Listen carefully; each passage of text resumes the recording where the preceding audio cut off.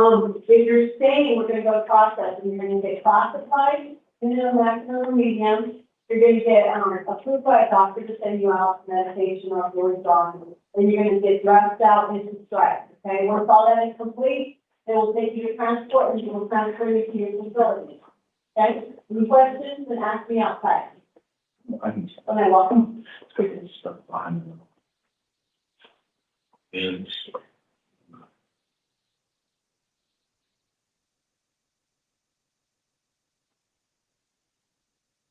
Again, when you receive your paperwork, gentlemen, you sit in the back row by being moved.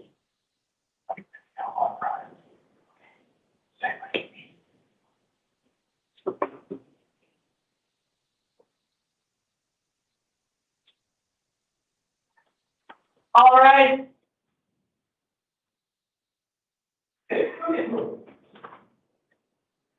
Thank you. You may be seated.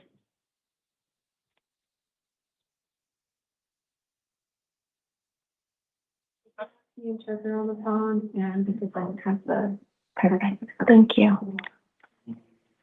Good morning. This is the time set for the 8 a.m. initial appearance calendar on April 2nd, 2026. The court's orders for the taking of DNA and fingerprints that were given on the first calendar of this month shall apply to all matters on this calendar. I will call you each one at a time to the podium. I'll provide a second name to sit in the chair outside of this room. I will let you know what you are here for, if I have appointed an attorney, if you have a bond, and what your release conditions are. If you are the victim of a crime with a case pending before this court, you are advised that you have rights under Arizona law that, among others, include the right to be treated with fairness, respect, and dignity, to a speedy trial, to be present at court proceedings, to choose whether or not to be interviewed by the defendant or the defendant's attorney,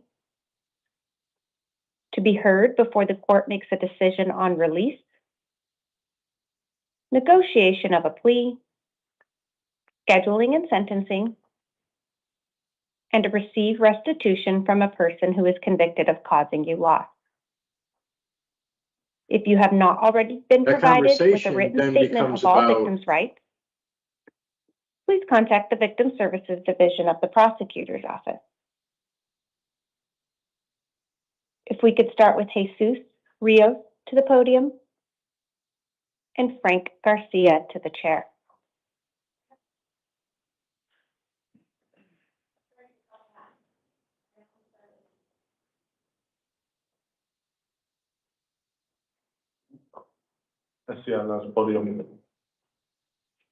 May I please get your name and date of birth?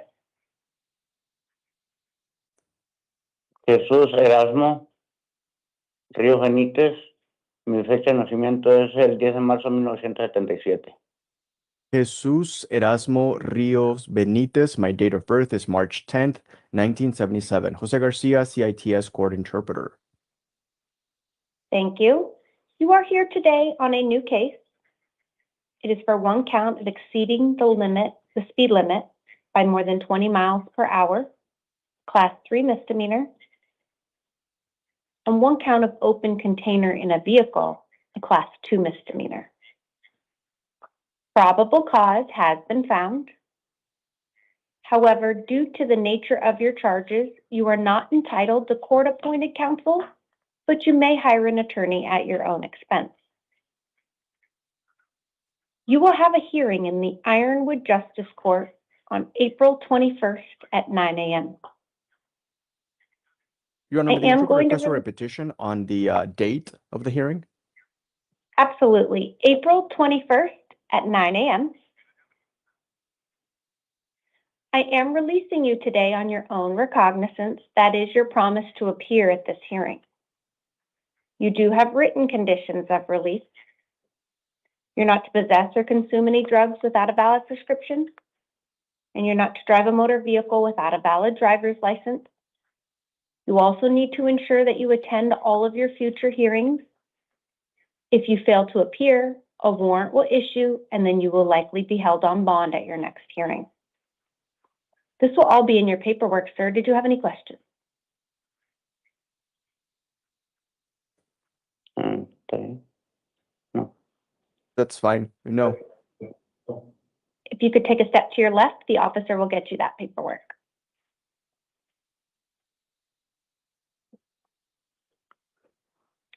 And Mr. Interpreter, do you mind making a general call to the gallery to see if anybody else will need your assistance?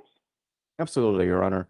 ¿Existe alguien más presente el día de hoy que necesite los servicios de interpretación al idioma español? Si puede, por favor, levantar su mano en este mismo momento.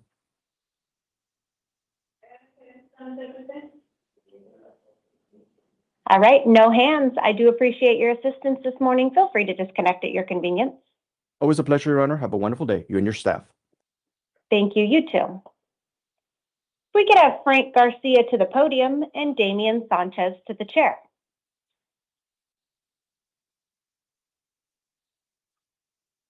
May I get your name and date of birth? Frank Garcia, 61591. Thank you, sir. You are here today on a warrant from the Graham County Superior Court. You are here today on a probation violation warrant that issued on September 10th of 2025. I am appointing an attorney to represent you, and I'm setting a hearing. It will take place in Graham County Superior Court on April 7th at 8:30. You are being held non-bondable on this case, so you will remain in custody, and they will transport you to that hearing. Yes, ma'am. Did you have any questions, sir? No, ma'am. Please take a step to your left. The officer will get you that paperwork. Damian Sanchez to the podium, Ramir Guilford to the chair.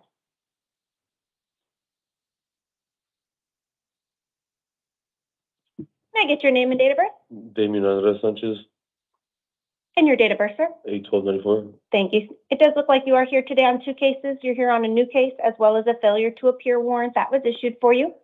Your new charges are for 1 count of narcotic drugs, a class 4 felony, and 1 count of drug paraphernalia possession, a class 6 felony. I am finding probable cause and appointing an attorney to represent you in that case. You're here on a failure to appear case. That is related to a pending dangerous drug possession, a class 4 felony, and 1 count of shoplifting, a class 1 misdemeanor. I'll affirm the attorney previously appointed to represent you in that case. You're going to have 3 hearings coming up. You'll start with a status conference, April 8th at 8:30, an evidentiary hearing, April 9th at 1:30, and a preliminary hearing, April 10th at 8:30. On the case you failed to appear, you do have a secured appearance bond of $500. However, in your new case, because you were out on felony release in that other case at the time of this alleged offense, you're not eligible for bond on your new case. The time set to determine if bond will be set on these new charges is the evidentiary hearing on April 9th at 1:30. So posting the secured appearance bond of $500 in the failure to appear case will not get you released from custody until you have this evidentiary hearing on April 9th to find out what's going to happen on your new charges. Okay? Yeah. This will be in your paperwork. Did you have any questions? No, well, so when I was released before, I was released out into the streets. I didn't have anywhere to go and lost the paperwork and everything like that. But now I finally just barely got myself into somewhere to be. Is there any way that I could get out at least on house arrest? Because I am working and I'm working with things with my kids and got a lot of stuff going on right now. I'm trying to go home. I've been doing a lot better. Is there anything that we can do? So because you have that pending case, when you're arrested for any new case, when you have pending felony charges, even if you didn't fail to appear, but if you have any pending felony charges and you're arrested for new felony charges, the law requires that you be held non-bondable, and it's not within my discretion. So the law requires me on your new charges to hold you non-bondable until you have that evidentiary hearing. And because of that, changing the bond in the other case wouldn't do anything for you because you have to get to that evidentiary hearing on April 9th, and you will have to remain in custody until that time. Okay? If you take a step to your left, the officer will get you that paperwork. Ramir Guilford to the podium, Urbana Castillo to the chair. I get your name and date of birth. Ramir Guilford, 8/16/83. Thank you, sir. You are here today on a probation violation warrant that was issued. I am going to appoint an attorney to represent you and set a probation revocation hearing on April 8th at 8:30. It does look like you are here on an interstate compact warrant. Therefore, you're not eligible for bond today. so you will remain in custody until at least your probation revocation hearing on April 8th at 8:30. This will be in your paperwork, sir. Did you have any questions? What, I didn't, so even though that case is over, even though I'm done with my time in Ohio, I still gotta, cause I finished, I don't have, I'm done with my time. I got a paper from the court, from the state saying that I completed my expiration. So the paperwork I have indicates that you were placed on probation for a period of 5 years to begin March 13th of 2023 here in Arizona. Right. And that time period has not expired yet. And there's allegations that you violated your probation. And so the warrant was issued. It looks like you were brought here in Ohio from the Department of Corrections. So you finished your time for the Department of Corrections. So the issue you're here for now relates to your probation case here in Arizona, and it looks like you have a couple more years on that probation case. Right. And they've indicated you violated that probation, and so that's why you're in custody here today. You'll need to remain in custody of the Maricopa County Sheriff's Office until at least your hearing on April 8th. It may change at that time. You'll meet with your attorney. You'll have a hearing as it relates to probation that day, but you will remain in custody until that. So I can't get a bond, no amount? It's not within my discretion because of the probation that you have. I cannot release you on bond today.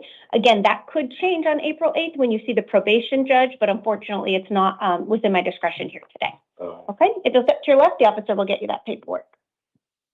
Urbano Gasteo to the podium, Reginald Taylor to the chair. Can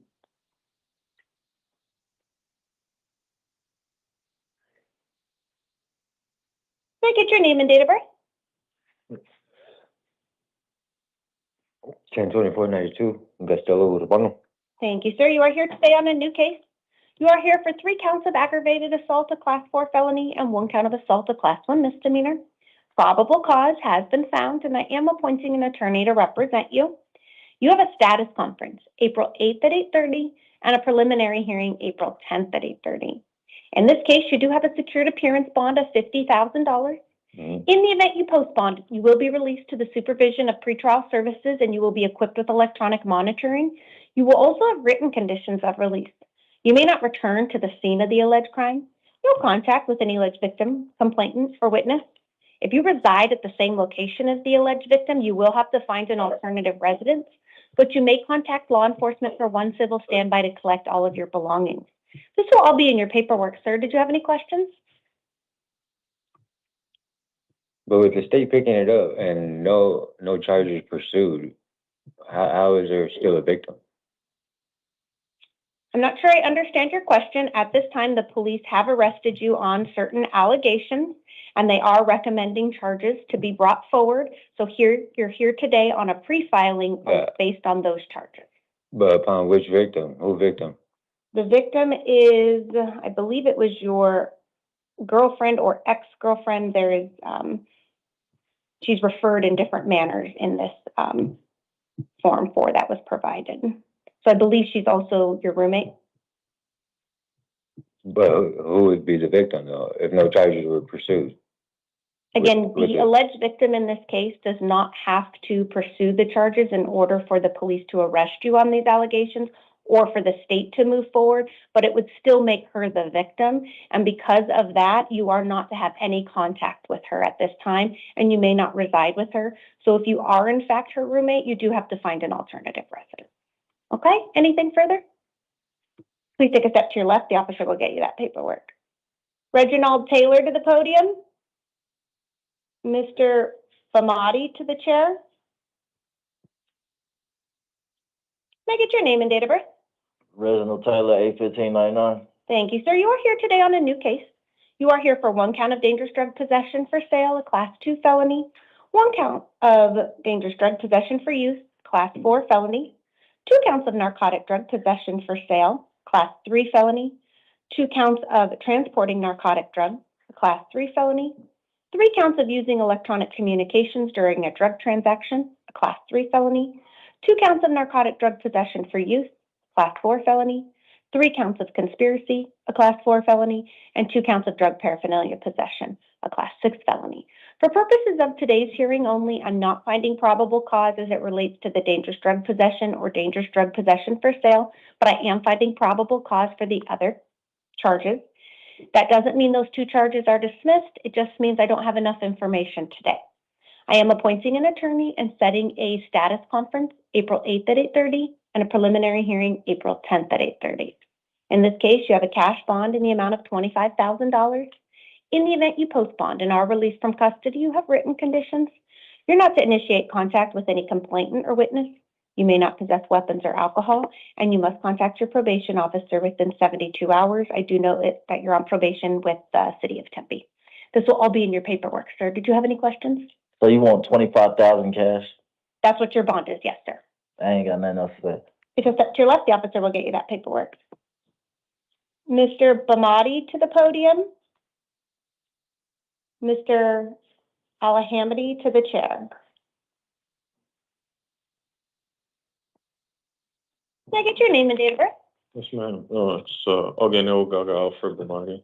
Date of birth is January 31st, 91. Thank you, sir. You are here today on a new case. It is for 1 count of aggravated assault involving a dangerous instrument or deadly weapon, a Class 3 felony, and 1 count of criminal trespass, a Class 3 misdemeanor. Probable cause has been found, and I am appointing an attorney to represent you. You're going to have a status conference April 8th at 8:30 and a preliminary hearing April 10th at 8:30. You do have a secured appearance bond in the amount of $25,000. In the event you post bond and are released from custody, you have written conditions. You may not return to the scene of the alleged crime, no contact with any alleged victim, complainant, or witness, and you may not possess any weapons. This will all be in your paperwork, sir. Did you have any questions? No, ma'am. Please take a step to your left and the officer will get you that paperwork. Mr. Alhamdi to the podium. And Stephen Pomalski to the chair.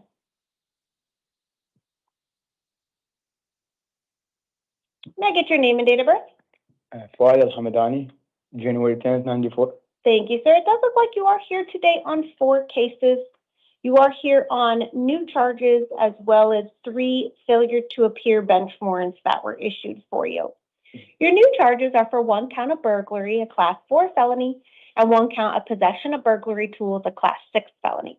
I am finding probable cause and appointing an attorney to represent you in this case.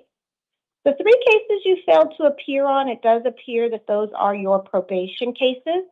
I'll affirm the attorney previously appointed to represent you in those cases. And your hearing as it relates to the probation case will be on April 3rd at 8:30.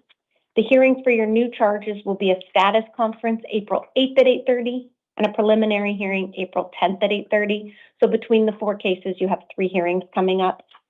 On your new charges, you have a secured appearance bond of $5,000 in each of your probation, the failure to appear, but your probation cases is $500 for a total bond of $6,500. In the event you do post your bond and are released from custody, you do have written conditions. You're not to return to the scene of the alleged crime, no contact with any alleged victim, complainant, or witness, and you must contact your probation officer within 72 hours. This will all be in your paperwork, sir. Did you have any questions? No. Please take a step to your left and the officer will get you that paperwork. Stephen Pomalski to the podium, Bryce Lawler to the chair.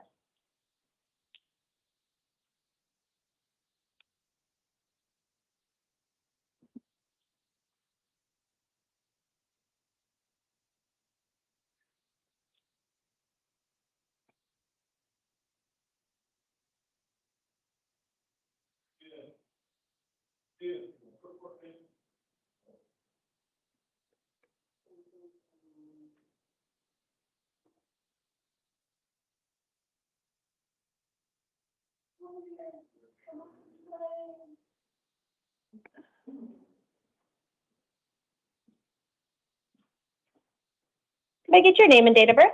Stephen Plumsky, March 2nd, 1971. Thank you, sir. You are here today on a new case. It is for 1 count of burglary, a Class 4 felony. Probable cause has been found, and I am appointing an attorney to represent you. You have a status conference April 8th at 8:30 and a preliminary hearing April 10th at 8:30. You have a secured appearance bond in the amount of $5,000. In the event you post that bond and are released from custody, you'll have written conditions. You're not to return to the scene of the alleged crime, no contact with any alleged victim, complainant, or witness, and you may not possess any weapons. This will all be in your paperwork, sir. Did you have any questions? Please No. take a step to your left, and the officer will get you that paperwork. Bryce Lawler to the podium, Justin Salazar to the chair.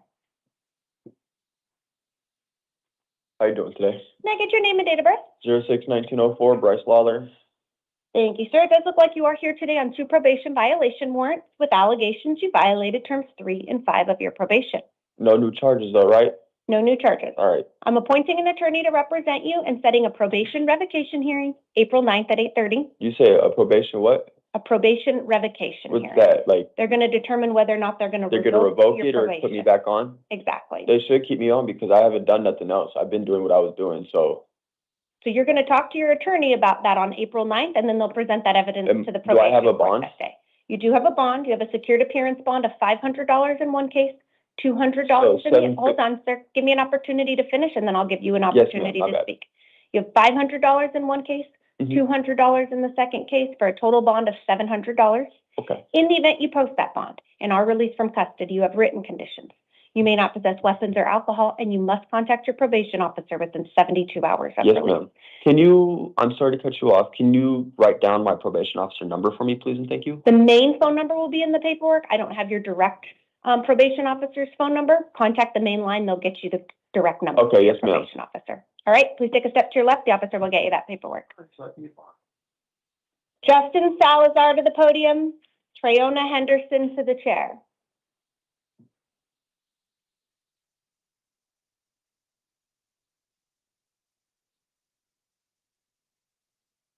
May I get your name and date of birth?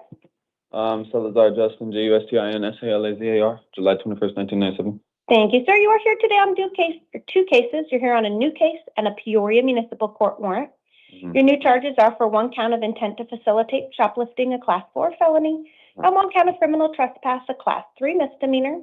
I am finding probable cause and appointing an attorney to represent you. You're going to have a status conference April 8th at 8:30 and a preliminary hearing April 10th at 8:30. Okay. In this case, you have a secured appearance bond of $500. Okay. A warrant issued out of the Peoria Municipal Court with allegations you violated your probation. I'm appointing an attorney and setting a hearing on April 7th at 9 a.m. in the Peoria Municipal Court. You also have a secured appearance bond of $500 in that case, for a total bond of $1,000. In the event you do post bond and are released from custody, you have written conditions. You're not to return to the scene of the alleged crime, no contact with any alleged victim, complainant, or witness, and you must contact your probation officer within 72 hours of release. This will be in your paperwork, sir. Did you have any questions? No. Please take a step to your left, and the officer will get you that paperwork. Trayona Henderson to the podium, Michael Marola to the chair. May I get your name and date of birth? Triana Henderson, April 23rd, 1999. Thank you, ma'am. You are here today because a direct complaint was filed on January 2nd of 2026. It has an offense date of August 20th of 2025 for 1 count of fraudulent schemes, a Class 2 felony.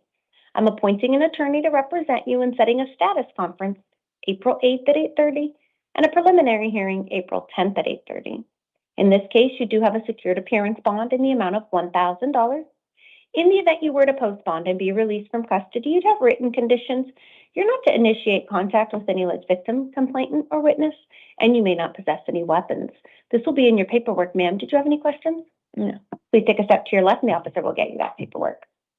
Michael Marola to the podium, Francisco Tovar to the chair. May I get your name and date of birth? Yeah, my name is Michael Marola, and 9/20/1996. Thank you, sir. You are here today on a new case for 1 count of assault, a Class 1 misdemeanor, and 1 count of disorderly conduct, also a Class 1 misdemeanor.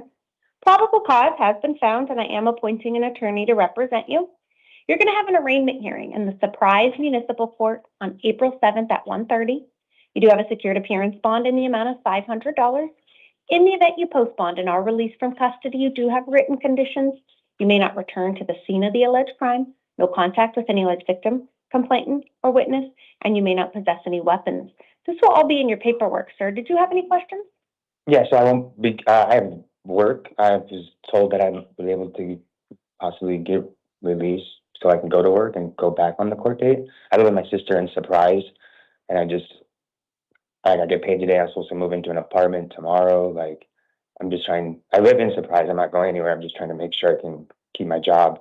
So So you have a bond that would need to be posted in order to be released from custody. The officers will take you to processing here in the next 30 minutes or so. They'll give you the instructions as well as access to a telephone in order to contact family or friends. If the $500 is posted, you will be released from custody, and then it will be your responsibility to get yourself to these hearings. If you're unable to post the $500, you'll remain in custody and they'll transport you to that hearing. So I can't be released on own recognizance? Not today, sir. You do have a bond that would need to be posted. And then I can pay that bond later? So you'll remain in custody until it's paid, but once it's paid, you'll be released from custody. Once it's posted, it takes about 4 to 6 hours to be released. Okay, so I can post it possibly today? Yes, of course. They'll give you instructions here in about the next 30 minutes. Francisco Tovar to the podium. Aaron Blick to the chair. Can I get your name and date of birth? Francisco Johnson Cedeno Tovar, and my birthday is 08/28/89. Thank you, sir. You are here today on a failure to appear bench warrant that was issued for you on your probation case. I'm affirming the attorney previously appointed and setting a probation revocation hearing April 9th at 8:30. You do have a secured appearance bond in this case in the amount of $200. In the event you post that bond and are released from custody, you have written conditions. You may not possess weapons or alcohol, and you must contact your probation officer within 72 hours. This will all be in your paperwork, sir. Did you have any questions? No, ma'am. Thank you so much. If you'll step to your left, the officer will get you that paperwork. Aaron Blick to the podium. Jenna Rowley to the chair. I get your name and date of birth. Aaron James Blick, 10/1/83. Thank you, sir. You are here today on a new case that is for 1 count of narcotic drug possession and 1 count of dangerous drug possession, both Class 4 felonies, and 2 counts of drug paraphernalia possession, a Class 6 felony. Probable cause has been found, and I am appointing an attorney to represent you. You're going to have a status conference April 16th at 8:30 and a preliminary hearing April 20th at 8:30. I am going to release you today on your own recognizance. That is your promise to appear at these hearings. Thank you. But you do have written conditions. You're not to possess any weapons. You're not to possess or consume any drugs without a valid prescription, and you may not drive a motor vehicle without a valid driver's license. This will all be included in your paperwork. Did you have any questions? No, ma'am. Thank you very much. Please take a step to your left. The officer will get you that paperwork. Thank you, Thank sir. you. Jenna Rowley to the podium. Angelo Malik to the chair.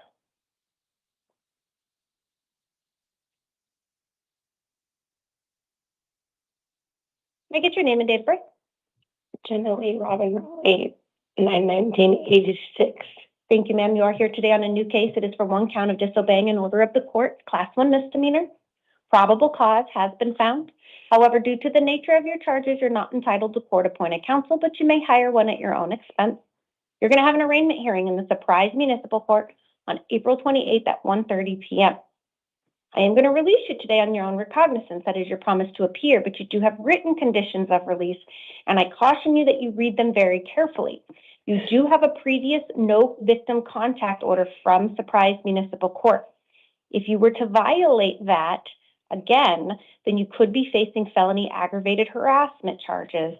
And if probable cause were found, you would be held non-bondable in custody. So you need to make sure you follow your written conditions of release from your previous case. These release orders you're going to have today are going to be very similar. It does include not returning to the scene of the alleged crime, no contact with any alleged victim, complainant, or witness. This will all be in your paperwork. Did you have any questions? No, I was just going to give you a very brief description of what had happened. So I'm going to stop you there, Okay, and the reason okay. I'm going to do that is you are being recorded. Okay. And so I don't want you to talk about the facts of your case here on the record today. We're not here to decide whether or not you did what they said you did, and you're not being found guilty. Those hearings will take place at the Surprise Municipal Court, Thank okay? you. Did you have any questions as it relates to your release conditions? No, thank you. Okay. Please take a step to your left. The officer will get you that paperwork. Angelo Malik to the podium and Mario Rios to the chair.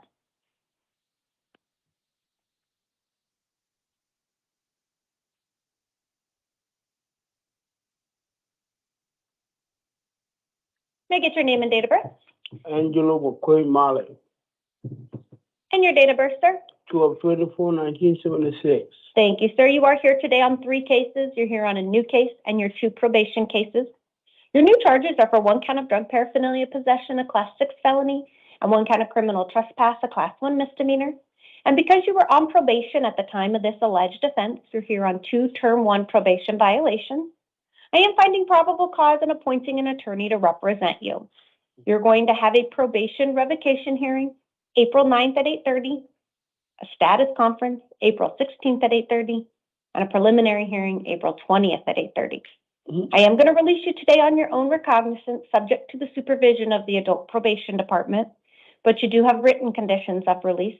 You may not return to the scene of the alleged crime, no contact with any complainant or witness. You may not possess weapons or alcohol, and you must contact your probation officer within 72 hours of release. This will all be in your paperwork, sir. Did you have any questions? No, but anyway, do you think that I could be, at the halfway hours? So I can't order you to a halfway house today. If you want to enroll in one, you may do so, but you will need to still go to these hearings. Otherwise, talk to your attorney about that at the hearing on April 9th, and they may be able to get that included in your paperwork, okay? So you mean that I gotta be a little bit on the street or just gotta be in jail? I'm releasing you, and you can go live where you would like to. You just need to make sure that you go to these hearings. Okay, Okay? thank you. I Please take a appreciate step to your left. and the I was officer- surprised. I think I was supposed, instead of violation, I think I was supposed to be in jail until I get done with it, but if I get a leave, I'll make sure I'll be there. So the address will be in your paperwork. The hearings won't take place here, but just make sure you go to those hearings. Again, you can live where you want to live. Just make sure you attend the hearings, okay? I appreciate it. All right. Thank you, sir. Please take a step to your left. The officer will get you that paperwork. All right, thanks. Mario Rios to the podium and Michael Broder to the chair. May I get your name and date of birth? Mario Rios, 05/16/1998. Thank you, sir. You are here today on a new case. It is for one count of driving with a license that was suspended, revoked, or canceled, a Class 1 misdemeanor, and one count of exceeding the posted speed limit by more than 20 miles per hour, a Class 3 misdemeanor. Probable cause has been found. However, due to the nature of your charges, you're not entitled to court-appointed counsel, but you may hire an attorney at your own expense. You're going to have an arraignment hearing in the Goodyear Municipal Court on April 22nd at 1 p.m. I am going to release you today on your own recognizance. That is your promise to appear at that hearing. But you do have written conditions. You may not possess or consume drugs without a valid prescription, and you may not drive a motor vehicle without a valid driver's license. Right now, it does indicate your driver's license is suspended, so you cannot drive until you get that resolved, okay? This will be in your paperwork. Did you have any questions? I appreciate you. Thank you, sir. Please take a step to your left. The officer Yeah. will get you that paperwork. Have a good day. You too. Michael Broder to the podium.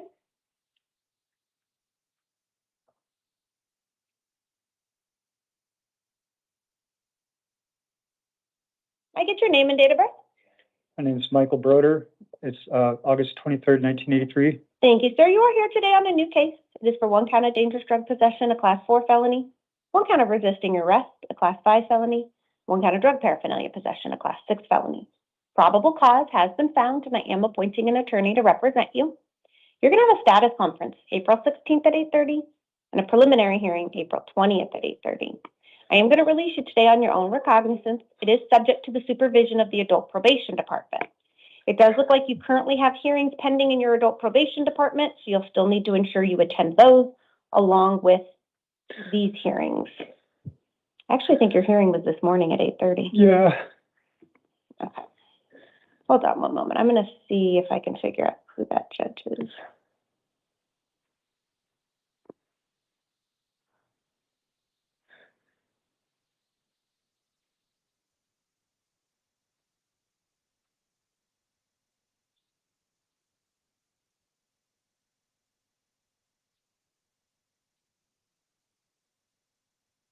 Okay, I'm going to send an email to their staff. I'm not sure they will get it in time because your hearing has already started, but I will let them know that you were here today. Follow up with your probation officer and your attorney to see if they rescheduled that hearing, okay? Okay. Thank you. All right, you do have written conditions of release. It does include you may not possess weapons or alcohol, and you must contact your probation officer within 72 hours, okay? Again, make sure you go to these hearings. I'm going to send an email over to them. I can't guarantee that they won't issue the warrant. The hearing already started, but follow up with them to see what happens so you can get that resolved, okay? Okay. All right, please take a step to your left. The officer will get you that paperwork. Thank you. Why not? We don't want that.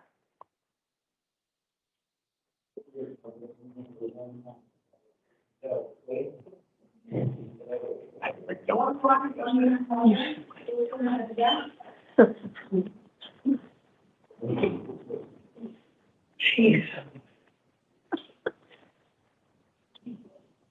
Farmer. You're not going. You're coming over. And can you give me just one moment, then I'll call you up?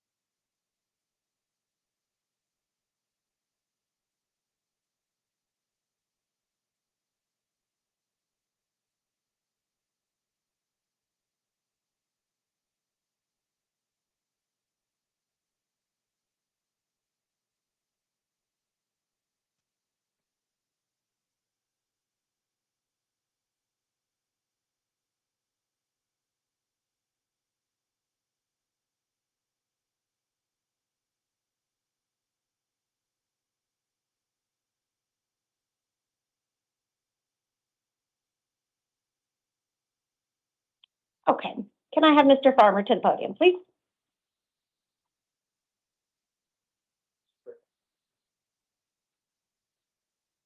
May I get your name and date of birth? I, Wayne Farmer, March 24th, 2003. Thank you, Mr. Farmer. And can I get the state's appearance for the record? Thank you, Your Honor. Brooke Vaughn on behalf of the state. Thank you, Ms. Gaunt. We are here today on a new case. It is for one count of child sex trafficking, a Class 2 felony. Probable cause has been found, and I am appointing an attorney to represent you. You're going to have a couple of hearings coming up here in Phoenix. You're going to have a status conference April 8th at 8:30 and a preliminary hearing April 10th at 8:30. Next, we need to discuss any bonds you may have and release conditions. But before we do that, I do want to hear from the state. Ms. Gaunt? Thank you, Your Honor. The state's asking for a $100,000 cash-only bond along with electronic monitoring if Mr. Farmer is able to post that. Although the state does acknowledge, it doesn't appear that Mr. Farmer has any prior criminal history. This is a very serious charge. He allegedly secured a hotel room for the 15-year-old sex trafficking victim. Our understanding is that his listed residence is in California, and we don't believe he has any specific ties to Arizona. He is facing a very lengthy time in prison if he is convicted of these charges. We are concerned that he is a danger to the community as well as a flight risk. Thank you, Ms. Gaunt. And Mr. Farmer, I have reviewed the allegations in this case. I've also heard from the state, and I've reviewed your criminal history, or in your case, the lack thereof. I do, however, have some concerns regarding the allegations in this case. You are facing some very serious charges. I also do note that it does indicate that your current address is in California, and I don't show any ties to the state of Arizona, so I do have some concerns regarding flight. I am going to set a cash bond in the amount of $100,000. In the event you do post that bond, you will be released to the supervision of pretrial services, and you will be equipped with electronic monitoring. And you have written conditions. You may not return to the scene of the alleged crime, no contact with the alleged victim, complainant, or witness, and you may not have contact with any minors. This will all be in your paperwork, sir. Did you have any questions? I have a couple questions. All right, so you said I can go back to the scene. I have my property at my hotel room. Okay, Like, so you have property at this location? yeah, so like how would that work for me to get that back? I can add some information in here that you can contact law enforcement for one civil standby to go back and collect those belongings. Just don't go back without contacting them for a civil standby. Okay. Did you have any other questions, sir? Oh, yeah, that's crazy. That's crazy. That's crazy. If the bond is 100,000, how much do I have to pay? 100,000. The full 100,000 is crazy. Yes, sir. There's no way I could get OR'd and be on ankle monitor or something? 'Cause I don't have no record. Like, I feel like this is really a misunderstanding, man. Like, So I have appointed an attorney to represent you, and you can talk to your attorney about the facts of this case. Based on the information that I do have here today, you do have the bond. If once you talk to your attorney, they feel like it's appropriate to make a motion to the court to modify the release conditions, they may do so, but that won't take place today. okay. Okay, if you'd like a seat in the gallery, they'll bring you out your paperwork. Thank you, sir. And thank you, Ms. Gaunt. The remaining cases will proceed as a house call due to being a danger to self or others.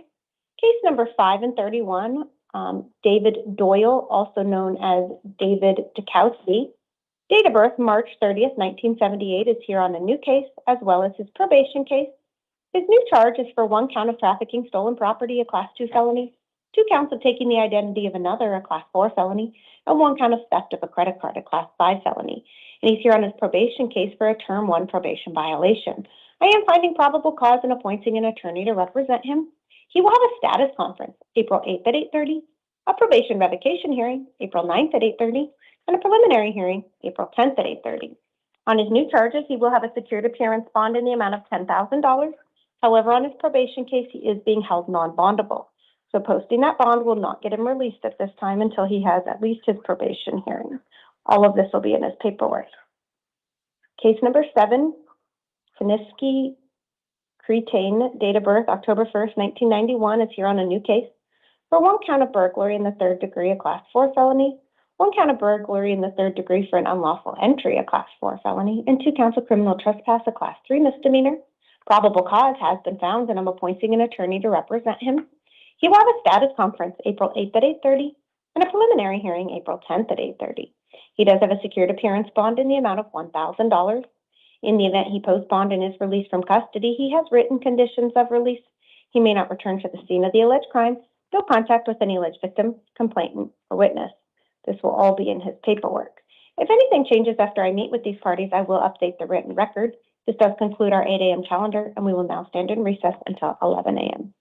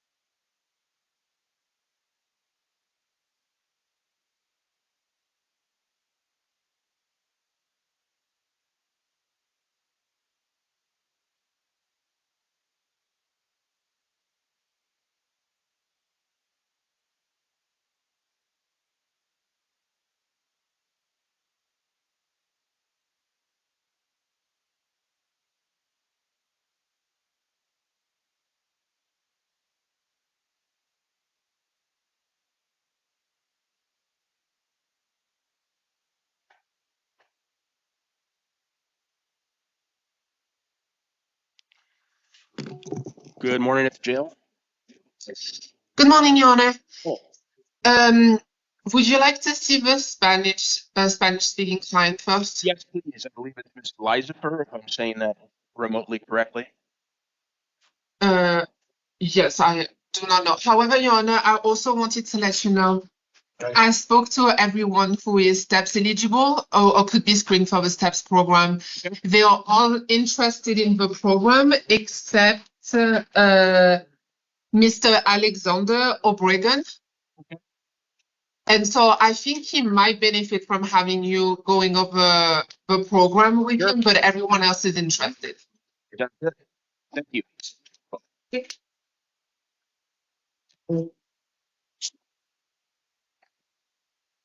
And good morning, Your Honor. This is the Spanish interpreter on the line. All right, thank you very much. And good morning, ma'am. Could you please tell me your name?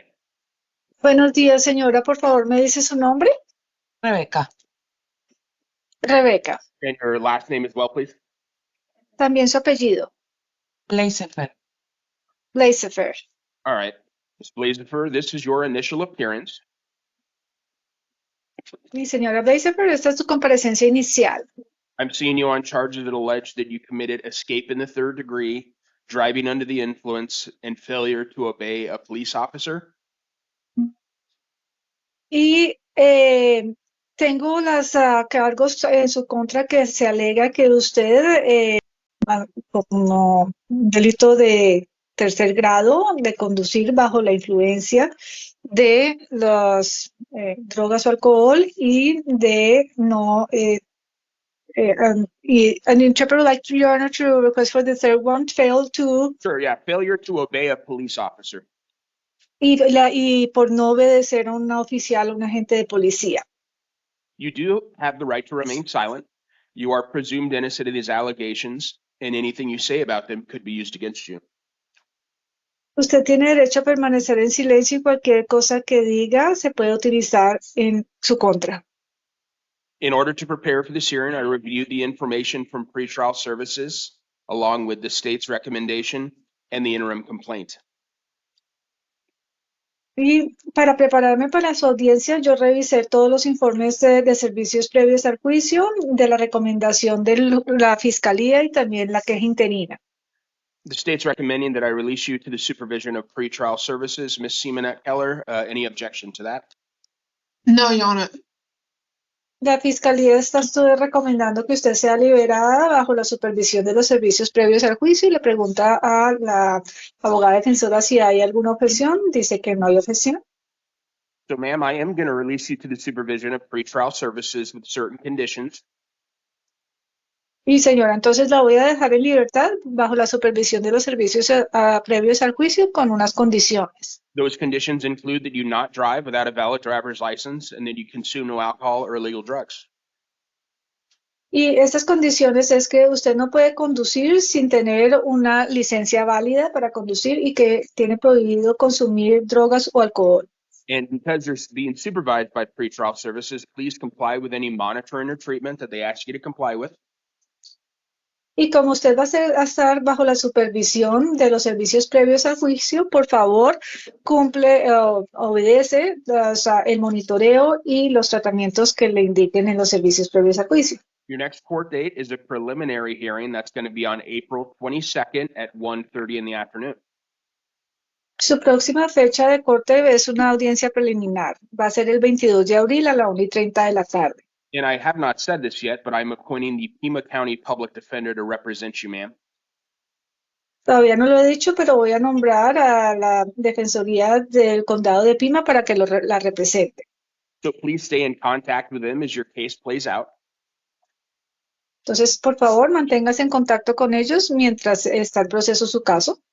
And it's important that you come back to future court dates because if you do not do that, a warrant will issue for your arrest. Do you understand? Y es importante que usted se presente a todas sus fechas futuras de corte porque si usted no se presenta, se puede emitir una orden de arresto en su contra. ¿Lo comprende? Sí. Yes. Thank you very much. You're excused. Muchas gracias y ya se puede retirar. Your Honor, Yes. I do not have a copy of PCAO recommendation. I know I'm covering for another attorney. I was wondering if I could receive a copy, please. Yeah, I can actually, just a second. Thank you. And Your Honor, I just forwarded that to Ms. Simon Keller as well. Thank you. Thank you, Ms. Taylor. Just received it. Thank you so much. Yep, no problem.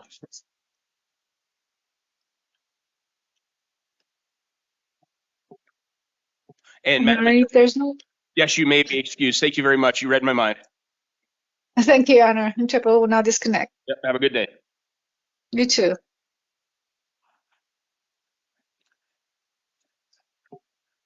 Good morning, sir. Morning. Please tell me your name.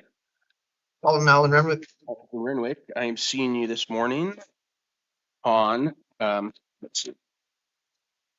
Looks like it relates to a failure to appear in relation to a court order for a first-degree misdemeanor. So give me just a second here. Let me take a look at this.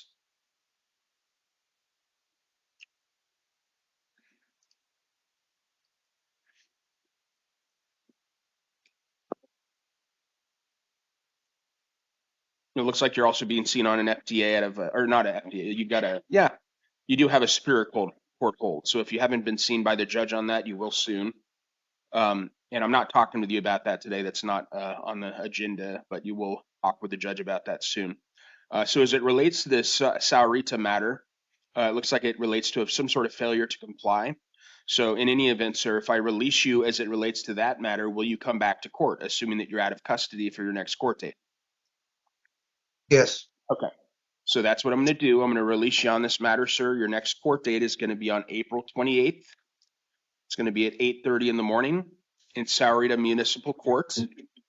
You're going to get paperwork that says the address and the day and the time of this, but April 28th, 8:30 down in Saurita. It's important that you come back to that hearing down there, sir, because if you do not do that, then a warrant's going to issue for your arrest. If you still happen to be in custody at that time, then you'll probably be seen on video. So that'll take care of that. But if you are out of custody, sir, find a way to get down there, please. All right. Do you understand? Your time credit of yours. Yeah, I'm happy to do that. Yeah. So what I'm going to do, no problem. I'm going to impose a $100 cash secured bond that will ensure that you get time credit for that, sir. And in light of the court date changing, well, in light of the bond situation changing, your court date's going to move up. It's going to be to April 7th at 3 o'clock in the afternoon. And if you're going to be in custody for the, prolonged period of time, you may be able to get it resolved in some way, shape, or form on the 7th, but that's your next court date. So that'll be on Tuesday the 7th, 3 o'clock in the afternoon, and you should be seen on video, okay? Thank you, sir. Yeah, you got it. Have a good day. Oh, sorry. These new folders?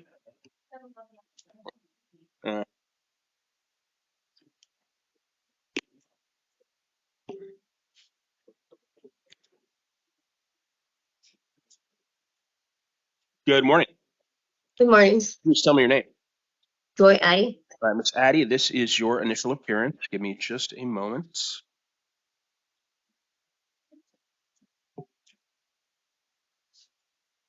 I'm seeing things. I'm seeing you on a matter out of Pima County Justice Court. I'm also seeing you on a matter out of Tucson City Court.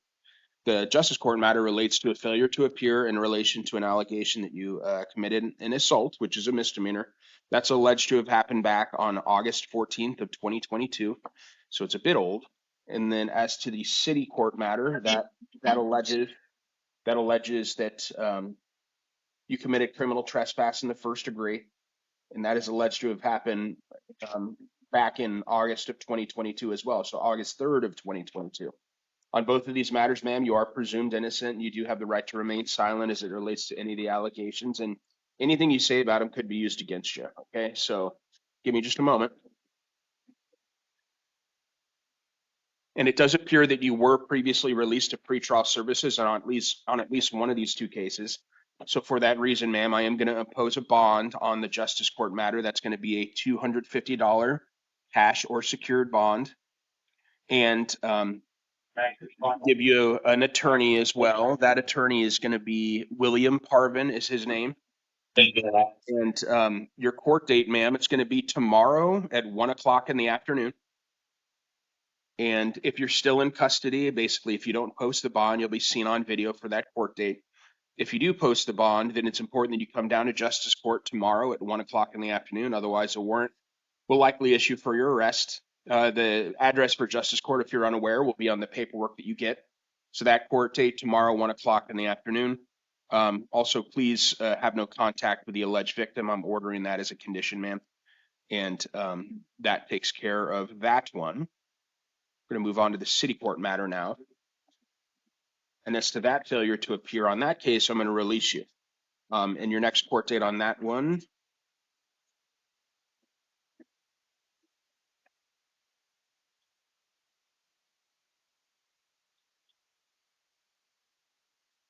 is going to be for what's called a non-transport review. And so that I'm going to set on May 15th at 9 o'clock in the morning. And if you're out of custody by then, which I would imagine that you probably will be if these are the only two things that you have going on, it's important that you come down to court for that hearing, because if you don't do that, then a warrant's going to issue for your arrest. And just a second, the court is also going to order that you not go back to the incident location where this criminal trespass is alleged to have occurred. And that looks like that was at 1240 West Ajo. So just a second.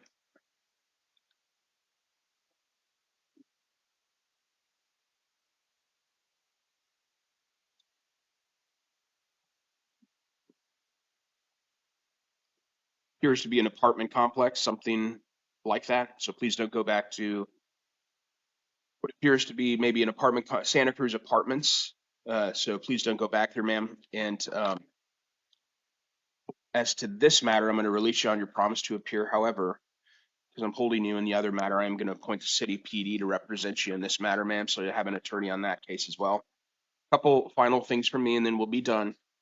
So it's important that you come back, because you'll get a warrant if you don't, like I said.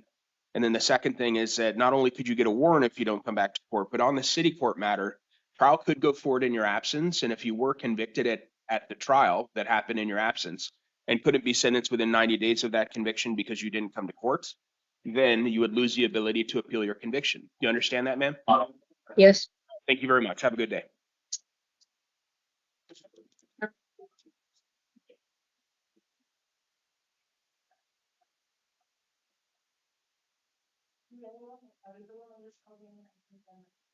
Okay, thank you. Sorry.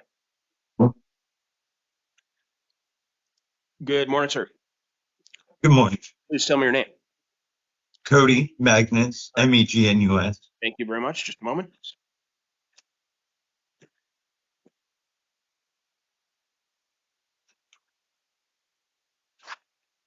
All right, so this is your initial appearance, sir. I'm seeing you on a couple charges of disorderly conduct, both of which are alleged to be acts of domestic violence, both of which are alleged to have happened yesterday about a little after 5 in the afternoon.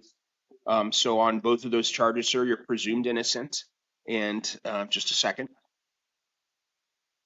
Anything you say about the charges could be used against you, and you do have the right to remain silent, of course.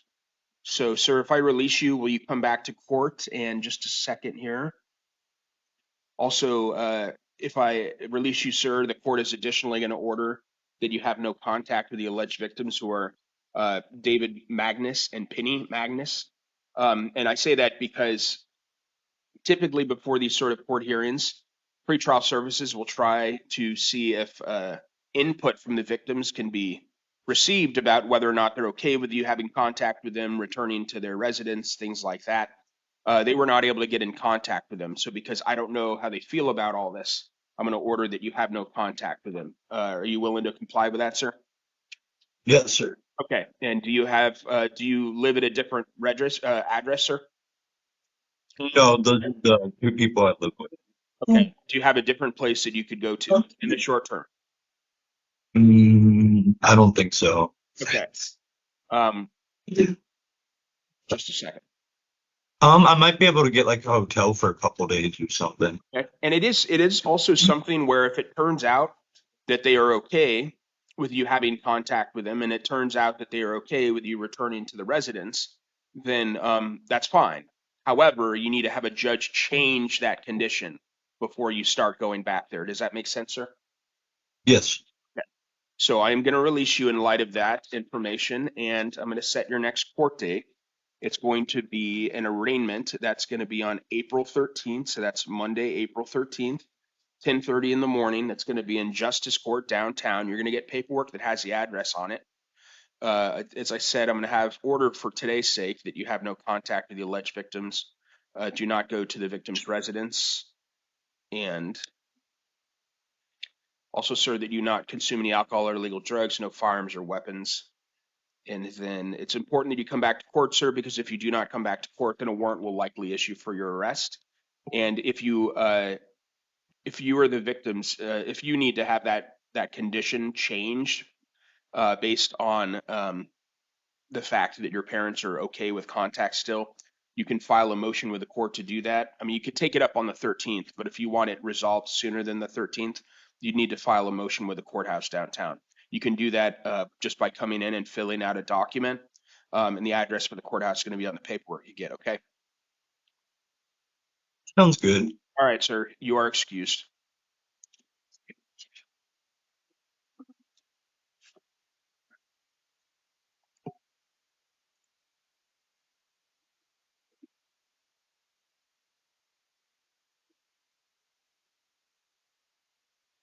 Good morning, ma'am. Hi. Please tell me your name. Julie Pete. All right, Miss Peets. Seen you on a matter out of South Tucson City Court. And it relates to, let's see, an allegation that you committed a shoplifting, a criminal trespass, and then also that you disobeyed a lawful order. You're presumed innocent of these 3 allegations, ma'am. Anything you say about them could be used against you. And you do have the right to remain silent as well. So if I release you, ma'am, will you come back to court? Yes. Okay. So that's what I'm going to do. And so your next court date is going to be April 21st, 10 o'clock in the morning. That's going to be in South Tucson City Court. You're going to get the paperwork that has the address for that courthouse if you're not familiar with where it is. So a couple other things I'm going to order, ma'am, is that you not go back to the incident location, which is it's a Walgreens. It's alleged to be a Walgreens down there in South Tucson. So please don't go back to that Walgreens. And that's going to take care of it, other than to let you know, ma'am, that you got to come back to court, because if you don't come back to court, then a warrant's going to issue for your arrest. And also, once you get released from the jail, ma'am, there's a place that's right around the corner from the jail. I mean, it's like literally on the same property. It's called the Transition Center. It has resources for folks that may benefit from that as it relates to, you know, different things that can kind of help you get back on your feet as you're released from the jail and head back down to South Tucson. If you're interested in what they have to offer, ma'am, resources and so forth, please head over there. I believe there's actually a little path that's on the sidewalk, like a blue path, that if you walk that path from where you get out of the jail, there's a trailer on the property that can help you out with resources, getting a phone, potentially things like that, if you need that sort of support. Okay, you understand? All right, thanks. Your excuse.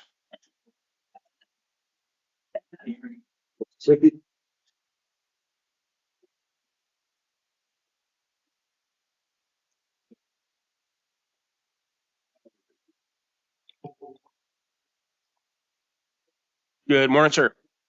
Morning, sir. Please tell me your name. Ryan Keesley Reeves, sir. All right, thank you. Just a moment.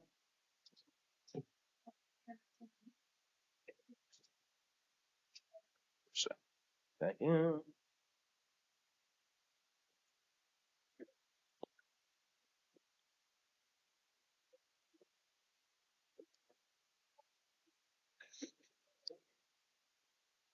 All right, Mr. Silky Reeves, this is your initial appearance. I'm seeing you on a charge that allegedly you failed to appear in relation to possession of a prescription-only drug. It's actually a warrant, not a charge. So it's a warrant relating to an allegation of failing to appear in relation to a prescription-only drug possession, and then possession of drug paraphernalia. So as to those matters, sir, you are presumed innocent. Anything you say about them could be used against you And think you may have a Superior Court hold because I recall seeing you on a matter in Superior Court. So give me just a second. Yes, sir, I do. Yeah, I see that. Okay, so you're probably going to be, well, I'm only talking about the misdemeanor today. So what I'm going to do,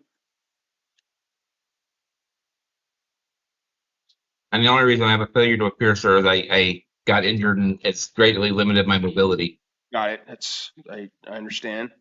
So what I'm going to do, sir, is I'm going to hold you on a $250 cash secured bond on this misdemeanor. That will help you get time credit for that. And your next court date on that's going to be tomorrow at 1 o'clock in the afternoon. You'll be seen on video from the jail. And I have surgery tomorrow morning, sir. oh, you do? Okay. Yes, sir. All right. So let me not do that then. I'm going to release. Yeah, I'm going to release. I'm sorry, I'll be at Banner, Maine at 8 o'clock in the morning, and I don't know when I'll be released. No, you're good. Thank you for letting me know that. That's helpful. So I'm going to set your next court date instead on the 13th. That's going to be at 8:30 in the morning. I am going to release you in light of that. And when I say release, just as to this case. So you'll have your court date. You'll probably be seen on video, assuming that you're still in custody on the 13th, and that will be on video at Justice Court. And it may be something where just let the prosecutor know at the time of that hearing that you are in, I mean, he's going to see that you're in custody. Let him know how long you've been in custody for, because if you're interested in resolving the case at that time, then you might have the ability to do it and just check this off your list if you're interested in doing that. You, of course, have the right to go to trial on it, and you are presumed innocent, so you're under no obligation to agree to anything. But just as an FYI, that may be an option for you on the 13th, okay? Yes, sir. All right, so that'll take care of that, sir. And other than letting you know that you need to come back to court if you're out of custody, because you'll get a warrant if you don't, that's it for today, sir. Have a good day. Yes, sir.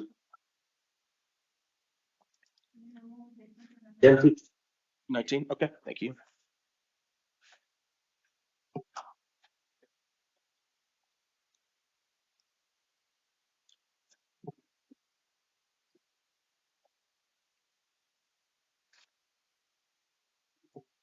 Good morning, sir. Good morning, sir, Your Honor. Could you please tell me your name? Ryan Michael McEntee. All right, just a second.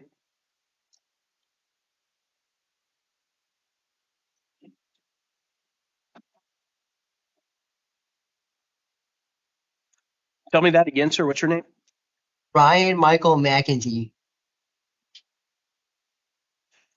I'm not. Dr. Ryan Michael McEntee. Gail, what's this individual's name? Do we have a ID on it? Yes, Your Honor. His name is in fact Ryan Michael McEntee. McEntee. Correct. I'm not seeing him on the list. Was he added? But they were going to release me. Hang on a second, sir. I'll come back to you in a second. No, Your Honor, this is the list we had him on this morning as well. Yeah, we don't have him on our list here, so we don't have anything on him. I believe he's going to need to be continued to this evening because we have no information on him at all. We don't even show him on the list. So Can I elect to tell you what I'm charged with at all? no, I appreciate you offering to do that, sir, but we're going to need to continue your matter to this evening because you did not make the cutoff as far as the list that we received. So you just don't have my information there, right? So you'll be seen this evening at 7 p.m. So you'll be seen at 7 p.m. this evening instead of right now.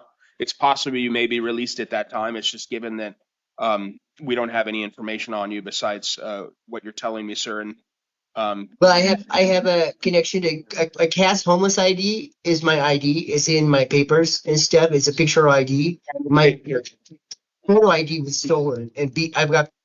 Yeah, unfortunately, sir, we're going to need to continue you to this evening. Okay. So thank you, sir. You'll be seen this evening. So please just hang in there for a few hours. You'll be seen tonight. Thank you.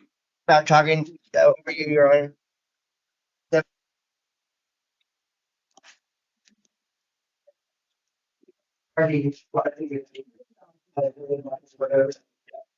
Right.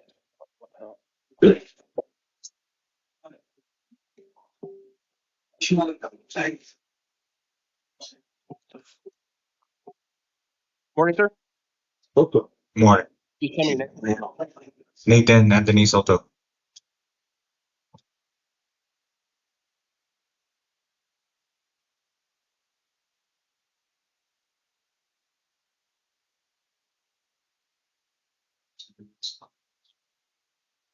Is he speaking to us? Your Honor, if you're speaking to us, we cannot hear you.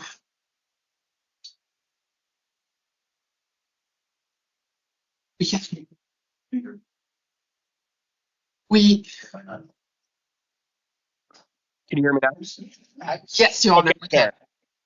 My apologies. So, sir, this is your initial appearance. You've been charged with assault and disorderly conduct, both of which are alleged to be acts of, not acts of domestic violence, both of which are alleged to be misdemeanors. You are presumed innocent of them. You do have the right to remain silent, and anything you say about them could be used against you. So, just a moment, sir. If I release you, sir, are you willing to have no contact whatsoever with the alleged victim and come back to court? Yeah. Yes. Okay. All right. Given that you're telling me that, I am going to release you. Give me just a moment.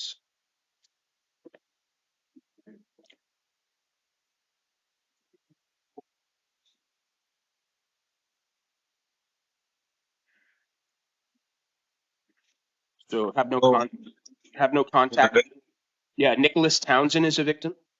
Oh, So please don't have any contact with him. And you're going to be released on your promise to appear.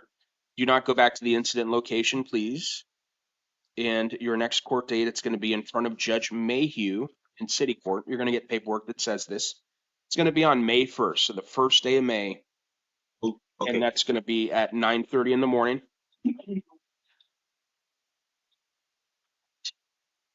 And a couple things, and then we're going to be done. That's going to be for a pretrial.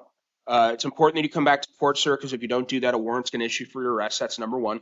And number two is that trial could go forward in your absence. If trial went forward in your absence without you being present, then you could lose the ability to appeal that conviction if you did not show up within 90 days of that conviction. Do you understand that, sir? Yes, I do. All right, thank you. You're excused. All right.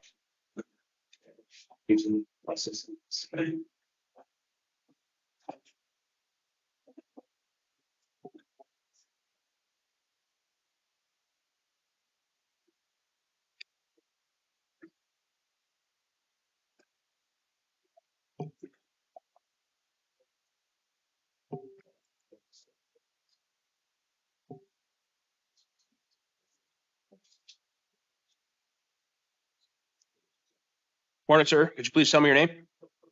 Morning, Jose Noriega. I'm Noriega. This is your initial appearance.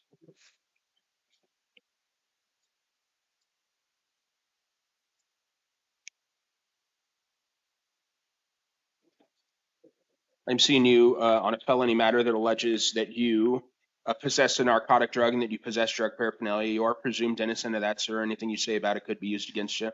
You do have the right to remain silent as well. And so you also have the right to be represented by an attorney. And to that end, I'm appointing the Pima County legal defender to represent you, sir. Ms. Simonette Keller is seated to your left. She's going to help you out for the purpose of today's hearing. And in order to prepare for this hearing or review the information for pretrial services, the interim complaint, and the state's recommendation, which is that I release you to the supervision of pretrial services and set what's called a steps court hearing. So, Ms. Simonette Keller, you need to be heard further on that? No, Your Honor, we're also asking for release to pretrial services. All right, so that's what I'm going to do, sir. I'm going to release you to the supervision of pretrial services. So please comply with any monitoring or treatment that they ask you to comply with. Court's additionally going to order that you not consume any alcohol or illegal drugs, possess no firearms or weapons. Your next court date is going to be a preliminary hearing.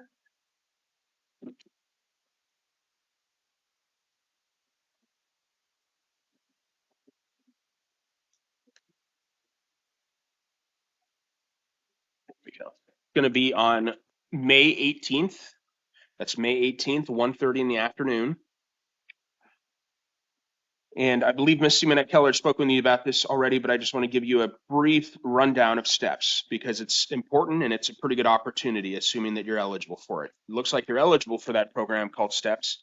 So the way it works, sir, is that if you're eligible for it, and you comply with the conditions, basically you complete some drug treatment and you stay in contact with pretrial services, then the entire case can be dismissed. So you're getting a felony case dismissed before you even get indicted, let alone convicted. So that's a pretty good opportunity. It sounds like that's something that you're interested in learning more about. Not, you don't have to obligate yourself to anything, but just hearing more about it. And so what's important, sir, is that you come back to your next court date, which is going to be 1 week from today. That's Thursday, April 9th, 9 o'clock in the morning. It's going to be in Superior Court in front of Judge Miller on the 3rd floor. Come back to court 1 week from today and learn more about that program, please, because if you don't show up to court, you could lose the ability to participate in it. You could get a warrant for your arrest. Do you understand that, sir? Yes, sir. All right. Thank you very much. You are excused. Thank you. Thank you. Go ahead, leave it to them. Thank you.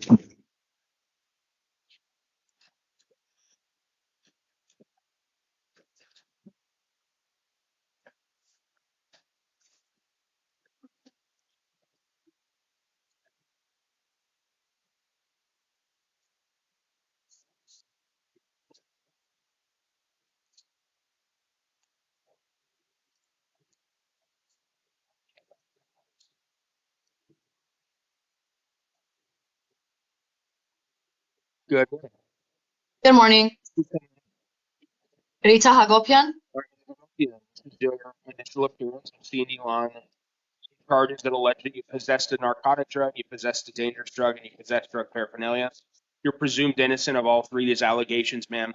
You do have the right to remain silent. Anything you say about the case could be used against you.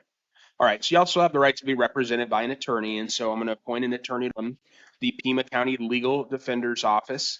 And so in order to prepare for this hearing, I reviewed the information from pretrial services, the information in the interim complaint, and the state's recommendation, which is that I hold you on a $1,000 cash and secured bond and set a steps court hearing. Mr. Kaler, anything further? Nothing additional, Your Honor. Okay, thank you very much. Ms. Simonet-Keller? Thank you, Your Honor. We are asking for release to pretrial services, Your Honor. She has 0 prior violent conviction, is currently not a violent offense. She's also could potentially be steps eligible, which also means that she will be able to get treatment sooner if she's released. And then her ID verified her address. And then one moment, Your Honor, she's trying to. Sure. Go for it.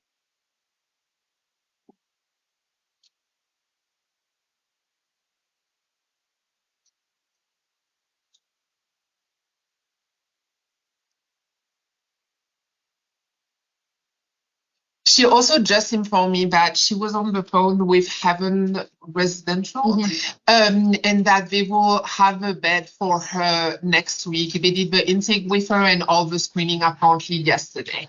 Okay. All right. Well, that's good to hear. I am going to hold you in custody, ma'am, on a $1,000 bond. The reason why I'm doing that is because you appear to be on felony probation on at least one matter, if not 2 matters from other counties. And so if it is, in fact, and if that bed at the Haven is ready to go, then your attorney can file a motion to modify and potentially have a judge release you at a later point so that you can take advantage of that opportunity at the Haven. So that's not outright prohibiting it, but the court is imposing that $1,000 cash secured bond today. And so please stay in contact with your attorney. That's really important that you do that. Additionally, the court is going to order that you will be supervised by pretrial services if that bond gets posted. No firearms or weapons, no alcohol or illegal drugs is another order of the court. And your preliminary hearing is going to be on April 13th at 1:30 in the afternoon. However, it looks like you're eligible for a program called STEPS. I believe Ms. Simonet-Keller's mentioned that to you both in this hearing and prior to that. And so it's a good opportunity, assuming that you're eligible for it. So is that something that you're interested in learning more about, ma'am? Yes. Okay.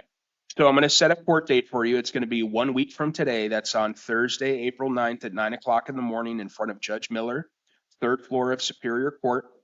If you're in custody, you'll be brought to court for that hearing. If you're out of custody, then you will need to come back to Superior Court a week from today for that hearing. Because if you do not do that, then you could lose the ability to participate in STEPS. And if you're eligible for it, as I'm sure you were told, you could potentially have your case dismissed, which is it's a good opportunity, ma'am. And to the extent that you could benefit from some support as it relates to a substance abuse problem, you get that along the way as well, okay? All right, thank you very much. You're excused. Have a good day.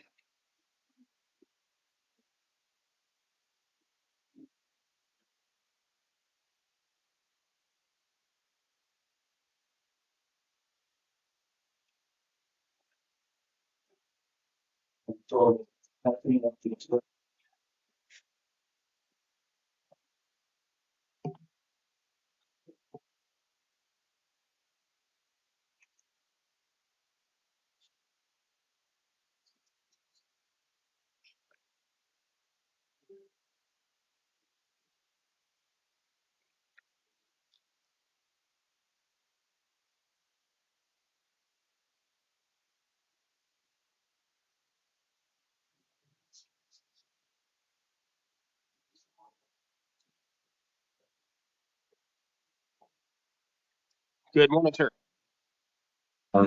Please tell me your name. Joe Florida. So we've seen you on a warrant at Pima County Superior Court alleging that you committed 5 counts of child or vulnerable adult abuse, and then also 2 counts of aggravated driving under the influence. You're presumed. Looks like it relates to a driving under the influence allegation. So, and so you're presumed innocent of that, sir. Anything you say about it could be used against you. You do have the right to remain silent as well. And it looks like the incident is alleged to happen back in July of 2022. And so, in order to prepare for this hearing, I did review the information on the warrant, along with the information from pretrial services. And so, and the state is requesting a $2,500 bond. Mr. Kaler, anything further on that?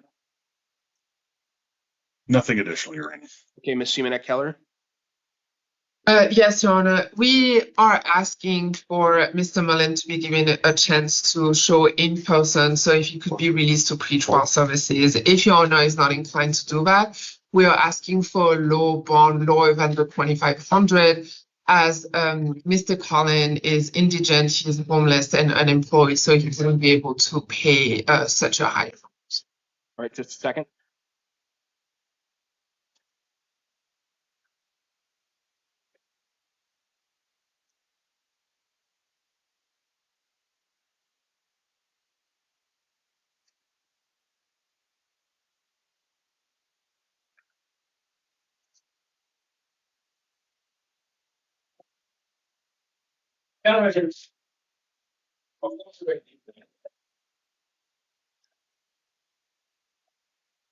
All right, sir. So I am going to hold you on an $1,100 cash secured bond. If you post that bond, you are going to be supervised by pretrial services, so please comply with any monitoring or treatment that they ask you to comply with. I'm going to set your next court date as a preliminary hearing. I'm sorry, it's going to be an arraignment, actually. My apologies on that. An arraignment 1 week from today. It's at 1:30 in the afternoon in Pima County Superior Court. And if you post that bond, sir, you get out of custody. The court is ordering that you not drive without a valid driver's license, and that you consume no alcohol or illegal drugs. And so that takes care of it, sir, other than to advise that you need to come back to court, because if you don't do that, you're going to get a warrant for your arrest, okay? So thank you very much, sir. You're excused. Your Honor, who was assigned to his case, please? Oh, good question. PD? It's going to be PD representing Mr. Mullen. Thank you. Okay, thank you, Your Honor.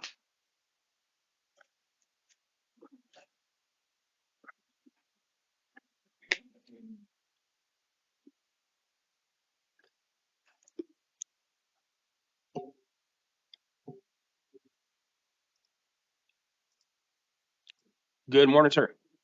Good morning. Please tell me your name. Ignacio Holguin. All right, Mr. Holguin, just a moment. So I'm seeing you on a few different matters. So I'm seeing you on, looks like a total of 4 things. Just a second.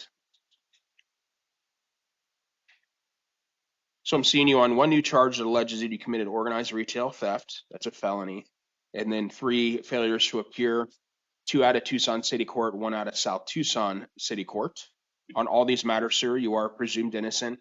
The failures to appear out of the misdemeanor courthouses, 2 of them relate to possession of drug paraphernalia. 1 relates to a theft allegation. You do have the right to remain silent as it relates to all these allegations, sir. Anything you say about them could be used against you. And in order to prepare for this hearing, you also have the right to be represented by an attorney, and I'm appointing the Pima County Public Defender's Office to represent you, sir. In order to prepare for this hearing or review the information in the interim complaint, the information from pretrial services and the state's recommendation, which is that I hold you on a $2,500 cash secured bond. Mr. Kaler, anything further? No, Your Honor, nothing further. All right, thank you. Ms. Simonette-Keller? Yes, Your Honor, thank you. We are asking for release to pretrial services for Mr. Olgan to be given a chance. He has no prior violent conviction, is currently not a violent offense. Pretrial also noted that he needs assessment for substance abuse and mental health, which will be easier for him to get if he's out of custody. And also his priors are all the last one from 2021. And lastly, it's also noted in the pretrial report that he is employed as a laborer, so he will be losing his job if he remains in custody. Thank you very much. So the court is going to hold Mr. Olguin on a $1,500 1500 cash secured bond. The court does note that he's a 6 out of 6 on the new criminal activity scale according to pretrial services, and a 6 out of 6 on the failure to appear scale. Additionally, sir, if you post that bond, then you're going to be ordered to not consume any alcohol or illegal drugs, no firearms or weapons. Do not go back to Hobby Lobby, which appears to be up there on Oracle, just south of McGee, I believe. So please don't go back to that location. Your next court date's a preliminary hearing. That's going to be on April 13th, 1:30 in the afternoon. And that takes care of the felony. Oh, one last thing. You will be supervised by pretrial services if you post that bond. So please comply with any monitoring or treatment that they ask you to comply with. Now let's talk about the South T matter. The matter at the South Tucson City Court alleges that you failed to appear in relation to a theft allegation. On that, sir, I'm going to release you. Your next court date on that is going to be on April 21st at 10 o'clock in the morning. And that's going to be in South Tucson City Court. So if you're still in custody, sir, you'll be seen on video for that. Most likely. If you're out of custody, you need to get down to City Court down in South Tucson to take care of that, sir. So one more order there is that you not go back to the incident location in that case, so please don't do that. And if there was a victim involved, have no contact with that victim. And that takes care of that. Now we're going to talk about the two city matters and we'll be done. So the two matters out of Tucson City Court, again, alleged failure to appear, both of which involve drug paraphernalia allegations. And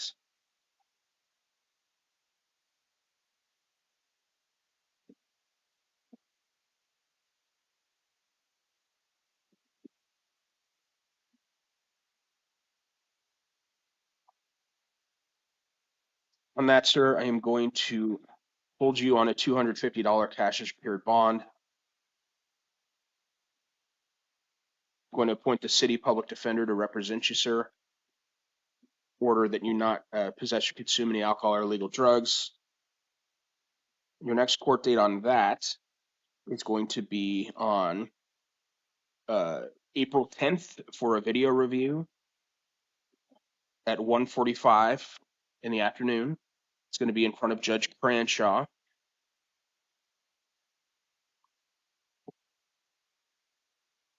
One last thing, sir, and then we'll be done, is you need to come back to court on these, because if you don't, you'll get a new warrant for your arrest, and you'll probably be in the same seat you're in right now.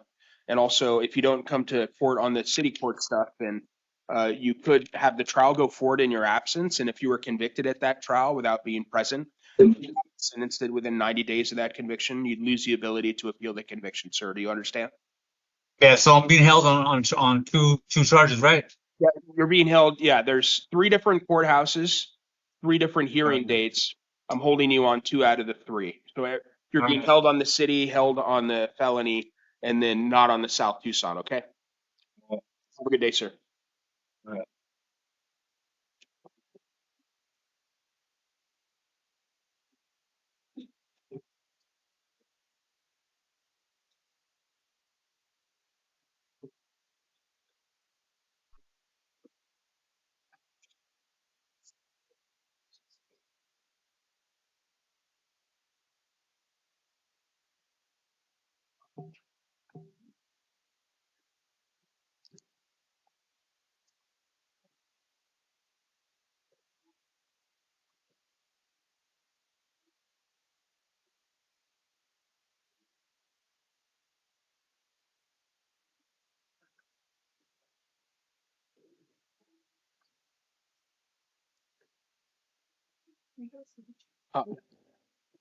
Morning, sir. Good morning, Your Honor. Miguel Ángel Alvarado Hernández. All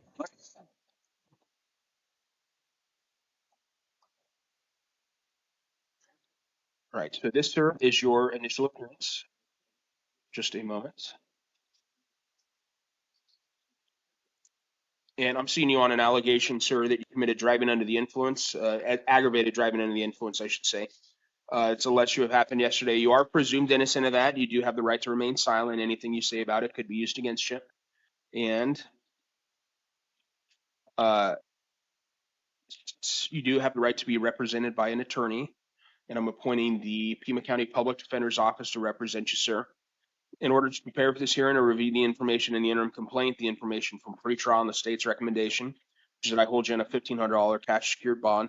It does appear, sir, that you may also be on felony probation as it relates to a matter of Superior Court here in Tucson. And so, jail, is there a hold in place? No, Your Honor. All right, thank you. Mr. Kaler, anything further? Your Honor, given his status of being on probation and his prior felony history, I believe a bond is appropriate. All right, thank you. Ms. Jimenez-Keller? Yes, thank you, Your Honor. We are asking for release to pretrial services, Your Honor. His father confirmed that he can stay with him, use his residence for mailing purposes, and his father can also offer transportation. He has verified full-time employment. There is no prior violent conviction, and he also has 0 prior failure to appear in the past 2 years. So, the court is going to impose that $1,500 cash secured bond, sir. So, if you post that bond, you are going to be supervised by pretrial service. Actually, I'm not going to add that. If you post that bond, you get out of custody, sir. The court is ordering that you report to your probation officer within 48 hours of your release from custody.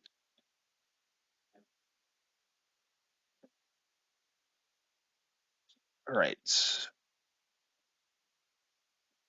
Additionally, sir, you're going to be ordered to not possess or consume any alcohol or illegal drugs, no driving without a valid driver's license, no firearms or weapons. Your next court date is going to be a preliminary hearing. That's going to be on April 13th, 1:30 in the afternoon. And, excuse me. So please stay in contact with your attorney at the public defender. They can tell you more about that, sir. Also, if you do get out of custody, it's important that you come back to court, because if you don't do that, then a warrant will issue for your arrest. Do you understand? Yeah, sure. All right. Thank you. Have a good day.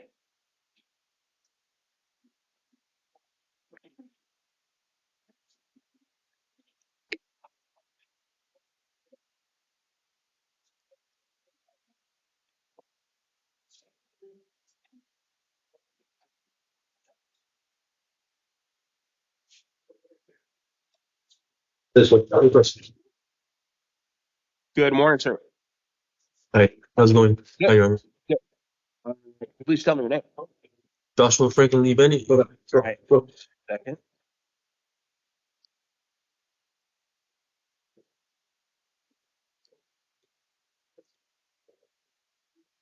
So, Mr. Bennett, I'm seeing you on a bunch of things here, so give me a minute.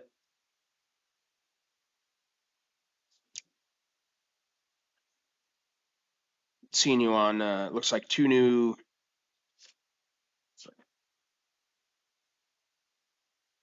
felony allegations, each of which allege the simple possession of drugs.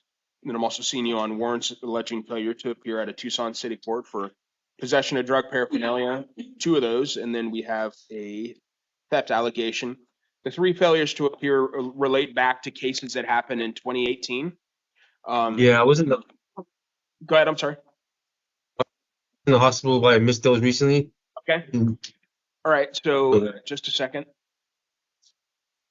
So in order to prepare, and so you do have the right to remain silent on all these matters. Anything you say about them could be used against you. So, and you're presumed innocent, of course. So in order to prepare for the hearing, I review the information in the interim complaints, the information from pretrial services, and the state's recommendation, which is that I hold you on a $1,000 bond on one of the 2 cases, and then a $2,000 on the other of the 2 felony cases. Mr. Kaler, anything further? Your Honor, Mr. Bennett does have prior felony convictions, and he is a 6 out of 6 on the NCA and FTA scales. For that reason, Your Honor, and because of the multiple violations and failures to appear there in front of the court today, I think the bonds are appropriate. All right, thank you very much. Ms. Jimenez Keller? May I have a moment, Your Honor? He would like to talk to me. Yeah, go for it.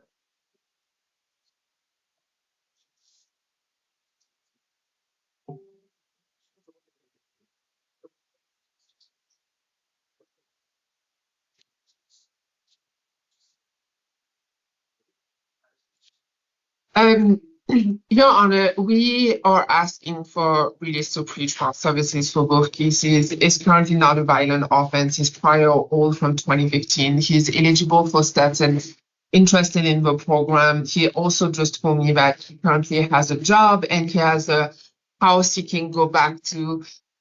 However, if Your Honor is not inclined, we're asking for a low bond for both matters. All right, thank you very much. So on the Your Honor, can I say something? probably not a One good second, idea. counsel. Yeah, talk to your attorney first.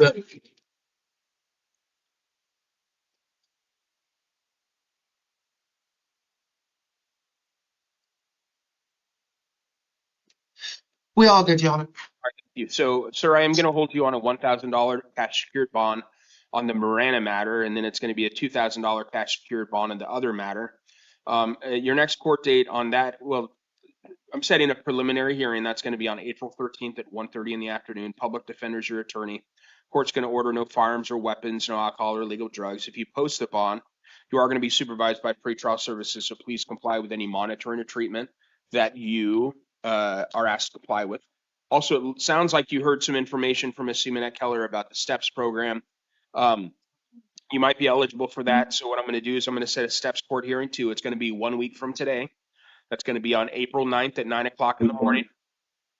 9 o'clock in the morning, sir. It's important that you come back to that hearing if you're interested in learning more about STEPS, because if you don't, then you may lose the ability to do it. And the way STEPS works is that if you're eligible for it, you agree to complete some treatment, and you complete some treatment, stay in contact with pretrial services along the way, then the whole case gets dismissed before you ever get indicted. So it's a good opportunity, sir. So I'm setting that hearing a week from today, so please come back for that. If you're not in custody, if you're in custody, you'll be brought to court.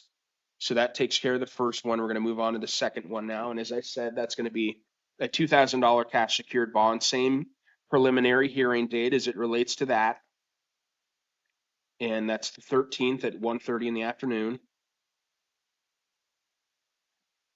Pretrial services if that bond is posted. And that takes care of that. Then we're going to move to the city matters.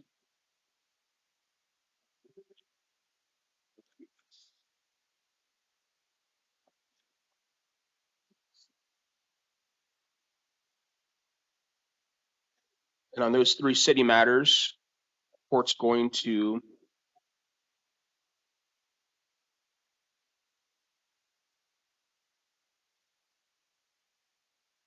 hold you on a $250 cash secured bond on the city matters. Your next court date is going to be a video review. That's going to be on April 10th at 1:45 in the afternoon in front of Judge Cranshaw for pretrial. Court's going to order that you have no contact of any kind with the alleged victim as it relates to that theft allegation. And going to appoint the city public defender to represent you, sir. Last thing, and then we're done, is that you need to come back to court for future court dates if you're out of custody, because if you don't, you're going to get a warrant. You'll probably be back in the same seat you're in right now. So that's number one. Number two is that trial could go forward in your absence. If you were convicted at that trial because you weren't present for the trial and couldn't be sentenced within 90 days of that conviction, then you would lose the ability to appeal the conviction. Do you understand that, sir? Yes. All right, thank you very much. You're excused. This one.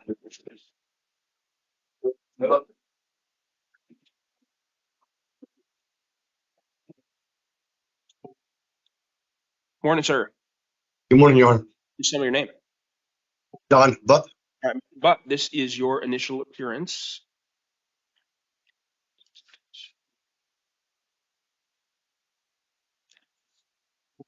I'm seeing you on a charge that alleges you possessed a dangerous drug, and You're presumed innocent of that. You do have the right to remain silent. Anything you say about it could be used against you. You also have the right to be represented by an attorney. I'm going to appoint the Pima County Public Defender's Office to represent you, sir.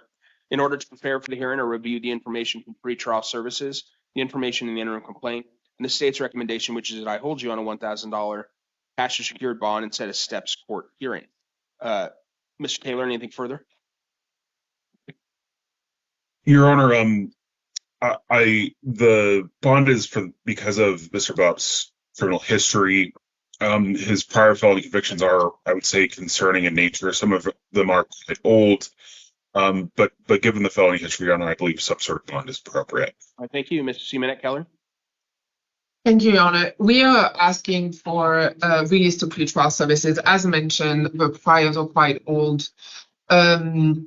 He also has zero prior failure to appear in the past 2 years. His wife verified his address. He can go back to live with her. She can also offer transportation, and he can use her address for mailing purposes. He also has a full-time employment that is verified, which he would be losing if he is held on a bond and in custody.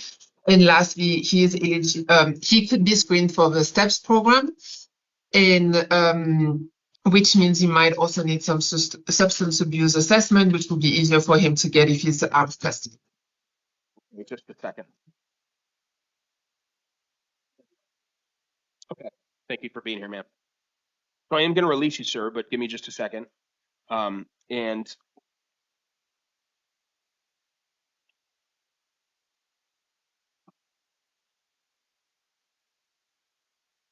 the court also, taking another look at the interim complaint, I should have noted this sooner, finds that there is no probable cause as it relates to the information in the interim complaint because it is the statute referenced is a dangerous drug. The drug mentioned is a dangerous drug. When I say mention, it's in the charge line. However, the drug described is a narcotic drug. So what that means, sir, is that I'm going to release you today on this case. Doesn't mean that the case is dismissed. The county attorney's office can, if they so choose, can fix the issue with the charge that I mentioned and indict you later. But you're going to be released on this case today. And counsel, you willing to waive time on the preliminary hearing? Yes, Your Honor. Okay, in light of that, we're going to set the preliminary hearing. It's going to be on May 18th. That's going to be at 1:30 in the afternoon. And additionally, sir, as Ms. Seamanette Keller, I think may have mentioned to you, it looks like you're eligible for a program called STEPS, which is a good opportunity. Assuming that you're eligible for it, it would give you the ability to complete some drug treatment and stay in contact with pretrial services while your case plays out. And assuming that you take care of business on that and you're eligible for the program, the entire case would be dismissed before you ever get indicted, let alone convicted. So it's a good opportunity. Are you interested in learning more about that, sir? Yeah. All right, good. So we're going to set a court date 1 week from today. It's going to be on Thursday, April 9th, 9 o'clock in the morning. It's going to be in Superior Court downtown. And it's on the 3rd floor in front of Judge Miller. It's important that you come down to that court date because if you don't do that, sir, you could lose the ability to participate in that program. You understand? Yes, sir. All right, thank you. You are excused. Thank you.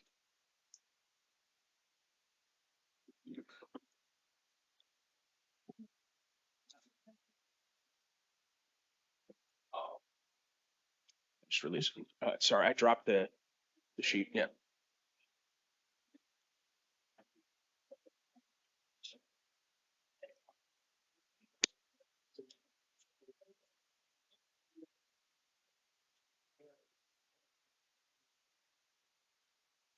Morning, sir. Good morning. Just tell me your name. Tyler Colton, you said. Step, this is your initial appearance.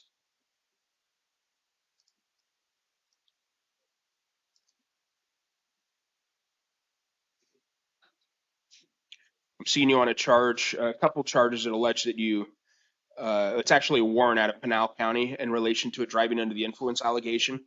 So, Yeah. a second.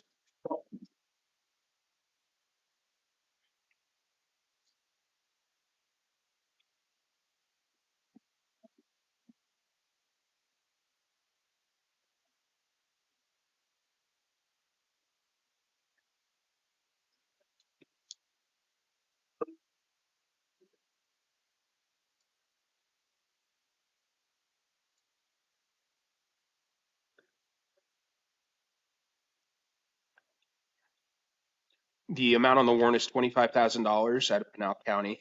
Looks like you may also have a local matter.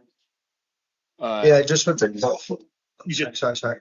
Yeah, so yeah, it looks like, yeah, you just took a plea, I believe is what you're saying, sir. And I do show that at pretrial services as well. You have a sentencing scheduled for May 13th.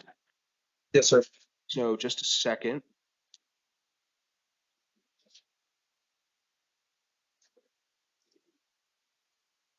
So in this, I am going to hold you on the requested bond out of Pinal County. What we're going to do is we're going to set a review hearing for you on the matter here. That's going to be on April 30th at 9 o'clock in the morning. And that's basically just to check the status of the local charge that you're going to be. What we're going to do is we're going to set a review hearing for you on the matter here. That's going to be on April 30th at 9 o'clock in the morning. And that's basically just to check the status of the local charge that you're going to be sentenced on May 13th, apparently, versus the needing to get back up to Pinal. So if you come back on the 30th and things aren't done here locally, which it doesn't sound like they will be, then we would continue the hearing here a month, and then we'll see what happens as far as you getting back up to Pinal. So the idea is finish up your Pima County stuff, then you'd go back to Pinal. So in any event, sir, that takes care of that. And so last thing is that if you do get out of custody, sir, you got to make it up to Pinal and check in with the courthouse to issue for your arrest. You understand? Yes. All right, thank you. You're excused.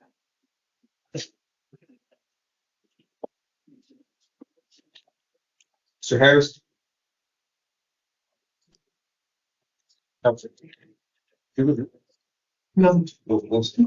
Morning, sir.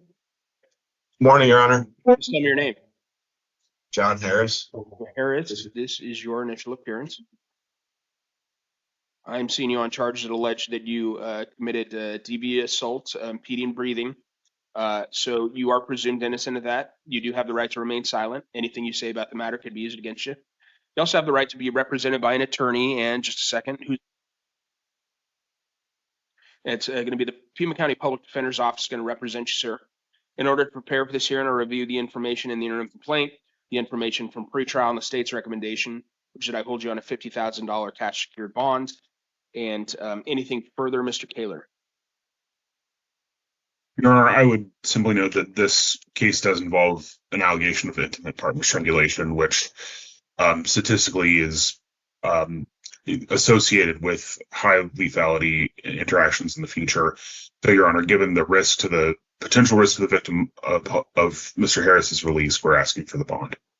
Thank you very much. Ms. Minute Keller. Thank you, Your Honor. May I have 1 minute, 1 moment, please? Sure. Apology.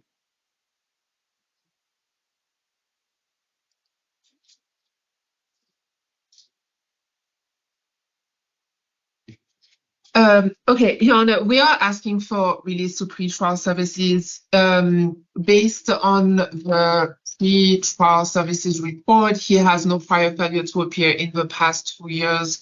His father also mentioned that he can stay with him and use his address for mailing purposes, and he can also offer transportation. And Mr. Harris just confirmed that the alleged victim does not live there or apparently even in the state, so there would be no issue of contact.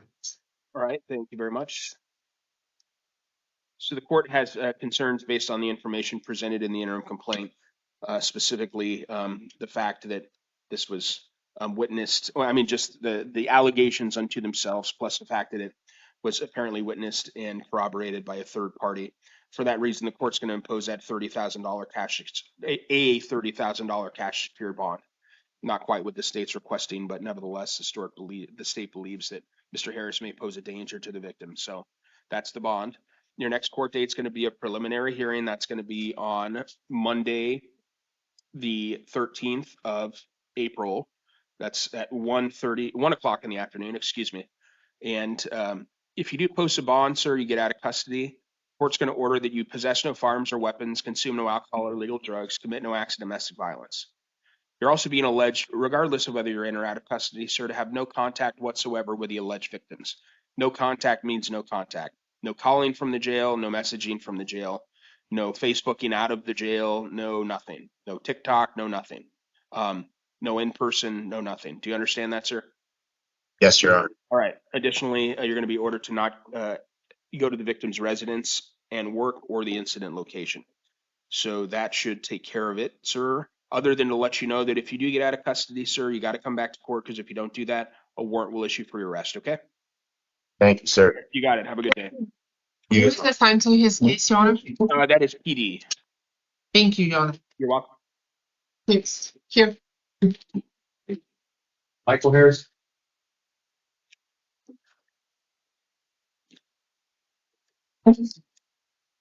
Morning, sir. Morning, on. Please send your Michael name. Harris. All right, thank you. Read my mind. All right, so this, sir, is your initial appearance, and I'm seeing you on allegations that you committed aggravated assault, deadly weapon, dangerous instrument, 2 counts of that, and then 1 count of discharging a firearm in the city limits. You're presumed innocent of these allegations, sir. You do have the right to remain silent. Anything you say about them could be used against you. You also have the right to be represented by an attorney. I'm going to appoint the Pima County Public Defender's Office to represent you, sir. In order to prepare for this hearing, I'll review the information in the interim complaint, the information from pretrial services and the state's recommendation, which is that I hold you on a $30,000 cash secured bond. Mr. Kaler, anything further? Nothing additional, Your Honor. Thank you very much. Ms. Seaman Keller? Thank you, Your Honor. We are asking for release to pretrial services. He has 0 prior conviction.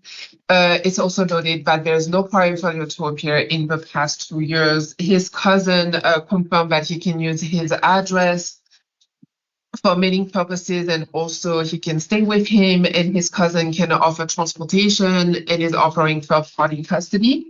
He has full-time employment that is verified, and he has been in Tucson for the past 25 years of his life. I mean, 1 second, Your Honor. Sure.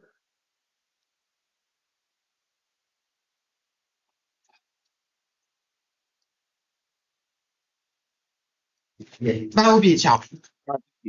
So the court is going to hold Mr. Harris on a $25,000 cash secured bond. If you post that bond, sir, you are going to be supervised by pretrial services, so please comply with any monitoring or treatment that they ask you to comply with. Additional orders are that you consume or possess no alcohol or illegal drugs, no firearms or weapons. If you have any firearms or weapons, you must surrender those firearms or weapons to a local law enforcement agency. Court's additionally going to order that you have no contact whatsoever with the alleged victim. Public defender is your attorney. As I said, next court date's a preliminary hearing on April 13th. And so please stay in contact with your attorney, sir. They can tell you more about that. And you need to come back to future court dates, because if you do not do that, a warrant could issue for your arrest, okay? Yes, sir. You're excused. Thanks.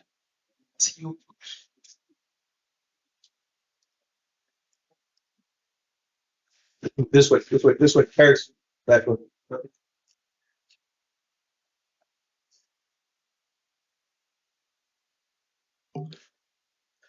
Good morning, ma'am. Please tell me your name. Teresa Hernandez. Ms. Hernandez, this is your initial appearance. I'm seeing you on charges that allege that you committed shoplifting, that is alleged to be a felony, possession of drug paraphernalia, alleged to be a felony, and then criminal trespass in the 2nd degree, which is a misdemeanor. You're presumed innocent of all these allegations. You do have the right to remain silent, and anything you say about these matters could be used against you. In order to prepare for the hearing, you also have the right to be represented by an attorney, I should say that. You are going to be represented by the Public Defender's Office, ma'am. So I'm appointing an attorney from their office to represent you. In order to prepare for the hearing, I did review the information in the interim complaint, the information from pretrial services, and the state's recommendation, which is that I release you to the supervision of pretrial services. Mr. Kaler, anything further? Your Honor, Ms. Hernandez does appear to have significant risk of failing to appear. Despite that, Your Honor, there is a lack of felony history, and given the nature of the allegations in the interim complaint, I believe release to pretrial could be appropriate to give her an opportunity to appear and hopefully engage in treatment out of custody. All right, thank you very much. Ms. Seaman Keller? Your Honor, we're also asking for release to pretrial services so she can be given a chance to appear in person as well. All right, thank you. So, ma'am, the information that I have is that you present is a pretty high risk of not coming back to court. But Mr. Kaler is correct that you don't have, and Ms. Seaman Keller advocates well too, but that you don't have any other criminal history as far as I can tell. So I got a question for you. If I release you on this case, will you do two things? Will you not go back to Walmart, and will you come back to your court dates? Yes, Okay. I will come. All right. I will not go back to Walmart and I will come to my court date. All right. Thank you. In light of that, I'm going to release you, ma'am, to the supervision of pretrial services. So please comply with any monitoring or treatment that they ask you to comply with. Your next court date is going to be a preliminary hearing. That's going to be on April 22nd at 1:30. No alcohol or illegal drugs. Do not go back to Walmart. And then that should take care of it, other than to let you know that you need to come back to future court dates, because if you don't do that, ma'am, you will get a warrant for your arrest, and you'll probably be in the same seat that you're in right now, and you may not be released that time, okay? Okay. Yep, have a good day, ma'am.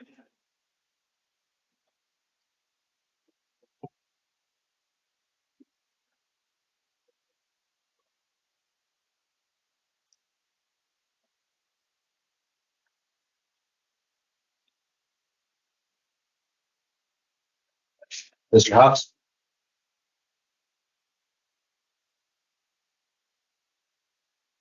Morning, Your Honors. Good morning.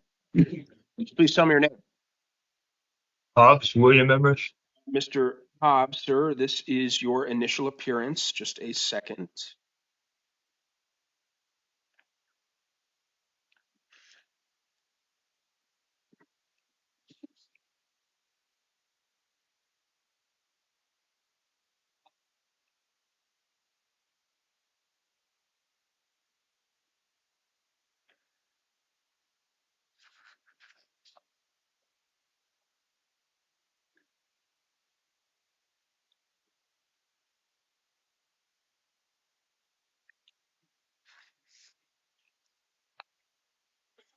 So I am seeing you on a warrant out of Mojave County that alleges that you were non-compliant as it relates to paying child support. You are presumed innocent of that allegation. You do have the right to remain silent. Anything you say about it could be used against you. Just a second.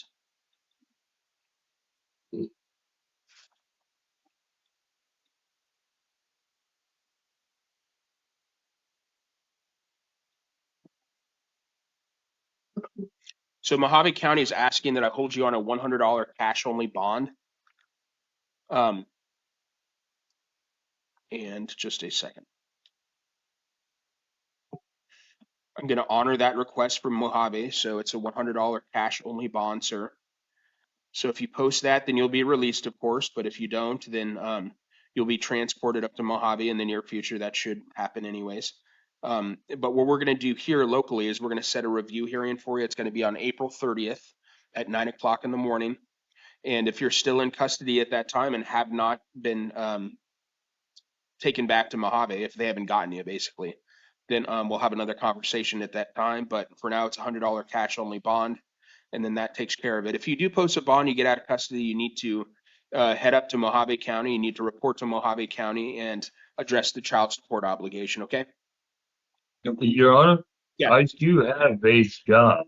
If I were to be released, I could get that $100 to you. Okay, well, $100. yeah, so I mean, if you have any sort of money or access to money in your personal property, like if you have your wallet with you when you were taken in custody, then you can address it that way. But for now, sir, I am going to hold you on that bond because Mojave is asking me to, and so that's why I'm going to do it. Yes, sir. Thank you. Your Honor. Have a good day. Yes, Your Honor.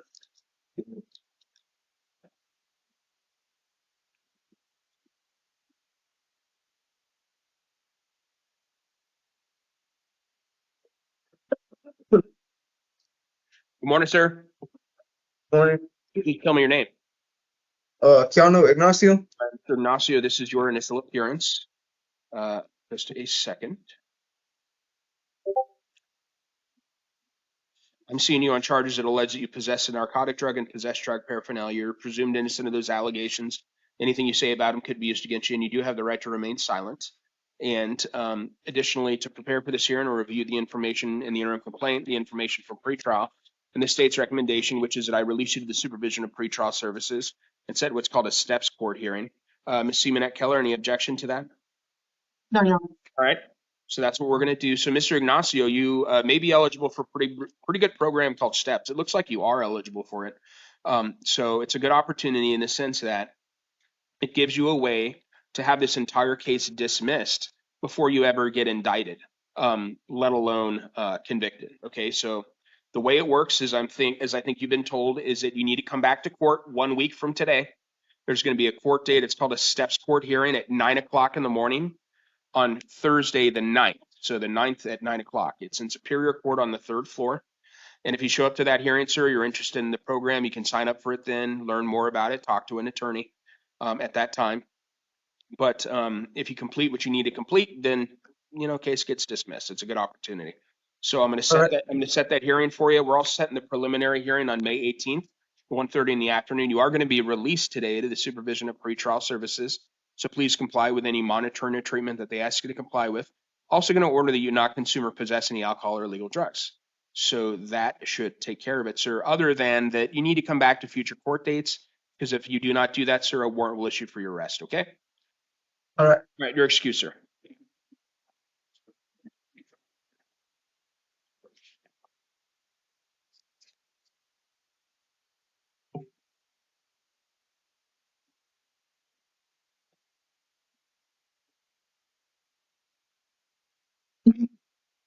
Good morning, Your Honor. Morning, sir. Could you please tell me your name? My name is Michael Kessler. All right, Mr. Kessler, this is your initial appearance. Just a second. Recorded. And we do also have a victim on the line that I'm going to address in just a moment. And ma'am, the victim, are you on the line? Yes, Your Honor. All right. And I heard a prompt say that this call will be recorded. You're not recording this, are you? No. Okay. Because it's important that you not record this, because that would be bad for you. Okay. All right. So, Mr. Kessler, this is your initial appearance, and you've been charged with a couple different things. It's actually a total of 3 things. 2 counts of tampering with a witness and 1 count of aggravated harassment, all of which are felonies, Class 6 felonies. You're presumed innocent of those allegations, sir. Anything you say about them could be used against you. And This call is no longer being recorded. you do have the right to remain silent. And I'm going to appoint an attorney to represent you, sir. And that is the Pima County Public Defender's Office. And in order to prepare for this hearing, I did read and review the information in the interim complaints, the information from pretrial services, and the state's recommendation, which is that I hold you on a $1,000 bond on the one of the 2 cases, and then a $5,000 bond on the other of the 2 cases. Mr. Kaler, anything further? Your Honor, I'll just note that there is a pending misdemeanor domestic violence case. The allegations in the interim complaints are concerning, and given Mr. Kessler's failures to comply with previous court orders, I think a bond is appropriate. Thank you very much. And I should have asked this sooner, but ma'am, the victim, are you Miss Cohn? Yes, I'm his wife. Okay, thank you very much. Did you want to, you're obviously welcome to tune in for these hearings, but did you want to address the court as far as anything you'd like the court to know? I'm going to be deciding whether or not he remains in custody or whether or not he gets new bonds as it relates to these 2 cases. And then also if he, any other conditions, no contact provisions, things like that.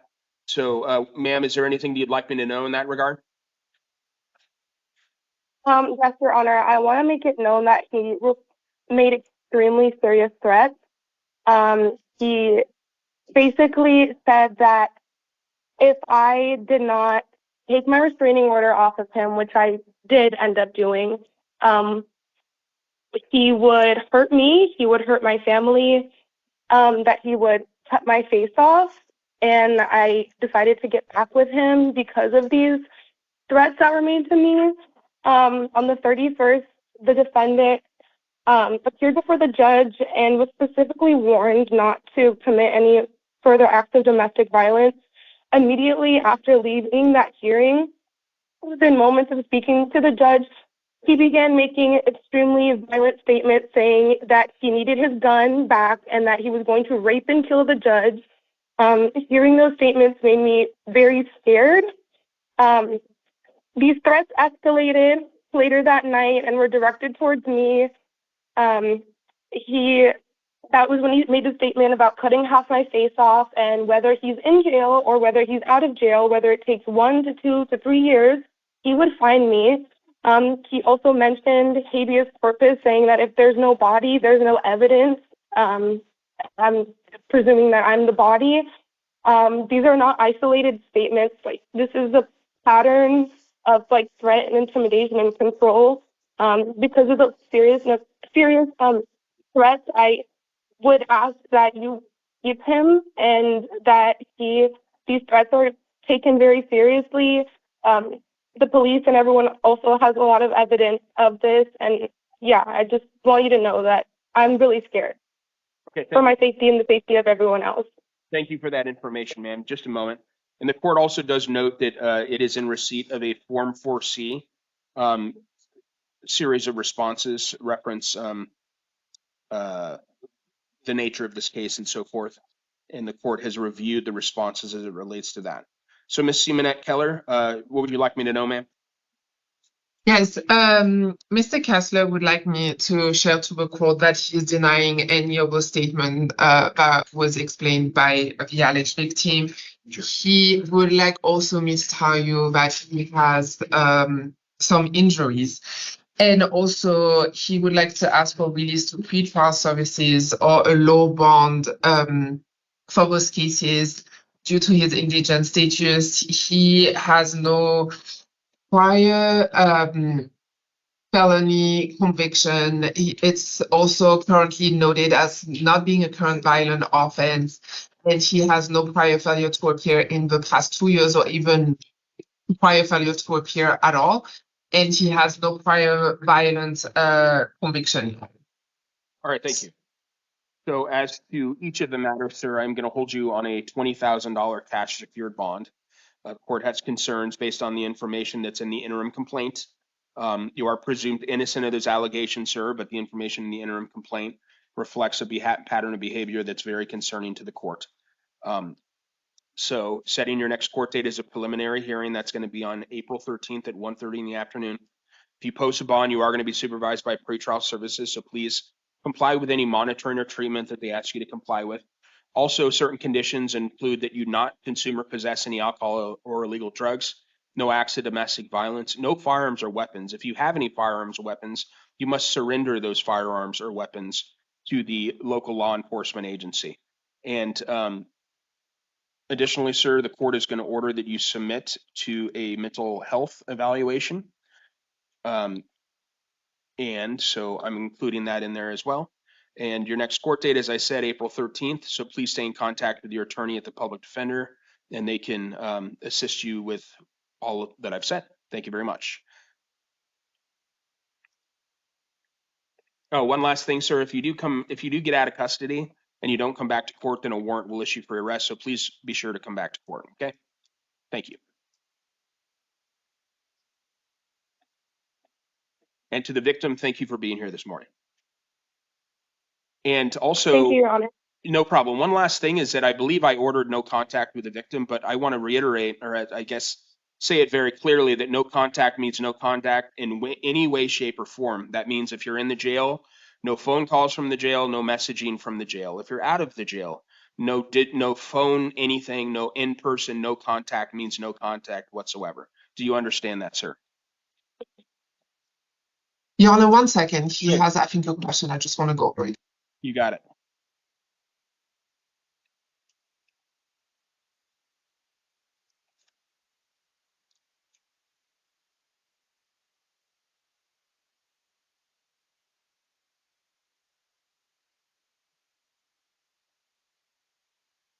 We're all good, Your Honor. Thank you. All right. Thank you very much.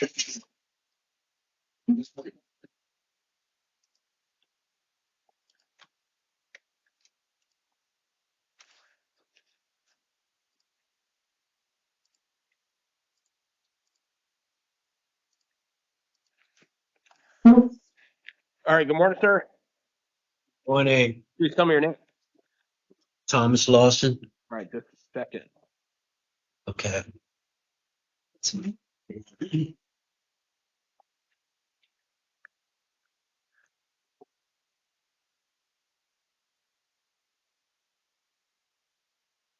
So, Mr. Lawson, unfortunately, you're not on our list this morning. You did not make the cutoff for this morning's initial appearances. So, wait, Okay. give me just a second. Sure.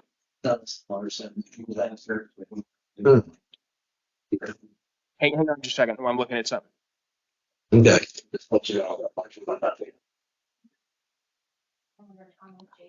Oh, okay. Your I'm Honor, sorry. this is Lisa from Pretrial Services. Yeah, Who is listed on the court list as Thomas Lawson? got it. Yeah, I see that now. Thank you. So one moment, sir. We can take care of this morning. Okay, thanks. Yeah, you got it. And thank you, Lisa, as well, Miss Pomalillo. Hopefully I'm saying that remotely correctly. You are, thank you. Yep, you got it. All right. So, sir, this is your initial appearance, Mr. Lawson. And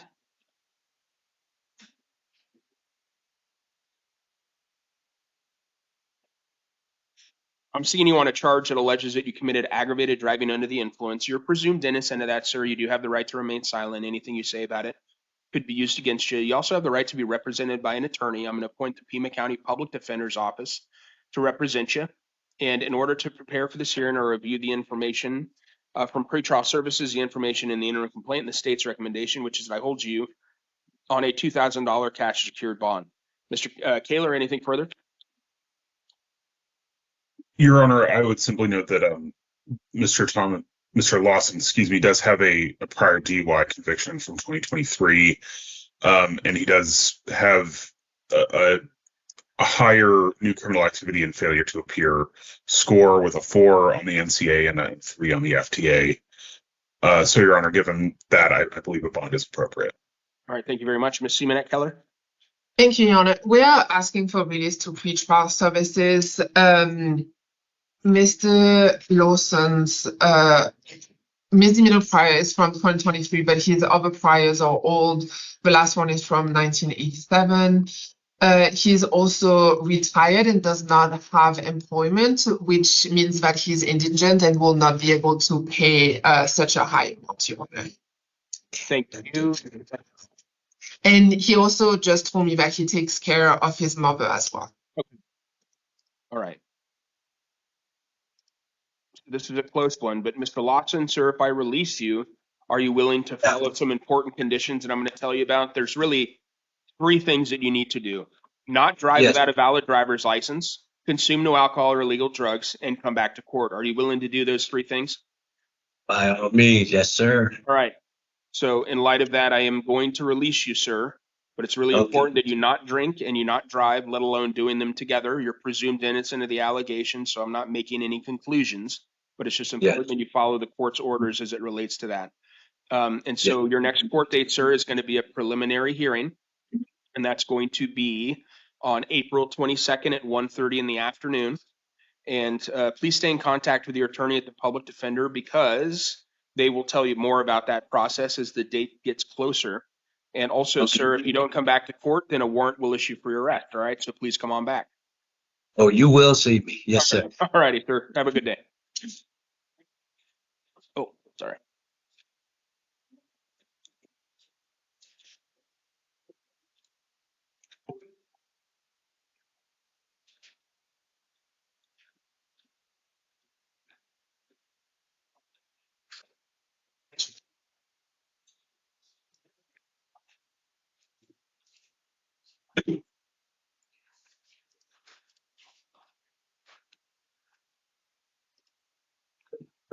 Good morning, sir.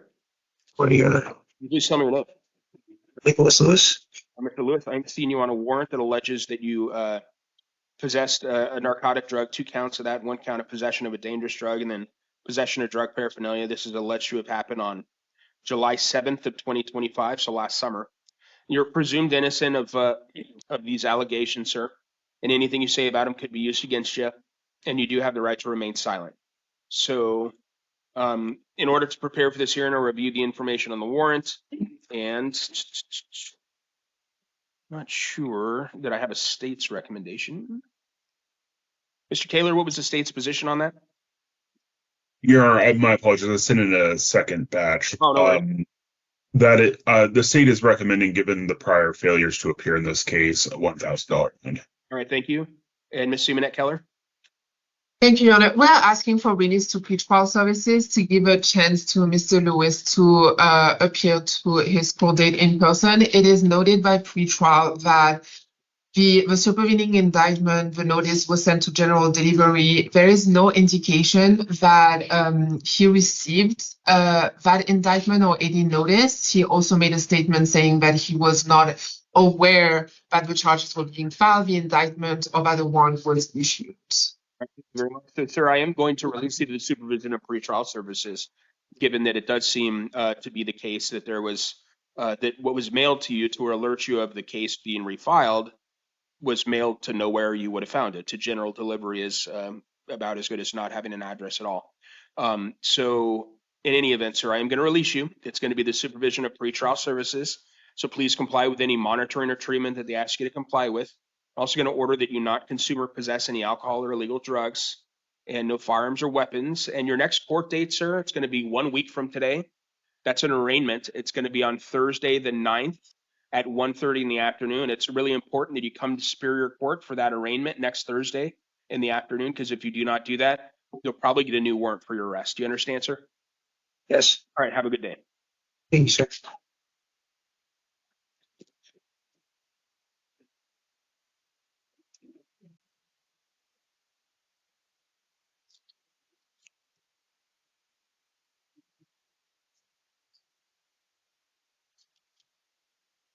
Good morning, ma'am. Could you please tell me your name? Amy Malachi. All right, Miss Malachi. Malachi. Malachi, I'm sorry. I thought I didn't say that quite right. Miss Malachi, my apologies. This is your initial appearance. Mhm. I'm seeing you on a couple things, so give me a sec. The things that I'm seeing you on are 2 counts of, 1 count of possession of a narcotic drug, 1 count of possession of drug paraphernalia. And then also there's an allegation that you committed theft by control, which is a misdemeanor. The first 2 are felonies. And just a second, you're presumed innocent of all these allegations. Anything you say about them could be used against you. And you do have the right to remain silent. In order to prepare for this hearing, I reviewed the information from pretrial services, the information in the interim complaint, and the state's recommendation, which is that I hold you on a $1,000 cash secured bond and set a steps court hearing. It does also appear that you may be held on another matter. So just a second.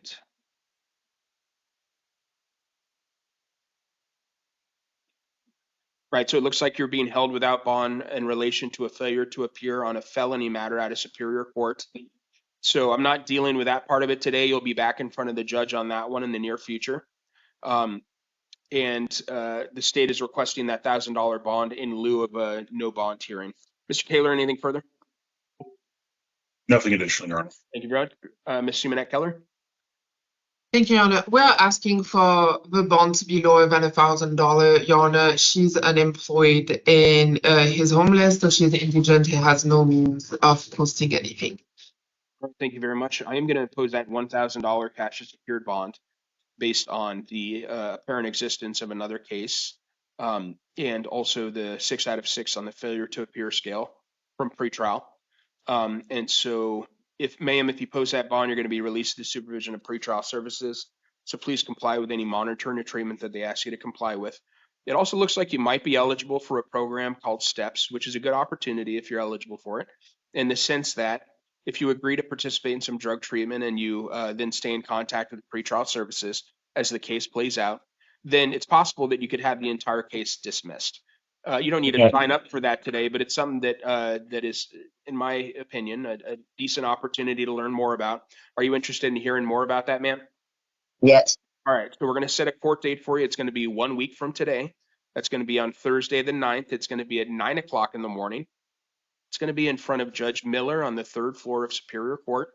So if you're in custody, ma'am, still at that time, you'll be brought to court for the hearing. If you're out of custody, then it's important that you come back to court on the 9th, because if you don't do that, you could lose the ability to participate in that program, and you could get a warrant for your arrest. Court is also going to order that you not consume or possess any alcohol or illegal drugs and submit to monitoring or treatment as recommended by pretrial services if you are out of custody. All right, so that takes care of that, and we have to talk about the justice court matter real quick, which is the theft allegation. So on that, I'm going to release you on that one. Actually, I'm going to hold you on a $250 cash secured bond on that one because it'll get you a couple things. It'll get you time credit, it'll get you a faster court date, and it'll get you an attorney appointed. So on that, I'm appointing William Parvin to be your attorney. Your next court date will be tomorrow. It's going to be at 1 o'clock in the afternoon. You'll probably be seen on video. It's at Justice Court, so if you're out of custody, you need to come back to Justice Court. And get an order that you not go back to the incident location where this theft is alleged to have occurred. That looks like it's at 6100 or 6001 North Oracle, so somewhere up in probably Oracle and Orange Grove or Ina area. Please don't go back there, wherever it was. And that takes care of it, ma'am. Thank you very much. You're excused. Okay. Thank you. You're welcome. Rita.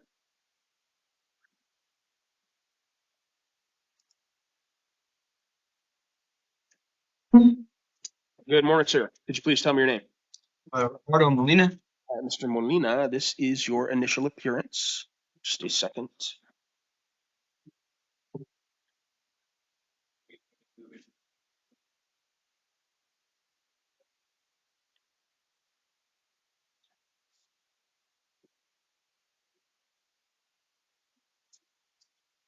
All right. Seeing you on a couple charges, one of which alleges that you possessed a weapon while being a prohibited possessor, and that you also discharged a firearm in a city limit. You are presumed innocent of both of these allegations, sir. Anything you say about them could be used against you, and you do, of course, have the right to remain silent. In order to prepare for this hearing or review, you'd say one other thing. Also appointing an attorney, sir. It's going to be the Pima County Public Defender's Office to represent you. In order to prepare for this hearing or review the information from pretrial services, the information in the interim complaint, and the state's recommendation, which is that I hold you on a $2,500 cash or secured bond. Mr. Kaler, anything further? Your Honor, this is, I would say, a closed case. Mr. Molina is a prohibited possessor, and he does have, I would say, a significant and in some ways concerning juvenile record. There was a discharge in this case that appears to have been accidental in nature, but it did put potentially other people in the community at risk, and he shouldn't have been around firearm in any regard. So, Your Honor, given everything in this case, I think a bond is appropriate, and so we are recommending the $2,500 bond at this time. Thank you very much, Ms. Keller. Yes, Your Honor. We are asking for release to pretrial services, Your Honor. He is noted as level 1 nonviolent. He has a FTA score of 1, a low NCA score of 2. He has an address that is verified by his ID where his uncle is living. There will be no firearms at that address. He has no prior felony conviction, no prior misdemeanor conviction, like both of them as an adult, no prior failure to appear. And I would like to note the fact that he's only 18 years old, which means that if he stays at the Pima County Jail, he could be a target for any gang-related activities. So yeah, for those reasons, we're asking for release to pretrial services, Your Honor. All right, thank you very much. Just a moment.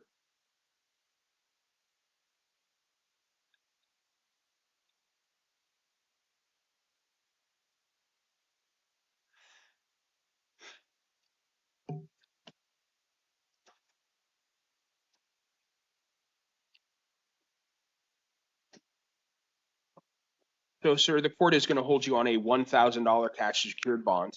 The court does that based on the juvenile history as noted by pretrial services, along with the idea that you should really not have a weapon at all, period, and yet you're alleged to have done so. So in light of that, the court's going to order that you not consume any alcohol or illegal drugs, no firearms or weapons if you get out of custody, sir. No firearms or weapons. It's that $1,000 cash secured bond. public defender is going to represent you. Your preliminary hearing is on April 13th at 1:30. So please stay in contact with your attorney. They can talk with you about that more. And it's important that you come back to future court dates, sir, because if you do not do that, a warrant will issue for your arrest, okay? Yes, sir. You're excused.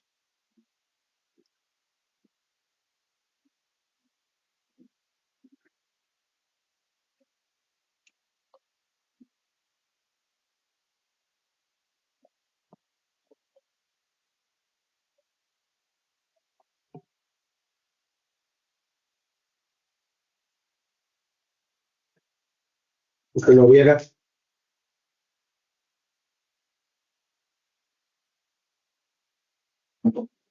Good morning, sir. Morning, Your Honor. Just tell me your name. Guadalupe Noriega. Noriega, this is your initial appearance. I'm seeing you on a charges that allege you possess a dangerous drug and possess drug paraphernalia. You are presumed innocent of these allegations, sir. Anything you say about it could be used against you, and you do have the right to remain silent. I'm going to appoint an attorney to represent you. It's going to be the Pima County legal defender. And in order to prepare for this hearing, I'll review the information in the interim complaint, the information from pretrial and the state's recommendation, which is I release you to the supervision of pretrial services and set what's called a steps court hearing. Ms. Simonette Keller, any objection to that? No, Your Honor. That's what I'm going to do, sir. I am going to release you to the supervision of pretrial services. So please comply with any monitoring or treatment that they ask you to comply with. I'm going to set your next court date. Well, I'm setting a preliminary hearing. It's going to be on May 18th, 1:30 in the afternoon. It also looks like you're eligible for a program called STEPS. I know Ms. Simonette Keller has talked with you about it just a little bit so far, I think.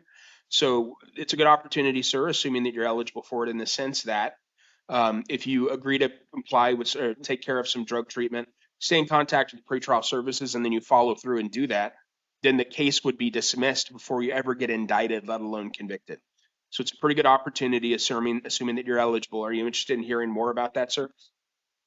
Yes. Okay. All right. So I'm going to set that court date. It's 1 week from today. It's on Thursday, the 9th. And that's going to be at 9 o'clock in the morning in Superior Court.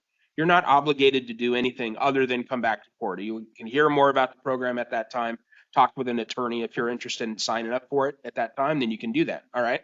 So no alcohol or illegal drugs I'm going to order, and then that should take care of it, sir. You're excused. Thank you.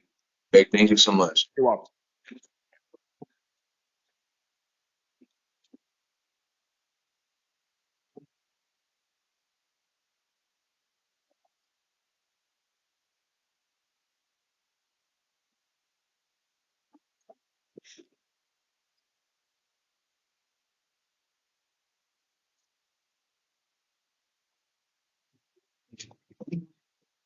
Mr. Obregón.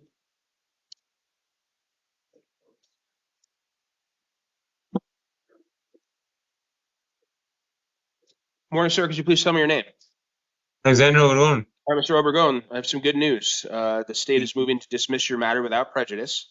So who am I to stand in the way of that? So I'm going to dismiss this matter this morning. You are going to be released from custody today's date. And so that takes care of it. However, one thing that I need to let you know is that this dismissal is without prejudice. So what that means is that the case could be refiled by the state in the future. My guess is it probably won't, but it could be. So it's important that if you get information in the mail saying, hey, you got a court date, you need to come back to it, that you come back to that court date, sir. You understand? Yes, sir. All right. Thanks. You're excused. You should be out of the jail in the next couple hours or so. You're welcome. Oh, hang on. Sorry. One thing. I'm sorry. Yeah. You do have a case out at Tucson City Court that I almost missed. So let me talk to you about the city court case real quick, and then we'll be done. Okay. So on that, sir, you're alleged to have committed shoplifting and disorderly conduct. That's alleged to have happened back in early September of last year. And so if on that one, sir, if I release you, will you come back to court? Yes, sir. Okay. So I'm going to release you. And your next court date on that is going to be on May 4th. And that's going to be at 9:30 in the morning in Tucson City Court for a pre-trial. And I'm going to order that you not go back to the incident location. Got it. And you not have any contact with the alleged victim. And then that takes care of it, other than to let you know, sir, that if you don't come back to court on that case, not only could you get a warrant before your arrest, but you also could have the trial go forward in your absence. If that trial went forward in your absence and you were convicted without being there, then you could lose the ability to appeal that conviction if you did not show up within 90 days. Do you understand? Yeah.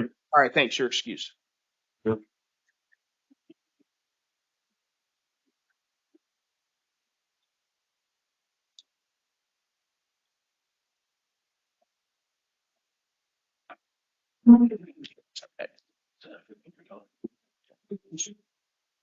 Good morning. Could you please tell me your name?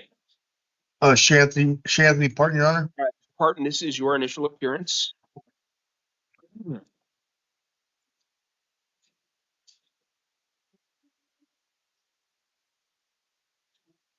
I'm seeing you on charges that allege that you possessed a narcotic drug, possessed a dangerous drug, committed aggravated domestic violence, and then you possessed drug paraphernalia. You're presumed innocent of all these allegations, sir. Anything you say about them could be used against you, and you do have the right to remain silent. And you do have the right to be represented by an attorney. I'm going to appoint contract attorney, Nick Brereton. Nick Brereton's going to be your attorney. And in order to prepare for this hearing, I reviewed the information in the interim complaint, the information from pretrial, and the state's recommendation, which is that I hold you without bond pursuant to Arizona law, which says that if you're on release for one felony offense, you commit a new felony offense while on release for the first one, then you could be held without bond. Mr. Kaler, anything further, sir? Yeah, thank you. Ms. Simonette Keller?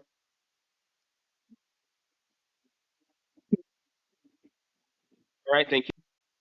And that's going to be on Tuesday, April 7th at 1:30 in the afternoon. And additionally, sir, I'm going to set a preliminary hearing for you. It's going to be on the 13th. That's Monday, April 13th at 1:30 in the afternoon. And so the court's also going to order that you possess no firearms or weapons, consume no alcohol or illegal drugs, commit no further acts of domestic violence, and have no contact with the alleged victim whatsoever. Do not go to the alleged victim's residence and or place of work. And please stay in contact with your attorney, Mr. Brereton. He can talk with you more about what all is going on. And if you do get out of custody, sir, you got to come back to court, because if you don't, a warrant will issue for your arrest. Do you understand? So does this have effect on my other pretrial? So on that one, I'm not doing anything as it relates to that other matter. So I'm not touching that at all, because it's just not before the court right now. But as to this new arrest, you're being held without bond on that. However, you do have the right to challenge that. Like, the state doesn't get to just say you're being held without bond forevermore. They have to prove what the law requires. They have to prove that you committed a new felony offense, and they have to prove that you did it while you had a first felony offense that you were out on release for. So you got to prove all that stuff. So the hearing on Tuesday at 1:30 in the afternoon is for them to do that. They might do that where they call a witness and they try and put their evidence on. They also may just elect to argue for a bond instead of that. So that's all to be determined, but just stay in contact with Mr. Brereton. Don't talk about this case with anyone other than your attorney, and then you'll have that hearing on Tuesday, okay? Yes. One last question, sir. Sure. For the no bond hearing, is it possible that there's a possibility that pretrial would possibly let me out again if the state recommended or was granted? So it's possible. I mean, it's possible, but there's some things would have to happen. So basically, yeah, it's possible that would happen. Mr. Brereton could explain the different options there. So just have a chat with him, and he can fill you in more. Okay. Okay. And will he come see me then, sir? That I don't know. It depends on his schedule and his availability, but his phone number will be on the paperwork that you get, so you should be able to give him a call. Okay. Okay. All right. Have a good day.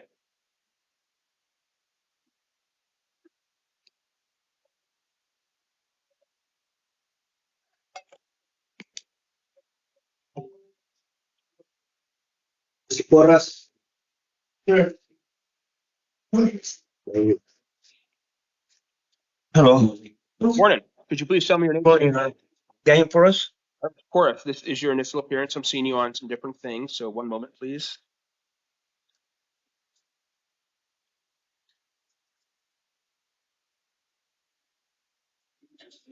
All right. So I'm seeing you on an indictment out of Maricopa County Superior Court alleging that you failed to appear in relation to possession of a dangerous drug, possession of a narcotic drug, and then possession of drug paraphernalia.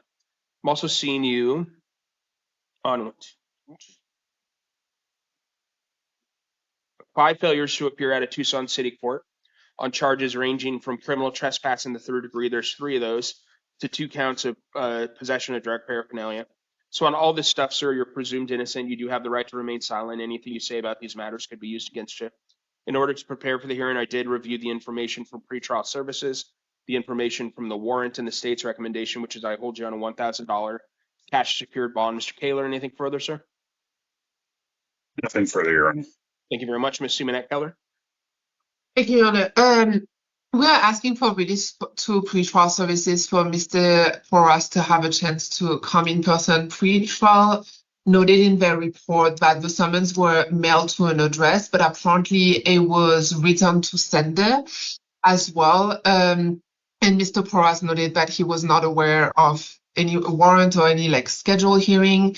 And also the address the summons was sent to does not match the address that Mr. Porras gave to pretrial. So it will give him a chance now that he is aware to be able to come in person. Right. He also has a job that he will be losing if he cannot be out of custody. All right, thank you for that. I will tell you, I am going to hold him on the city cases. So does that inform your recommendation, Ms. Simonette Keller? Do you want a bond for credit, or do you still want him released on the felony? No, then we can do a nominal bond for time credit, Your Honor. All right. Yeah. All right. So I am going to, given the address irregularities, or at least a possibility of that, I am going to hold you on a $250 cash secured bond on the felony matter, sir. And additionally, going to order that you not consume any alcohol or illegal drugs, possess no firearms or weapons. Your next court date is going to be an arraignment. It's 1 week from today. That's on Thursday the 9th at 1:30 in the afternoon. And that's going to be in Superior Court downtown. So if you're out of custody by then, sir, you got to come back to that arraignment, because if you don't, you'll probably get a new warrant. You'll probably be in the same seat that you're in right now. We got to talk about the misdemeanor. Go ahead. Just have one moment, Your Honor. Yeah, sure.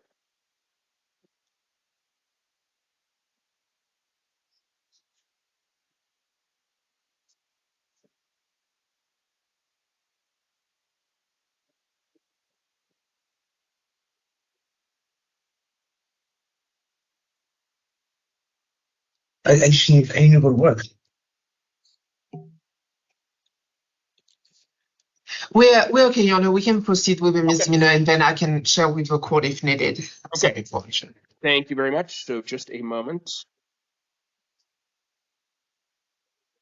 So on the city cases, I told you what the charges are, but it looks like there's 5 different failures to appear. And so on those, sir, I am going to hold you on a $500 cash secured bond. If you post the bond, a couple things. You're going to be ordered to possess or consume no alcohol or illegal drugs, and do not go back to any of the incident locations. I'm appointing the city public defender's office to represent you, sir. And going to set your next court date as a video review. And that's going to be on April 10th at 1:45 in the afternoon. That's going to be in front of Judge Hale. And that should take care of it, other than to let you know, sir, that if you post the bond, sir, you're out of custody. It's important you come back to court, because not only could a warrant issue for your arrest if you don't, but trial could go forward in your absence on these matters. And if you were taken to trial and convicted and couldn't be sentenced within 90 days of that conviction, you could lose the ability to appeal that conviction. Do you understand, sir? Yes, Okay, thank you. You're excused.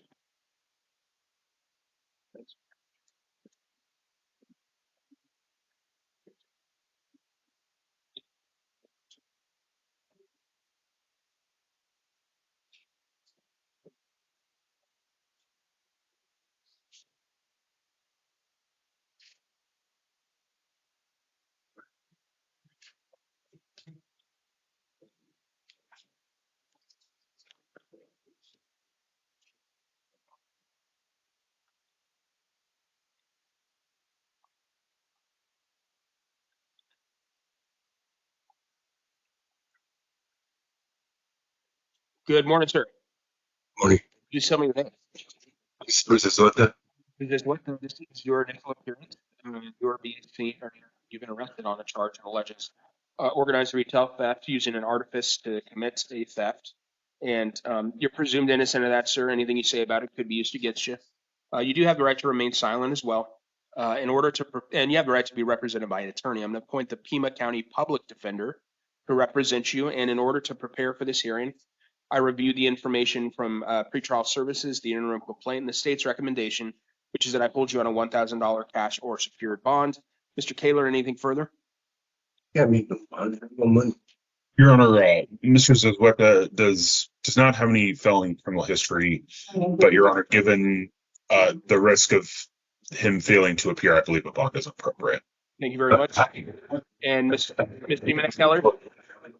Yes, one moment. Sure.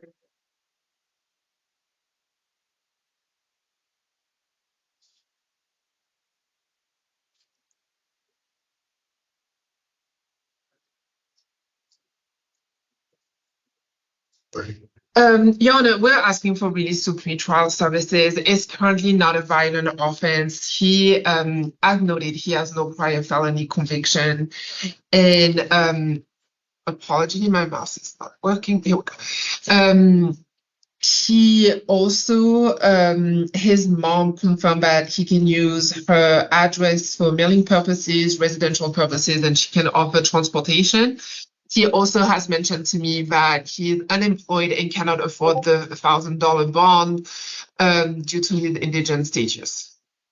Thank you very much. So, sir, if I release you to the supervision of pretrial services, will you do a couple things? Will you not go back to Hobby Lobby, and will you come to? Yep. Definitely, sure. Okay. I want to hear all that stuff. All right. So I'm going to release you to the supervision of pretrial services. Your next court date is going to be on April 22nd. That's April 22nd, 1:30 in the afternoon, for a preliminary hearing. Your attorney's at the public defender, as I said, so please stay in contact with them as the case plays out and that PH date gets closer. I'm going to order that you not go back to the incident location. Also, no firearms or weapons, no alcohol or illegal drugs. And it's important that you come back to court, sir, because if you do not do that, you're going to get a warrant for your arrest. You'll probably be in the same seat that you're sitting in right now. And then it's probably likely that you would be held at that time. So please go on back to court, sir. Okay. Have a good day. You're Thank you, sir. Yep. What's the number? Yes. For what? Hopeless.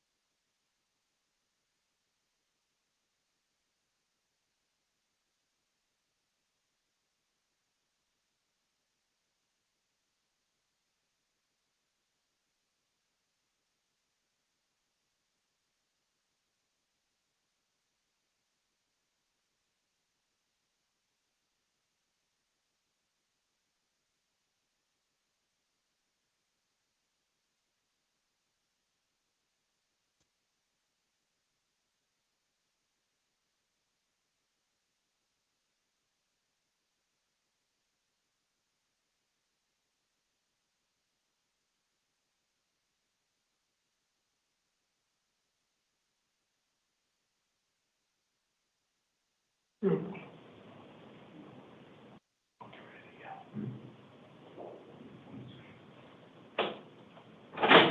right. All right, thank you. Please be seated. Okay. Do you have our interpreter in the meeting yet? The interpreter is on, and he does have the headset already. Wonderful. Thank you so much. This is the 11 a.m. initial appearance calendar for April 2nd, 2026. The court's orders for the taking of fingerprints and DNA samples made on the 2 a.m. calendar on the 1st of the month will also apply to these hearings. I'm going to read the victim's rights advisement now in the event there are any victims observing the proceedings either remotely or from here at the jail. If you are the victim of a crime with a case pending before this court, you are advised that you have rights under Arizona law that, among others, include the right to be treated with fairness, respect, and dignity, the right to a speedy trial, the right to be present at all court proceedings, to choose whether or not to be interviewed by the defendant or the defendant's attorney, to be heard before the court makes a decision on release, negotiation of a plea, scheduling and sentencing, and to receive restitution from a person who is convicted of causing you loss. If you've not already been provided with a written statement of all victims' rights, please contact the Victim Services Division of the Prosecutor's Office. All right, Mr. Higuera Leon, will you please come to the podium?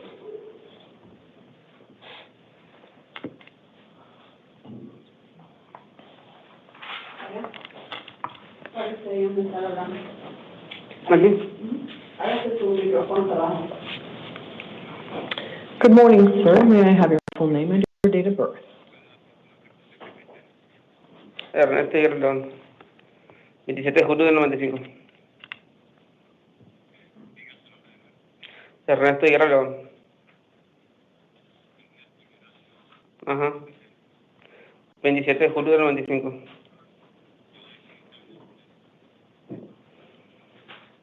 Ernesto Higuera León, July 27, 1995. Sí. All right, thank you. You have been arrested on the following allegations: possession of narcotic drugs for sale and transportation of narcotic drugs for purposes of sale. Those are both Class 2 felonies. Money laundering, which is a Class 3 felony, and possession of drug paraphernalia, which is a Class 6 felony. There is probable cause for all of those, and the court is appointing a lawyer for you today.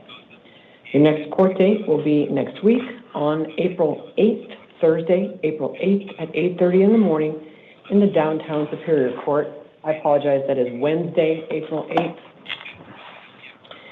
The court address will be on your paperwork, and your preliminary hearing will be Friday, April 10th at 8:30 in the morning in the same court. Those dates and the address will be on your paperwork. You have a $25,000 cash-only bail in this case. If you deposit that with the court, you will be released while you wait for your trial in the case. You must comply with all of your written release conditions. Those include that you may not possess any weapons nor any drugs without a valid prescription.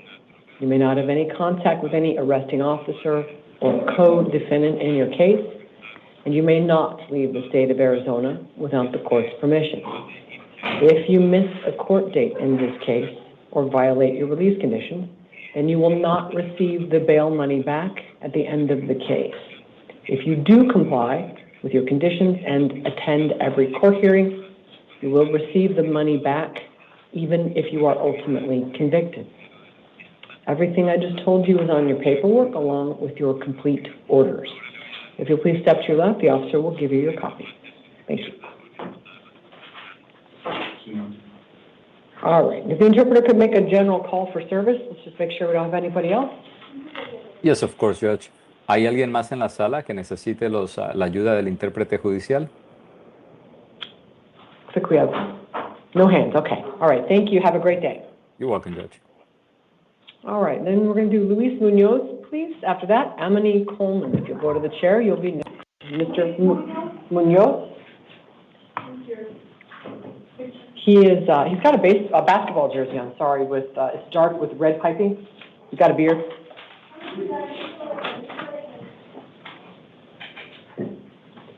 All right, we could do Ms. Coleman first, I guess. Yeah, go ahead and come in, ma'am. We'll get Mr. Munoz awakened and ready. Right here at the podium, please, ma'am. Yeah, and we'll just have Mr. Munoz have a seat by the door. All right. Good morning, ma'am. Can I have your full name and your date of birth, please? Amani Coleman, 01/17/2004. All right, thank you. And then the appearance of counsel? Thank you. Excuse me. Thank you, Your Honor. Brooke Gaunt on behalf of the state. All right, thank you. Ms. Coleman, you've been arrested on a new allegation. It is endangerment as a Class 6 felony. And based on what the police have presented, the court does find probable cause for that allegation in your case. I am appointing a lawyer for you, and I believe it is, I didn't get any other indication. Is her current case public defender? Did you already look that up? Okay. So I am appointing the Maricopa County Public Defender's Office in your case, which means this case will go to your attorney in your existing case. He was supposed to be here. We haven't received anything. Let me check. Did you talk to him from jail? Yeah, I called him and he said he was going to be here at 11. Well, do you know his name? Alfonso. Last name? Castillo. We could try emailing him. I could have you sit down. It's not common that the public defender tries to come to these.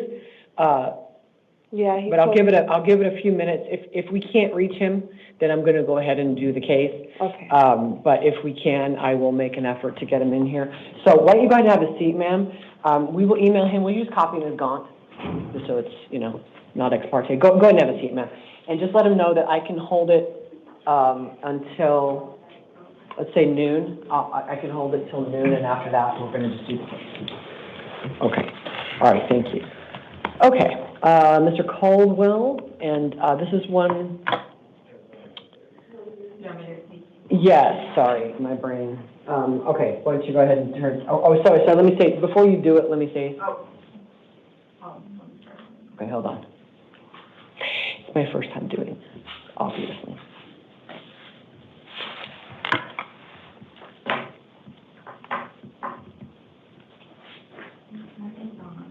Is the booking name misspelled as well? 1 second.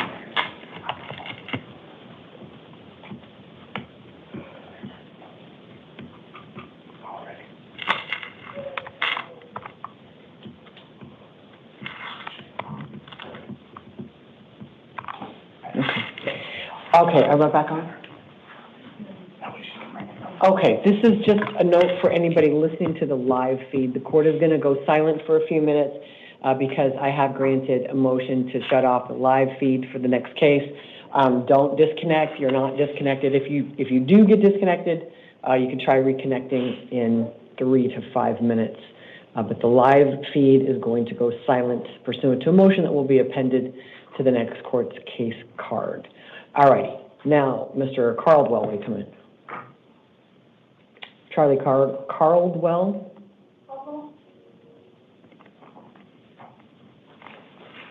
Let me forget to turn it back on.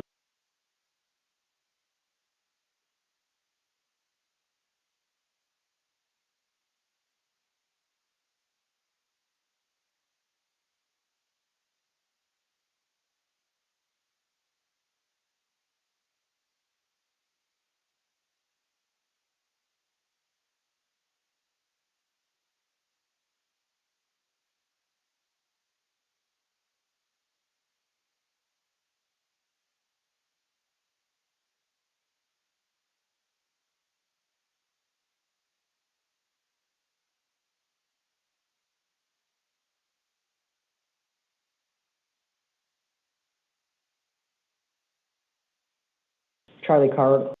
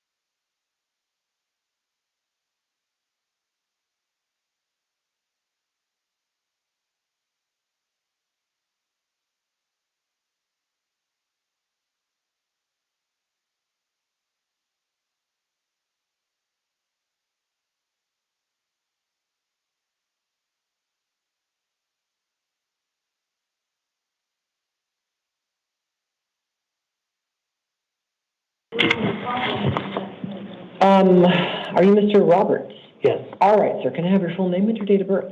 Skylar Wayne Roberts, 12/9/94. All right, thank you. And then the state want to appear on this one? Yes, Your Honor. Brooke Gahn on behalf of the state. Okay, thank you. Mr. Roberts, you were arrested on the following allegations. Arson of an occupied structure, it's a Class 2 felony. Criminal damage in an amount over $25,000, which is a Class 4 felony. And 14 allegations of endangerment. Each of those is a Class 6 felony. Based on what the police have alleged, the court does find probable cause for all of those allegations, and I am appointing a lawyer to represent you. Your next court dates will be a status conference, April 8th at 8:30 in the morning in the downtown Superior Court. That's this coming Wednesday, with a preliminary hearing April 10th at 8:30 in the same court. Before the court sets conditions of bail or release, what does the state want to recommend? Thank you, Your Honor. The state's asking for a $250,000 cash-only bond, and if Mr. Roberts is able to post that, we'd ask for electronic monitoring. And I apologize, I neglected to include in my written recommendation form, we're also asking that he be prohibited from possessing any incendiary devices, lighters, lighter fluid, anything along those lines. The state believes that that bond is necessary because of the inherently dangerous or violent nature of the alleged offense. There were 14 people that were present in the multi-unit building where Mr. Roberts' residence was located. There was the potential that many people could have been seriously injured or even died during this fire. He is facing mandatory prison time if he is convicted. We don't believe he has significant ties to the community. We are concerned that he poses a significant risk to the community given this dangerous offense. Additionally, I would point out there is a strong weight of the evidence against him. He did acknowledge and admit to law enforcement that he intentionally started this fire. In fact, law enforcement has indicated he started the fire at 3 separate locations using lighter fluid and a lighter. Again, this could have been a very horrible incident had fire not been able to get there and people not been able to leave that residence. But we believe he's a very specific danger to the community. Thank you. All right, thank you. Mr. Roberts, I've considered what's been alleged against you.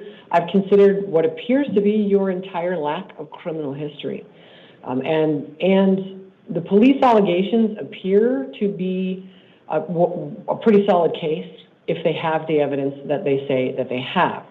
And a pretty solid indication that you may have intentionally tried to burn down an occupied apartment building yesterday at just 2 in the afternoon for no apparent reason.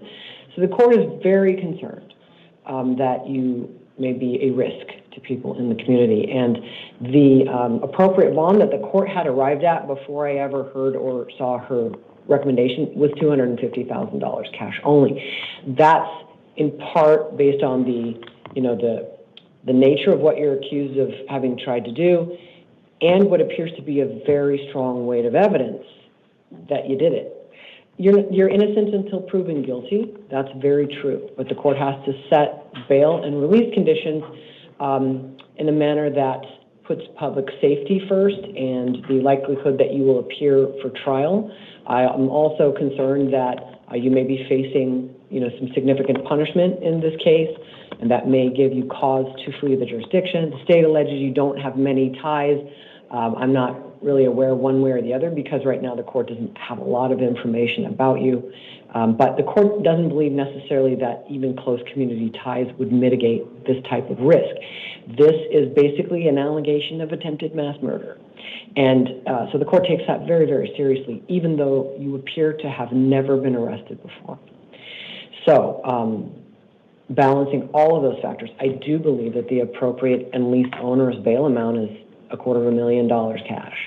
If you post it, you're going to be on an ankle monitor, and you're not to go to that apartment building. It is extremely doubtful you have any belongings left. They said there was heavy damage to that apartment, et cetera. You can talk to your lawyer about a civil standby. It's rare that I don't grant them. I'm not granting it in your case. You cannot do a civil standby. You cannot go there. You have to figure out something else or get a different court order from the trial court. No contact with any of the alleged victims. That would be all the people in the building. No weapons, no drugs, no alcohol. I did amend my language a little because I already had the no devices, lighter fluid, matches, or other sources of ignition.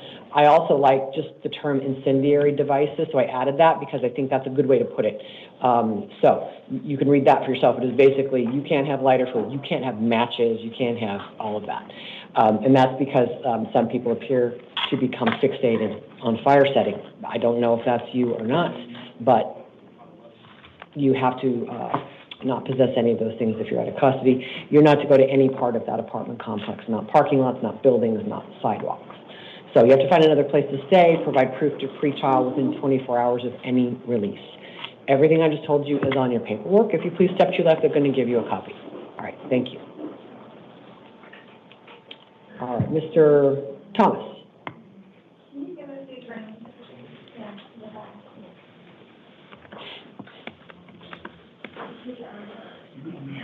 After that, with Cameron Clegg, please, if you go to the chair. Hello, sir. Can I have your full name and your date of birth, please? Dominic Diamond Thomas, 06/11/1998. All right, thank you. You're here on a new case. You were arrested for aggravated assault by the impeding of breathing or strangulation in a domestic relationship. It is a Class 4 felony. Criminal damage and assault both as Class 1 domestic violence misdemeanors. Based on what the police have presented, there is probable cause for all of these, and I am appointing a lawyer to represent you. Your next court date will be this Wednesday, April 8th at 8:30 in the morning. That's a status conference in the downtown Superior Court with a preliminary hearing April 10th at 8:30 in the same court. Based on what's been alleged against you, the court believes you pose a substantial and ongoing safety risk to this alleged victim. Bond is set in your case at $25,000. It is secure. If you post it, you'll be on an ankle monitor to ensure that you are not having any contact with her. You cannot go to the scene of the alleged crime. You cannot live there while the case is pending. You can't live anywhere in that apartment complex. You can do a civil standby with law enforcement to collect belongings. No weapons, no drugs, no alcohol. Obey any order of protection that may be served on you. No contact with any of the reporting witnesses. That means the people who called the police. If you'll please step to your left, they're going to give you a copy of your paperwork. All right, Mr. Clegg, sit down.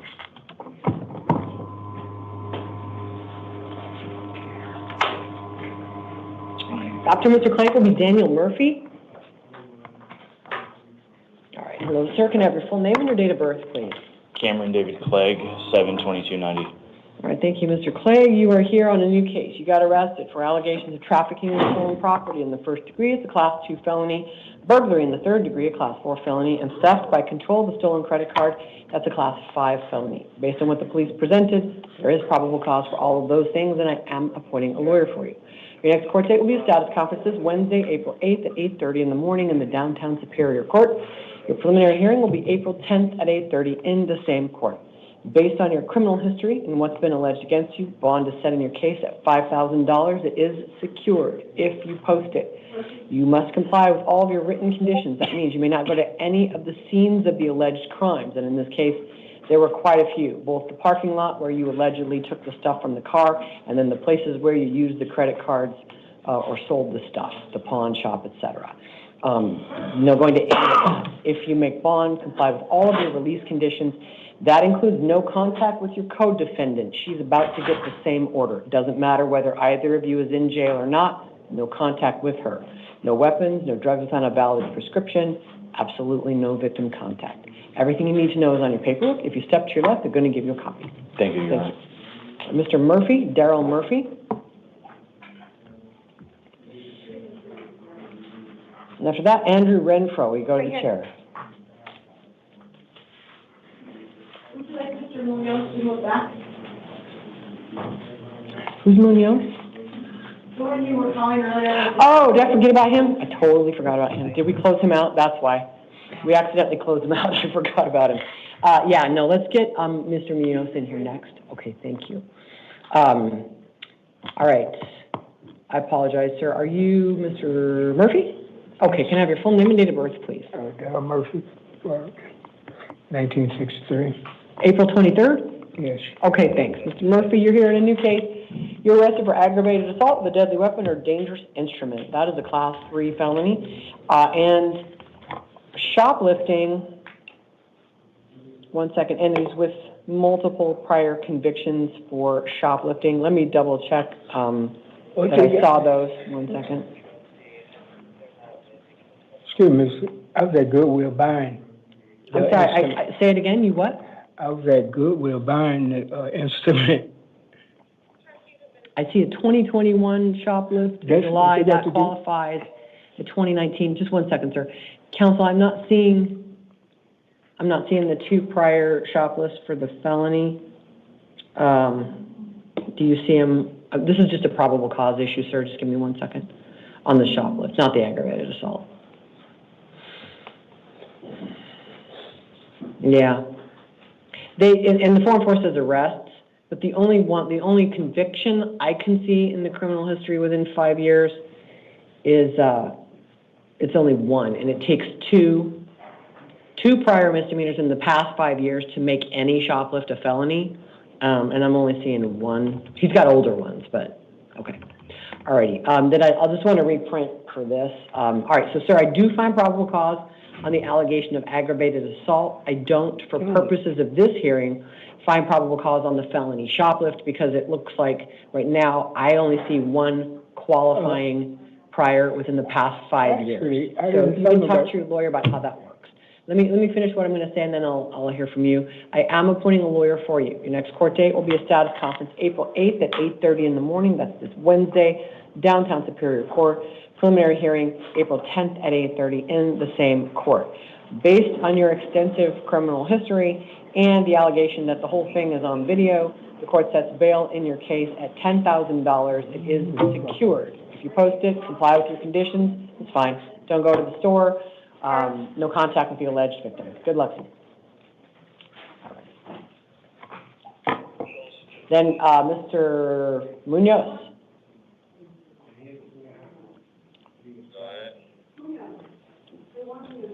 I'll just move him down so I remember what order he's in. I'm ready for Mr. Munoz? Okay. And then Andrew Renfro, will you please go to the chair? Hello, sir. Can I have your full name and your date of birth? Hello, Your Honor. My name is Luis Brian Munoz. My birthday is I was born on 09/28/1992. Okay, thank you. You're here on a new case and a probation warrant. In your new case, you were arrested for multiple things. For purposes of this hearing only, though, I found probable cause only for the possession of a weapon by a prohibited person. The police just didn't provide the information that they are supposed to establish that what you had was illegal drugs. I don't personally have any doubt that they were. That being said, there's a legal standard. They did not meet it, so I don't find probable cause for purposes of this hearing only on the drug charges. They are not dismissed. It just means I'm ignoring that when setting release conditions. They're very much still pending against you. It's up to the state what the formal charges might end up being. So this is just your booking charge. I only find probable cause today for possession of a weapon by a prohibited person, a Class 4 felony, not for the two allegations of possession of narcotics for sale. Those are Class 2 felonies, not for the possession or use of a weapon during a drug offense, because I didn't find probable cause for the drug. That's another Class 4 felony. Finally, I did not find probable cause for the drug paraphernalia possession allegation, Class 6 felony. I am appointing a lawyer for you. Your lawyer can go over all of this with you, as well as what the formal charges might end up being. You go over that with your lawyer. Your first court date is next week. It's a status conference, Wednesday, April 8th at 8:30 in the morning in the downtown Superior Court, with a preliminary hearing April 10th at 8:30 in the same court, and that address is on your paperwork. You are also here on a probation warrant. There was already a warrant out for you in your probation case since early February. The petition to revoke alleges that you violated terms 3, 5, and 15. Looks like you're on probation for solicitation to commit narcotic drugs for sale, possession of a weapon during a drug offense. So, I am appointing a lawyer for you in your probation case as well. You'll get a copy of the petition from them, and you'll go to court in probation court 1 week from today, which is Thursday, April 9th at 8:30 in the morning in the downtown probation court. Based on your criminal history and what's being alleged now and your warrant status in probation, the court finds you will, in all reasonable probability, be revoked to prison in that case, so you do not have bail at all in your probation case. You are held no bond. In the new case, on that weapons possession charge. The court sets bail in the amount of $10,000. It is secured with written release conditions that include not going to the scene of the alleged crimes, no weapons, no drugs, no alcohol. So don't go But back. there's still no bond in your probation case. So you have a bond in the new case, but you were held no bond today in your probation case. So talk to your lawyer about how that works. But even if you post bond in the new case, It wasn't even my backpack though, Your Honor. please talk to your lawyer about that allegation. But by the way, that pertained to everything but the gun.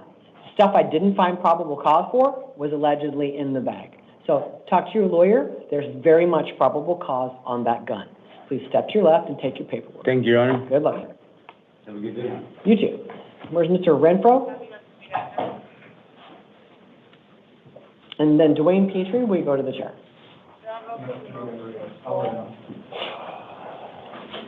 Oh, yeah, tell them they can be next.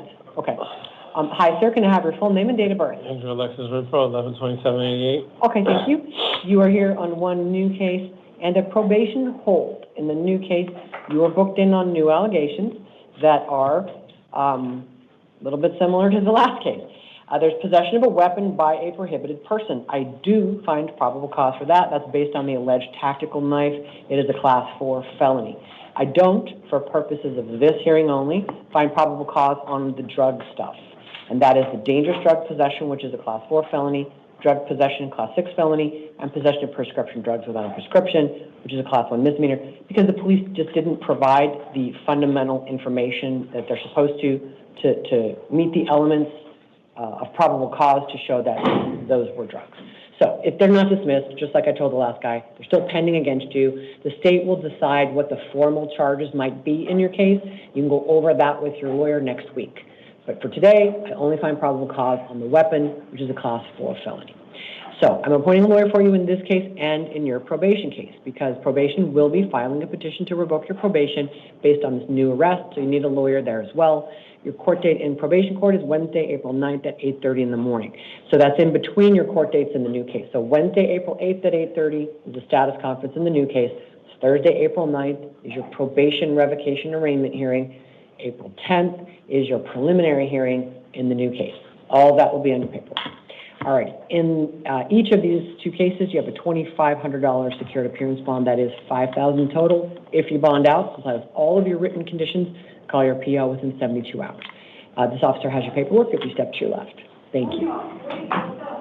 Okay, and then Ms. Coleman. Can we get Ms. Coleman in here? He said he was ready, right? Okay. I was wondering if I misinterpreted that. Okay, you guys can go ahead and come up. Okay. Alrighty, and counsel, we only kind of, I think, got as far as like barely starting court dates when your client advised that she believed you were coming. So I'm just going to start from the top, ma'am. It'll seem a little repetitive, but all right. So, ma'am, why don't you go ahead and give me your full name and date of birth? Amani Coleman, 01/17/2004. Thank you. And then the appearance of the state. Thank you, Your Honor. Brooke Gahn on behalf of the state. And defense. Alfonso Castillo with the Public Defender's Office for Amani Coleman. Okay, thank you very much. All right, Ms. Coleman, you've been arrested on a new allegation, which is endangerment as a Class 6 felony. I am appointing the Public Defender's Office to represent you in this case. All right, before I go to conditions of bail or release, counsel, did you want to be heard on probable cause? Yes. Okay, go ahead. Your Honor, in this case, from what I understand from the Form 4, the defendant is alleged to have left her child in a vehicle. What is clear from the Form 4 is that the child did not suffer any heat exhaustion. Paramedics were called to the scene. He was fine. He was cool to the touch. The car was on. The air conditioning was on. So there was no threat or risk to the victim in this case. He was left for a brief period of time of about 27 minutes in a car that was running, air conditioned, partially in shade. The shade was covering his side of the vehicle. Ms. Coleman left the windows were not cracked. They were sealed. They were locked. And she returned. She was at Instacart shopping and basically doing a job, and brought the groceries back within a brief period of time and returned to the scene where the vehicle was at and found the police there because of the threat. But overall, the child was not in danger. There was AC running, and there was no risk to her son. I think you'd state. Thank you, Your Honor. I would agree with counsel. I do think the Form 4 indicates that it was approximately 27 minutes that the child was in the car. Well, let me just clarify, because I read that as 27 minutes Oh, that's right. No, they did it from the video. Correct. Right, not from the report. Okay, please go ahead. Thank you. Correct, Your Honor. And it's unclear at what point the complainant grew concerned and called law enforcement about the situation.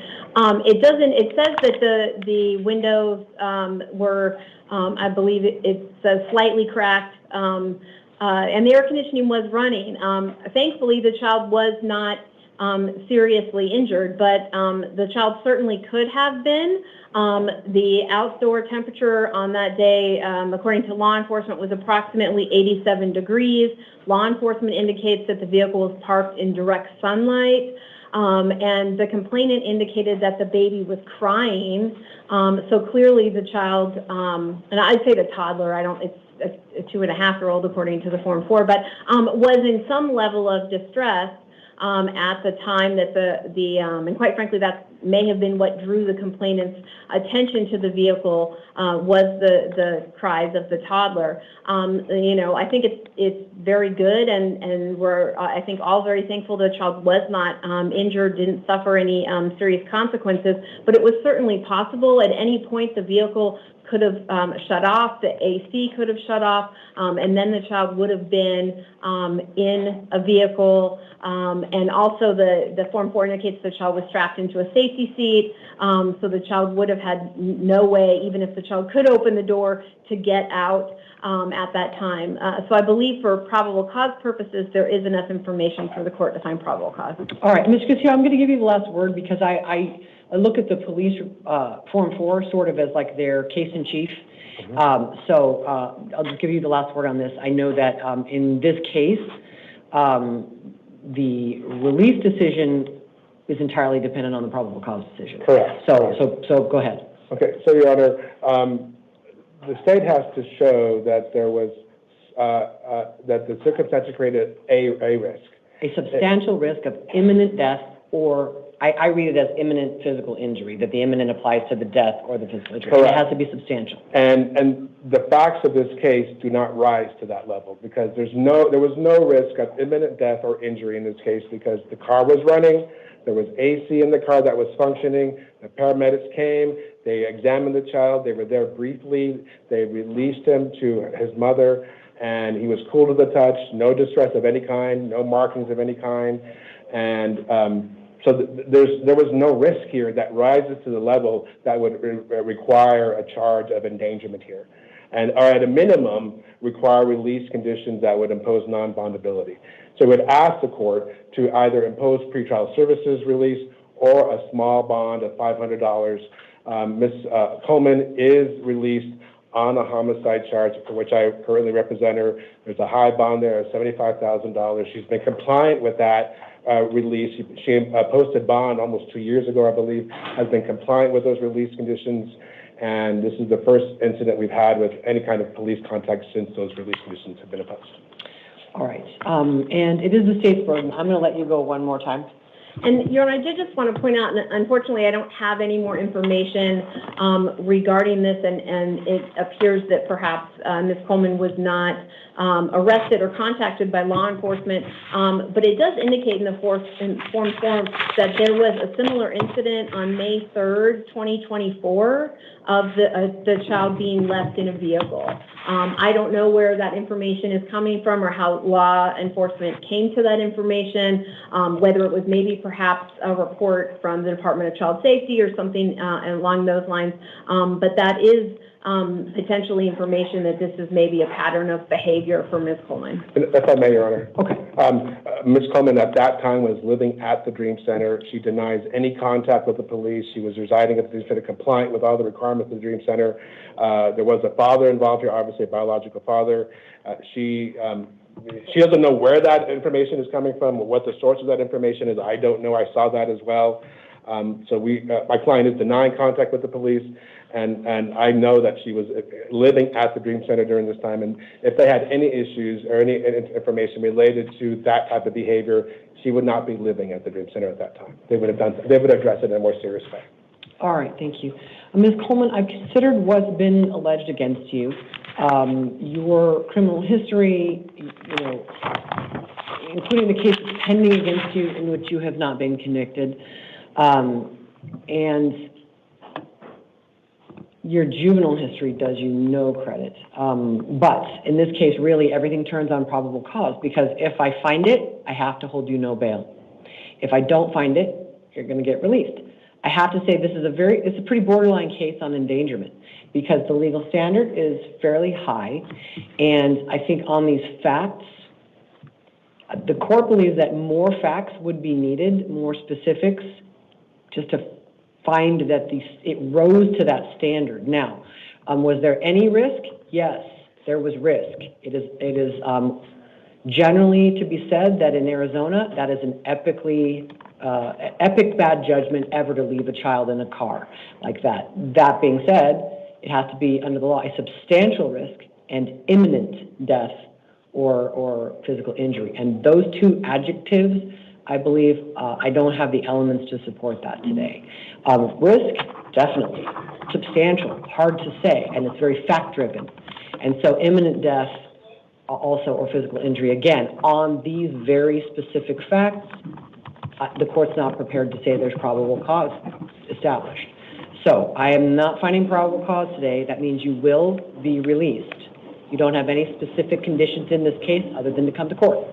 It will be up to the county attorney to decide whether or not they want to file a formal charge in this case. You talk to your lawyer about how that timing works. If that's going to change your court dates, let's make sure, did they print correctly? It should be the 16th and the 20th. Okay. So your court dates are going to be a status conference April 16th at 8:30 in the morning, with the preliminary hearing April 20th at 8:30. Keep in touch with your lawyer, and he can walk you through how it works. You won't know for a while whether they are or aren't filing the formal charge. I mean, you'll know before the 16th. But what I'm saying is they get a little bit more time to decide the charging now that you're going to be out of custody. If you had a question, do you want to ask your lawyer first? Press the button too if you are.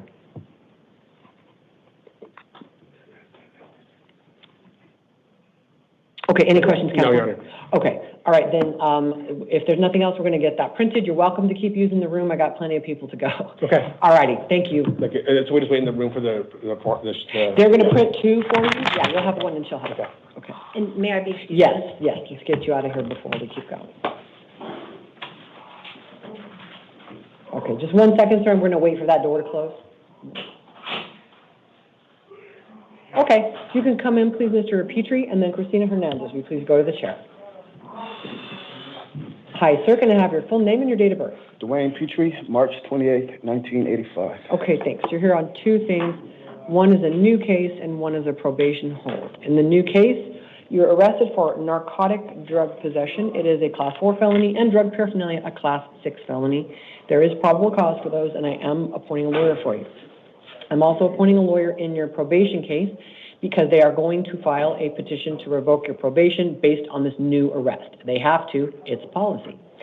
So you're going to have 3 court dates next week. Eventually, the cases should come together in the system, but I can't do that today. So in the brand new case, your court date is going to be, your next one is a status conference Wednesday, April 8th at 8:30 in the morning in the downtown Superior Court. Your preliminary hearing will be April 10th at 8:30 in the same court. You'll go in between to probation court on Wednesday, April 9th at 8:30 in the morning for a probation revocation arraignment hearing. In the probation case, you have a $1,000 secured appearance bond. In the new case, I'm just going to set what's called a placeholder bond. It's a nominal bond we use when a person would otherwise have been released, if not for the probation. So you have the $1,000 bond in the probation case. In the new case, it's just $50 to make you eligible for credit for time in custody and to ensure that you will be transported by the sheriffs for those court hearings. So it's $1,050 total if you bond out. Don't miss any of your court hearings. Call your PO within 72 hours of release. You step to your left. Is that $1,050 cash? It's secured. It means you can use a bail bond company.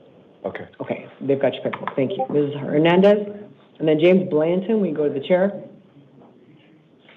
Where's Ms. Hernandez? Hello, ma'am. Can I have your full name and your date of birth? Christina Nicole Hernandez, 11/5/1987. All right.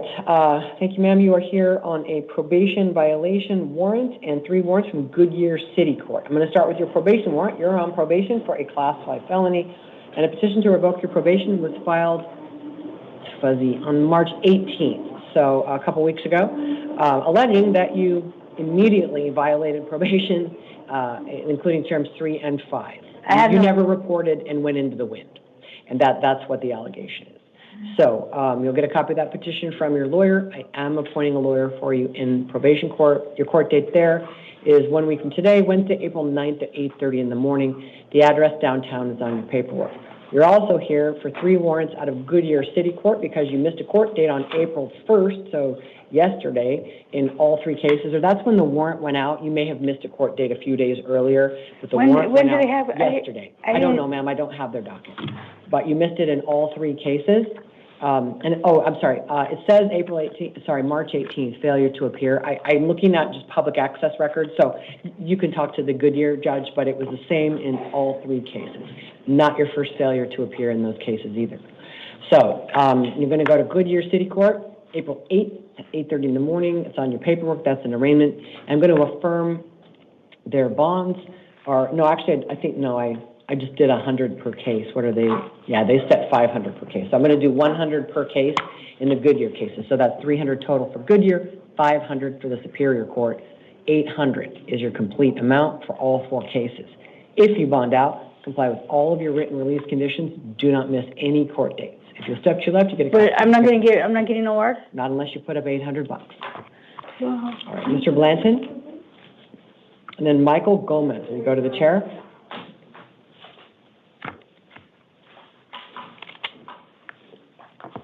Hello, sir. Can I have your full name and your date of birth, please? James Richard Black, May 8th, 1960. Okay, thanks. You're here on a new case and a probation hold. In the new case, you got arrested for possessing dangerous drugs. It's a Class 4 felony, and drug paraphernalia, a Class 6 felony. There is probable cause for those, and I am appointing a lawyer for you in this case and in your probation case. Probation will be filing a petition to revoke your probation based on the new arrest. So you'll have a lawyer for both cases. You have 3 court dates coming up next week. The first one is in the new case, Wednesday, April 8th at 8:30 in the morning. That's a status conference. The next day, Thursday, April 9th at 8:30, you'll go to probation court for a revocation arraignment hearing. Finally, on Friday, April 10th at 8:30, you'll have a preliminary hearing in the new case only. All of this is going to be on your paperwork. All right, let me double check. In each of your 2 cases, you have a $500 secured appearance bond. That is $1,000 total. If you post that bond, you must comply with all of your written release conditions. Do not miss your court dates. If you step to your left, they'll give you copies of your paperwork. Thank you. All right. Yeah, I'll wait for a second. Thank you, Your Honor.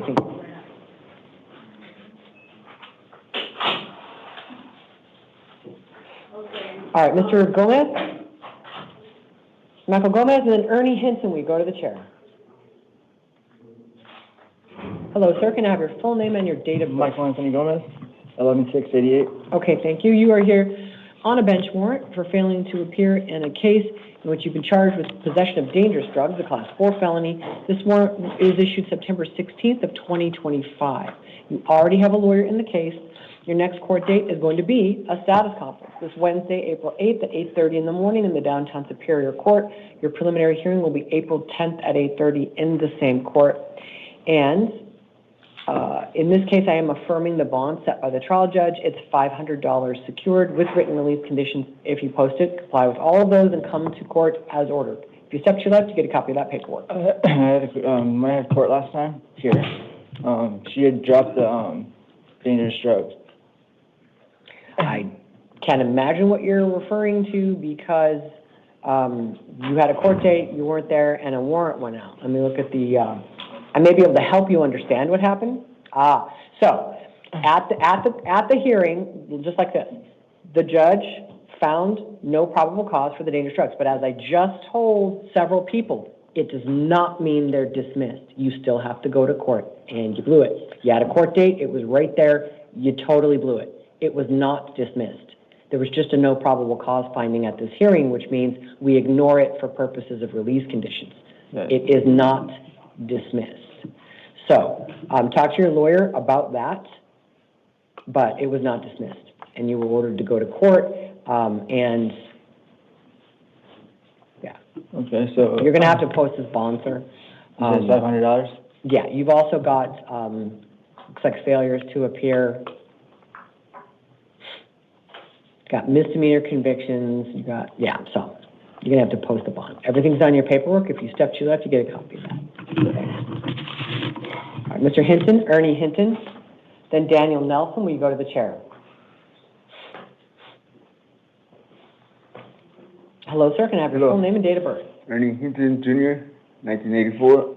March 14th? March 14, 1984. Okay, thanks. You're here on a probation warrant? Yes. And you're on probation for a Class 6 felony. Back on September 2nd, there was a petition filed to revoke your probation. It alleges that you violated terms 3 and 5. You'll get a copy of it from your lawyer, and I am appointing a lawyer for you. Yeah, this warrant was issued last September. Yes. So your next court date will be in the downtown probation court. Sir, I'm trying to yeah. talk. Sir, don't interrupt me, please. I served him. April 9th, 8:30 in the morning. It's a revocation arraignment and possible disposition hearing. That's 1 week from today, and you have a $250 secured appearance bond. Now, what did you want to say? I was saying, hey, I served for that time, though. I served that time. No, you didn't. You're on probation, sir. I don't know what you're talking about. Okay, can we just... You got sentenced, and you literally never reported. Can we redo the probation? Talk to your lawyer about possible reinstatement. I don't decide what's going to happen in your case. I just set your next hearing in front of the probation judge. You go talk to the probation judge next week, talk to your lawyer. If you want to try to get reinstated, your lawyer can talk to you about what the odds of that are. When's my court date? 1 week from today, April 9th. If you step to your left, they'll give you your paperwork. Thank you. Mr. Nelson? And then Alma Aguayo, will you please go to the chair?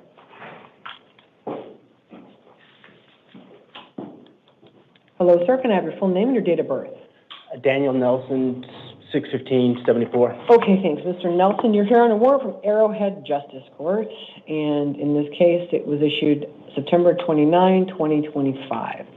Your next court date is going to be April 7th at 8:30 in the morning. That is 5 days from today, this coming Tuesday in the Arrowhead Justice Court. Your bond is, again, $145. It is secured. If you don't post it, there will be a public defender there at the next hearing to help you with the bond issue only. If you do post it, don't miss your court dates. If you step to your left, you get a copy of your paperwork. Ms. Aguayo, Alma Aguayo. And then Caitlin Havlin, will you go to the chair, please?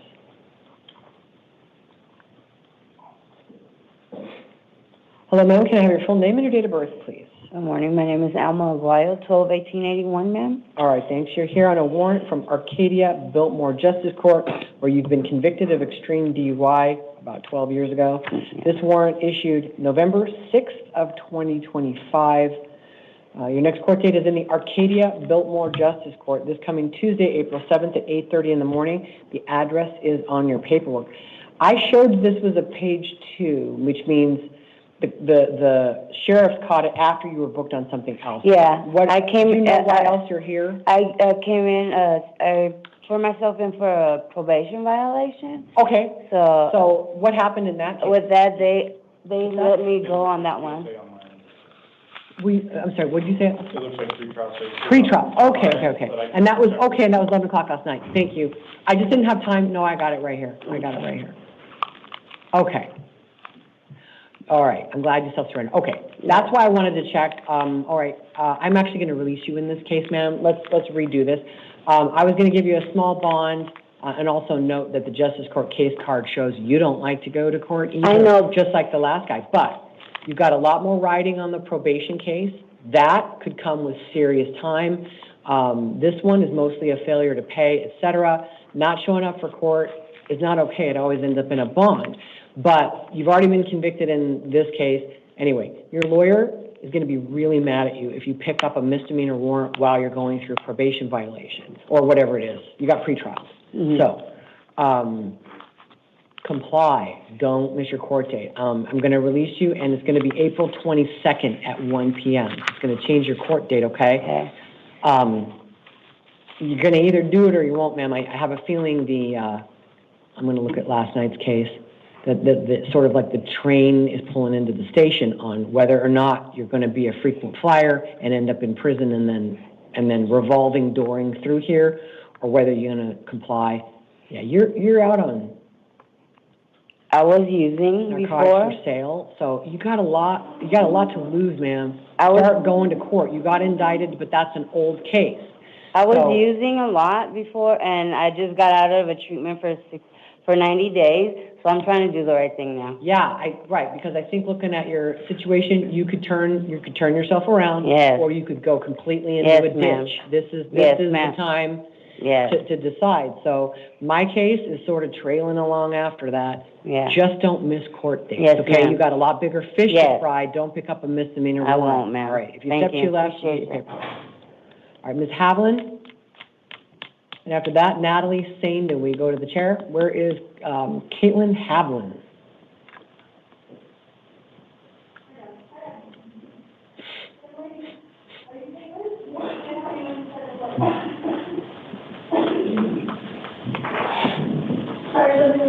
Right here, ma'am. All right. Good morning, ma'am. Can I have your full name and date of birth, please? Caitlin Drew Howland, Okay. What's your date of birth, ma'am? June 27, 1995.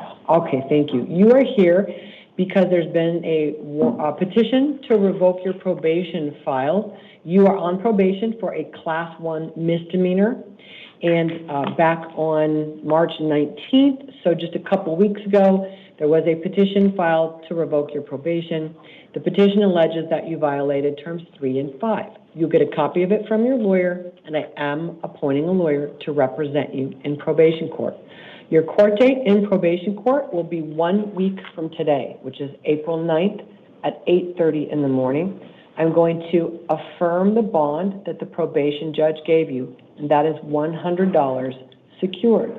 If you post that bond, you'll be released, and you have to get yourself to court next week and call your PO within 72 hours. The number will be on your paperwork. If you don't post bond, you'll stay in the jail till next week, and the sheriffs will take you over for court on Wednesday. Everything's on your paperwork, ma'am. If you'll step to your left, they're going to give you a copy, okay? Okay. All right, good luck. All right. All right, Ms. Sandin? And then Victor James, we go to the chair. Hi, ma'am. May I have your full name and your date of birth? Natalie Sandin, 11/07/2001. All right, thank you. You're here on a new case. You got booked in for one allegation, trafficking in stolen property in the first degree. That's a Class 2 felony, and there is probable cause for it. She's a co-defendant with Clegg. Shall we make her number 2 in that case? I forgot we can do that. Like the police, when 2 different officers fill out booking, you'll come up as like 2 different bookings, even though you are co-defendants. Right, it's number 9. Yeah. Okay, so we're just gonna tweak the paperwork so it's clear they are co-defendants. And then I'm gonna assign the legal defender. That's what made me think of that. I'm gonna give you a court-appointed lawyer, but from a different public defender agency. So I do have an attorney already. You want to hire one? Okay. Never mind. We're going to do not indigent. No, we still need to reprint. Okay. All right. Thank you for letting me know. I actually saw that. It just didn't penetrate. And you're sure you have one? Yes. Okay. All righty. Then I'm going to, right here, just note.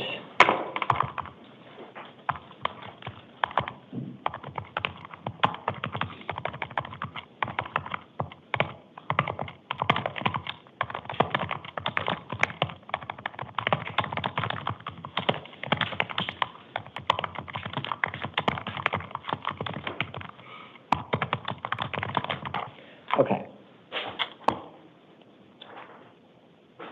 All righty. So, based on what's been alleged against you, I do find probable cause, and I am setting 2 court dates for you. The first one is the status conference April 16th, which is 2 weeks from today at 8:30 in the morning in the downtown Superior Court, with a preliminary hearing April 20th at 8:30 in the same court, address on your paperwork. Now, you don't appear to have any criminal history, in sharp contrast to your co-defendant. So in this case, I'm going to release you to pretrial services. You got to report to them. I recognize these are property crimes. I would be very surprised if this is the only thing you're charged with. I think they probably have multiple, yeah, they do. You're very likely to be charged with multiple crimes. which gives the state some leverage against you, but by and large, these are property offenses, and you're almost certainly probation eligible even if you go to trial and lose. Vastly different situation than your co-defendant who faces a lengthy prison term. So I'm going to release you to pretrial services. Do not go to the scenes of any of these crimes. No contact with your co-defendant. And by the way, that seems like, life advice. It's a terrible idea anyway. That being said, you're ordered not to do it. Not whether he's in custody, not whether you land yourself in custody. If you were to commit any new felony while this case is pending, if there's probable cause for it, you get held without bond. The thing that the lawyer came for, it's extremely rare that we don't find probable cause. If I had in her case that with the baby in the car, she would be held no bond because she's out on release as an accomplice in a murder case. You are now out on release in a bunch of felony cases. If you come in on one felony, like possession of drugs, you will be held no bond at this hearing, provided the police do an adequate job. So comply with your release conditions. I'm telling you all this because you're really young, and not the first time. I've been doing this for a lot of years. Some young woman and has got the boyfriend with the prison record and all the priors. And so doesn't mean it's an explanation, not an excuse. Back when I prosecuted, lawyers would say to me, oh, but it was her bad boyfriend. And I would say, yeah, that is definitely an explanation, not an excuse. That if you did this, you grossly and repeatedly victimized the same person over and over. It is not an excuse to say, well, my bad boyfriend got me into drugs and he came out of prison. Not an excuse. So comply with your release conditions. Don't miss court. If you do, this is what happens. And nobody's going to be sympathetic to the missed court date. Don't commit new crimes. Absolutely no contact with the alleged victim. No weapons, no drugs without a valid prescription. Call into pretrial services. It's not hard. We're going to give you instructions. Don't lose them. It's in the envelope. But you should be out many hours from now. Try to be patient, hopefully by dinner time. But if you step to your left, she's going to give you your paperwork. Thank you. All right, Mr. James, Victor James, and then Jessica Vasquez. We go to the chair.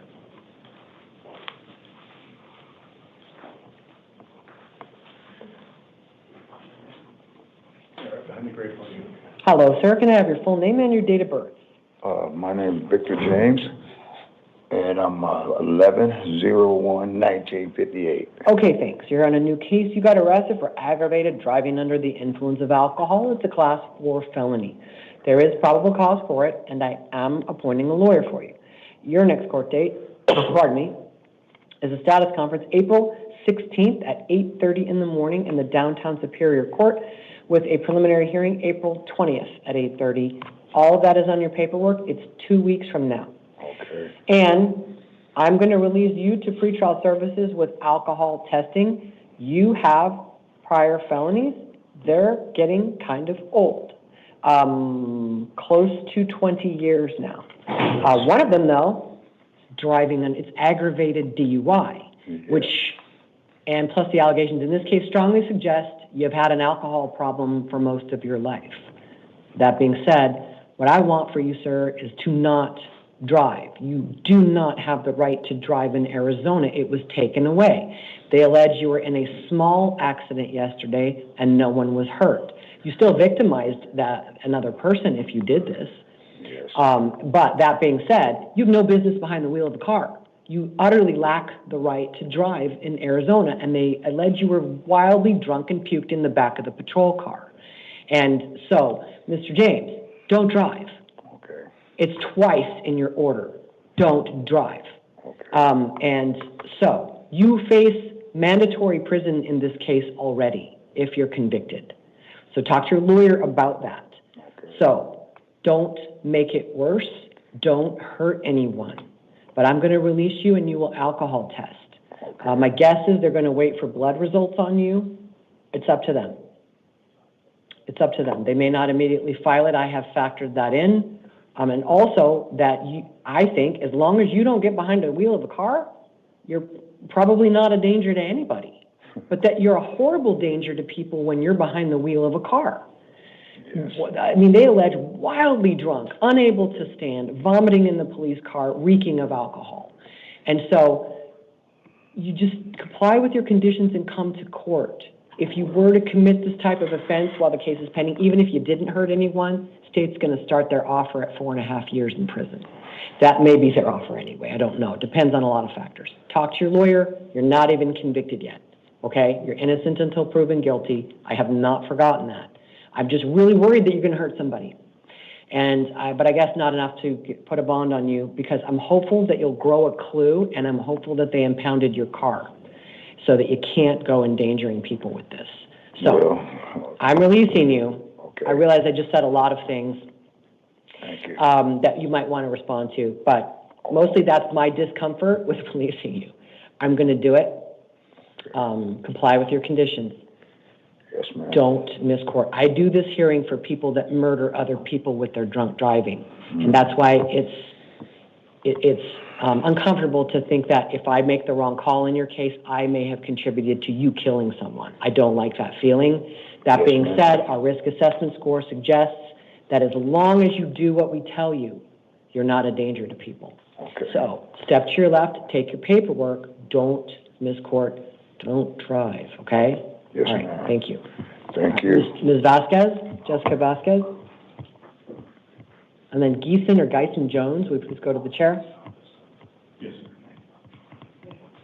Hi, ma'am, can I have your full name and date of birth? Jessica Vasquez, 12/29/81. Okay, thanks. You're on a new case. You got arrested for two things. I found probable cause for one of them, and that is criminal littering, a Class 3 misdemeanor. I did not, for purposes of this hearing, only find probable cause for the drug paraphernalia allegation because the police didn't provide enough information to support that it was drug paraphernalia. It is not dismissed. That's what I told the guy earlier. It's not dismissed. I'm just ignoring it for release conditions, and I'm only setting release conditions for the littering, which means I'm releasing you. I don't hold people for littering. Okay, so I'm going to appoint a lawyer for you because the drug paraphernalia is a felony, so the case will get initially sent downtown. The county attorney will decide whether they want to file on it or not. So I'm appointing a lawyer, and I'm giving you 2 court dates. A status conference April 16th at 8:30, that's in 2 weeks. Preliminary hearing April 20th at 8:30. All of it is on your paperwork. You are released on your own recognizance. Everything you need to know is on this paperwork. Officer, does she have anything else holding her? Because she's wearing stripes. Did they just not like your clothes? No, I didn't have a shirt. Okay, so, fine. What's that? Nothing else. Okay, so you should be able to get released. Still takes forever. Try to be patient if you'll step to your left. Okay, thank you. Sure. All right, Ms. Jones, or Mr. Jones, sorry. And then Darius Glover, will you go to the chair?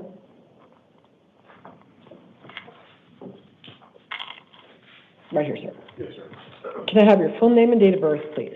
Geisen Jones, 7/11/78. Okay, thank you. Mr. Jones, you got arrested for criminal trespass in the 3rd degree, which is a Class 3 misdemeanor, and there is probable cause for it. I'm going to give you an arraignment hearing in the University Lakes Justice Court, and the address, I believe, is in Chandler. It's going to be on your paperwork.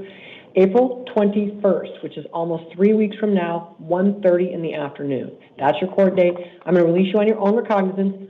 Don't go to any part of ASU property while the current no trespass notice is in effect. They said it started yesterday, so they said it was for a year, but the police were saying they gave you a trespass notice for all of ASU property. So I want you to comply with that as a term of release in this case.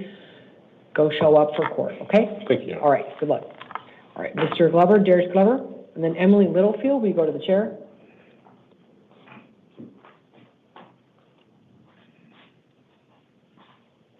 Hi, sir, can I have your full name and date of birth? Darius Glover, April 12th, 1999. Okay, thanks. You're here on a warrant from Pioneer Justice Court over in Pinal County, and it is for a criminal speeding ticket, a Class 3 misdemeanor. Your next court date is going to be an arraignment hearing in the Pioneer Justice Court, 8:30 in the morning. Now, your case. It's a Class 3 misdemeanor, which is the lowest class of crime on the books that you can be put in jail for. And they say you totally blew off the bench trial. So, in a general sense, you get a bond for blowing off your trial. In another sense, it's a Class 3 misdemeanor. Most people never do a single night in jail. You just did one because you didn't feel like going to trial. You've been to court in this case. You went, and then you just didn't show up for the trial, and they let you driving again yesterday, but not speeding. So all I'm doing, sir, is saying I'm going to release you because it's right next door. I'm not worried about you getting to Pinal County. I hope you grow a clue because it's not going to happen again. If this isn't enough to convince you to just show up, great, we'll give you a bond next time. But getting arrested, you know, is incredibly disruptive to your life. You're doing it on a case where you're almost certainly not going to get any jail. The math doesn't work for me. So please, just be smart and go on the 7th. It's Tuesday. Go Tuesday. If you can't make it, it's 5 days from now. Look up their number and call them and ask for a different court date. Don't blow them off. You blow them off, this is what happens. So I hope you're smart enough to do that, Mr. Glover. And really, the reason I'm doing it is you've been to court before. It is a low class of crime, and I think it would be very unintelligent to do this again. So if that's you, we'll see you again eventually, and we'll give you a bond. Except you'll have to take your paperwork. Good luck. Ms. Littlefield, Emily Littlefield, and then Chase Potts. So we go to the chair. Hi, ma'am. Can I have your full name, date of birth? Emily Littlefield, 10/17/75. Okay, thanks. You're here on a city court warrant from Fountain Hills Town Court. Right. And the case is obstruction of justice by the refusal to provide a true name. It's a Class 2 misdemeanor. Your next court date is going to be an arraignment hearing April 22nd, which is almost exactly 3 weeks from now, April 22nd at 9 in the morning. This is a failure to appear from a citation, again, on a misdemeanor. And just like I told the last gentleman, most people wouldn't do a day in jail on a case like this, except if they blow off court. So now you just got to enjoy what happens if you blow off court. So hope you don't do it again. I'm going to release you. I give people do-overs on these little misdemeanors because this should be enough. If it's not going to magically disappear. We'll see you again, and we'll give you a bond. So much easier to go to court unless you really didn't mind that experience. I think most people hate it, and it's awful. And it's going to take you a good 6 hours to get released, so your ordeal isn't even over. Or you could just go to court. Okay. So I hope that math works for you, and then we'll never see you down here again. Good luck, ma'am. Thank you. Step to your left. All right, Mr. Potts, Chase Potts.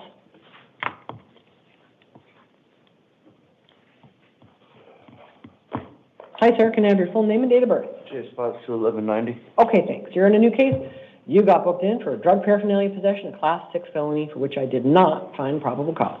It is not dismissed. I'm going to give you a lawyer and some court dates, and then you're going to be released, which I almost certainly would have done even if I had found probable cause. Okay. So go to court April 16 at 8:30 in the morning. That's 2 weeks from now. Preliminary hearing April 20th at 8:30 in the morning. I put a phone number on your paperwork because many times the county attorney is not interested in filing a paraphernalia case in Superior Court. They'll send it down to a lower court to do it as a misdemeanor. And so call this number a few days before court. When's your court date? The 16th. So call it like that Monday and say, do I still have a court date on the 16th? If they say no, it means the county attorney did not go forward on this case. Okay. So just kind of a warning to save you a trip for court. But if for some reason the county attorney did decide to go forward and they filed charges, and you weren't there on the 16th, you will catch a warrant. So be sure to call or just show up on the 16th. Okay. All right. Everything's in your paperwork if you step to your left. Thank you. All right. I've got 2 warrants from out of state. Can I have both of you come in? I'm going to do a little information dump together, and then I'll do your cases separately. Stay right here on this corner, ma'am, just on this corner. All righty, folks. So I'm not doing your cases yet. I'm just going to kind of help give you the nutshell about how out-of-state warrants work, just to save time from repeating it. So out-of-state warrants, very different than in-state. You guys have 4 rights when you're here on an out-of-state warrant. The first one is the right to have an extradition hearing 90 days after today's date. So you have extradition rights. As part of the whole extradition process, you have the right to insist that a governor's warrant be signed by the governors of each state and presented to the Arizona court before you could be extradited to the state that wants you. That's called the governor's warrant. Well, sometimes it's two, but it's both governors have to sign. Third right is the right to hire a lawyer at your own expense. But this is a civil court case. Extradition is civil. Even though it's for a criminal warrant, the criminal case is happening in the state that wants you. That's where you have a constitutional right to a lawyer. You don't in a civil case. So what you have is the right that everybody has to hire a lawyer at your own expense to represent you. Third right is, under Arizona law, you have the right to bail if you don't agree to go back. That's waiving extradition. One of yours came out, Mr. Key, yours went out as a no bond warrant from Alabama, but that's Alabama law. Under Arizona law, you're eligible for bail. And so, so let me just finish. If you have a question, I'll let you ask it on your own case. Thank you. Okay. So if you don't waive extradition, this is just an option. I'm going to give you an option right now if you want to waive extradition. Some people want to do it quickly so they can start a clock running against the other state. It's just an option for you. No obligation, nothing, no pressure. It's just an option. So if you want to waive extradition, that means you're going to give up all the rights I went over, except the right to hire a lawyer, because you always have that. You give up the right to have an extradition hearing within 90 days. You give up the right to get a governor's warrant signed by the governors, and you give up the right to bail. It starts a 30-day clock. So instead of being on that 90-day clock to get an extradition hearing, you're on a 30-day clock, but you get held no bond in the jail while you wait to see if they come get you. Because you agreed to go back, you don't get to run around after you agree to go back. You sit in the jail 30 days, wait and see if they come and get you. And you cannot bond out. You don't have any more court hearings. Nothing else happens but waiting. If they don't come, then on the 31st day, you get released. But the warrant stays active in the national system. We can't quash another state's warrant. So you could literally be arrested on it the next day. You have to do something about it in that state, or you will eventually be rearrested on the very same warrant. I always give out that warning because we see it happen every once in a while. That the state does not come, the person gets released, and then they're mad because, a few weeks later, a month later, a year later, they get arrested and held again, and they're mad. And there's not one thing this court can or will do about it if that state says they want you. So, in any event, I'm just going to tell you the bond amount I'm contemplating. If you don't waive bond, if you want to keep your rights, and that, because I don't think you can weigh your choice unless you know. If you don't want to decide today, or you just never want to waive your rights, then I'm going to set your next court hearing for April 20th, which is not for 18 more days. April 20th at 1:30 in the afternoon.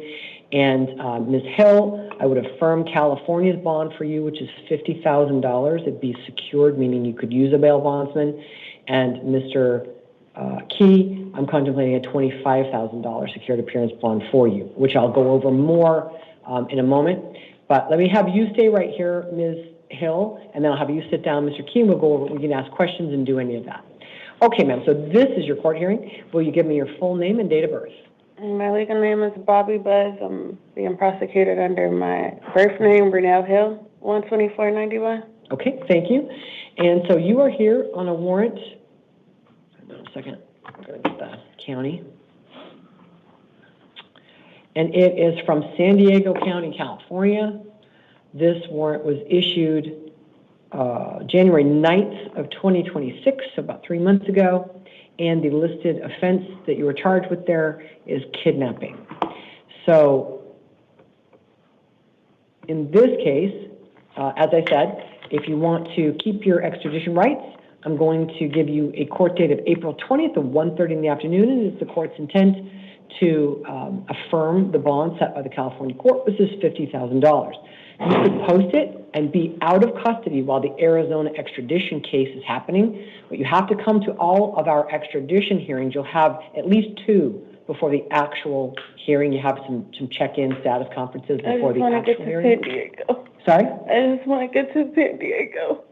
Okay, does that mean you want to give up your right to an extradition hearing and start that 30-day clock? Yes, ma'am. Okay, then I have to ask you some formal questions to make sure you understand the rights you have before I ask if you want to give them up. So first we have to establish that you do know that you have the rights. So let me ask you the questions, and I always use the script so that I don't mess it up, because waiving rights is serious. Okay. Alrighty, ma'am. Did you read the waiver of extradition paperwork we gave you? That's the card, because that's what you would be signing. Yes. Okay. Do you understand that you do not have to sign that waiver paperwork? Yes. All right, do you understand that you have the right to have an extradition hearing here in Arizona? All right, do you understand that you have the right to hire a lawyer at your own expense for the extradition proceedings? Do you understand that you have the right to insist that a governor's warrant be signed by the governors of both states before you could be taken back to California? Yes. All right, and do you understand that you have the right to bail right now, and that if you don't waive, I will set that bail in your case? Do you understand that? I need a yes or no. Yes. Okay, thanks. And do you understand that if you do give up your right to an extradition hearing, you will be held no bond for those 30 calendar days, and you won't be able to bond out of jail? Do you understand that? Yes. And do you understand, I forgot to mention this, that if you have any Arizona charges or holds, California's 30-day clock won't start until you're finished with any Arizona cases. Do you understand that? Understood. Okay, I don't see any for you, but I No. never know what might be lurking out there. Okay. Alrighty, and then, so, understanding all those rights, do you want to give them up and sign the waiver paperwork? Yes. And has anyone threatened you or promised you anything to get you to sign the paperwork?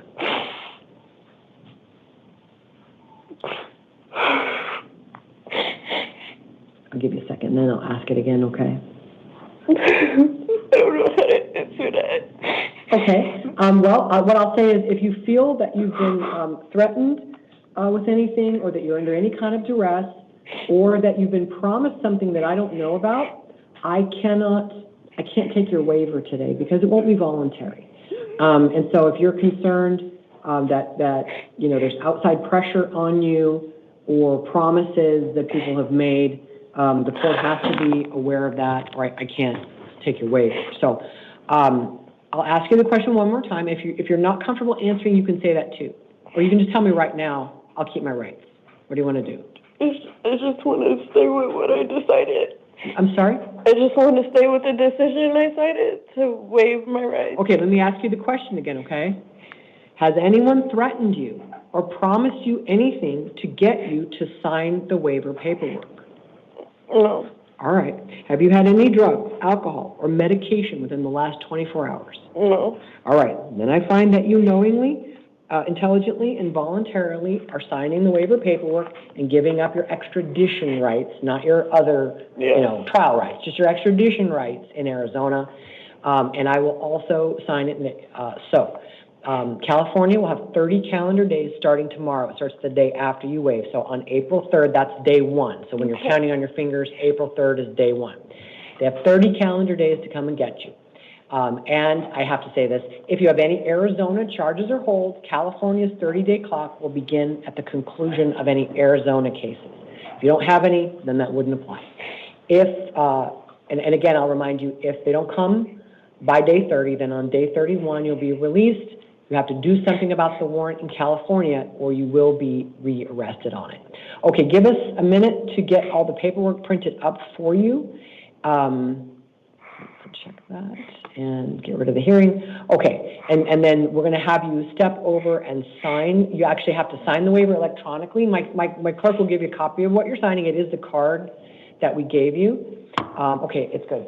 And good luck, ma'am. All right, Mr. Key. Okay, go ahead and sign on it. All right, sir, can I have your full name and your date of birth? Seth Patrick Key, 42882. Okay, thank you. You are here on a warrant from Coleman County, Alabama. Yes, It's ma'am. a failure to appear warrant in a case in which the listed charges in the system, hang on a second, no, I think I actually had a copy of the warrant. Yeah, this time I did, and it is 3 counts of possession of a credit or debit card. There was a fraud allegation listed in the teletype. Oh, no, actually, okay. And then they've also got possession or receipt of controlled substances and possession of drug paraphernalia. That looks like a separate warrant. Hold on a second. I think. One second, okay. I'm sorry. Hey, Katrina. Just FYI, Alabama sent over 2 warrants, but I think we're just doing the one. We have to be very specific about what is this hearing for. So the one that we're doing is, that's really annoying. Okay, hold on a second. States do this all the time, and it drives me crazy. They compact multiple warrants into one request. So you could end up brought back here on the drug warrant separately, but right now, this is okay, give me a minute because I just need to make a note because somebody else is going to get this and go, wait, wasn't he already seen? Okay. This hearing was conducted for 1 second. Okay, it's just going to take me a second. Okay. 4. Coleman. Okay, Circuit Court. Hold on a second. Circuit Court, Coleman and County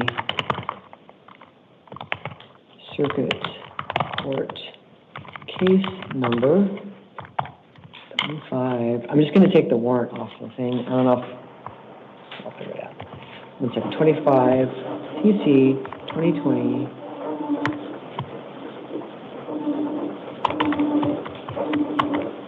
Okay.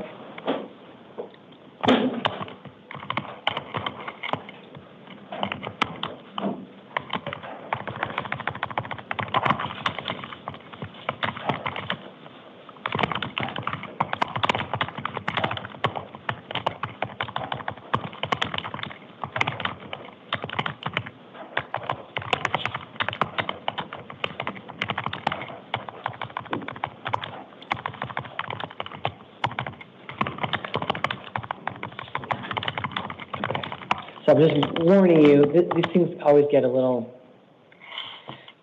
odd because it just depends on whether Alabama wants to tell, not yet, that they want to tell our sheriffs that they do also want to extradite you on the drug warrant. You've got a drug warrant and this credit card warrant. No, it's not saving. Hold on a second. Okay, wait, did it work? It worked. Okay.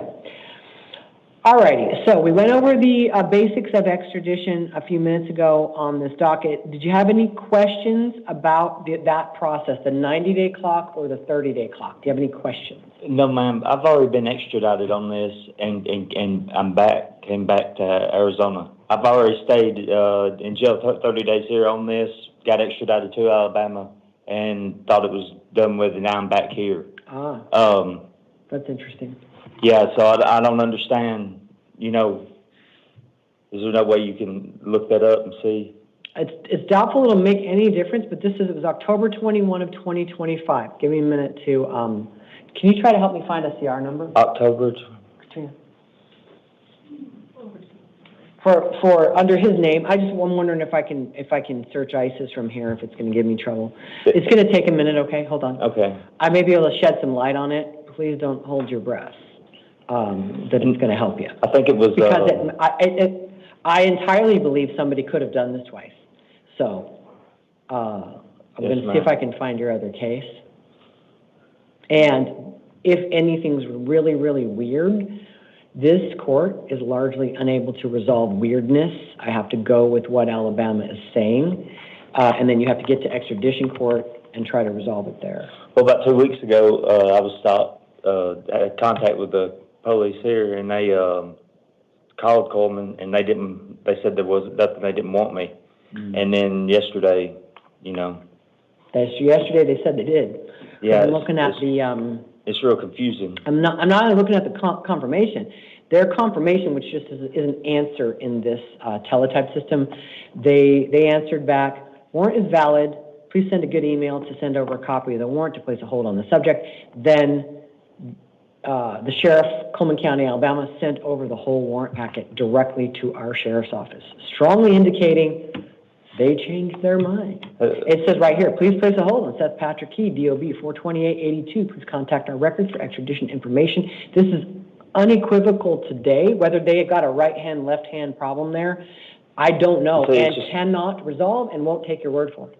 I just don't understand it because I've already been extradited back. Yeah, so I want to see when that was. Yeah, I wanted the CR. I want to see what happened in the CR. There's 2 of them he was seen on. Okay, hold on a second. Yeah, so see, because he's got the 2 warrants. Okay, hold on a second. And did he come through? Oh, you know what? I didn't think it was sign an IA. Okay, give me the case. Give me one of them. CR. Oh, well, the booking number brings up all the. Oh, thank you, hold on. G192406. Okay, thanks. Okay, here we go. July of 2025, okay. And so just looking at our calendar, and then it looks like, right, on the 14th you came in. This is interesting, okay, hold on. You had a Maricopa County, here's your FOJ, and it looks like on the 14th of July. And this one never went to docket. Then for some reason, let me look what the warrant was.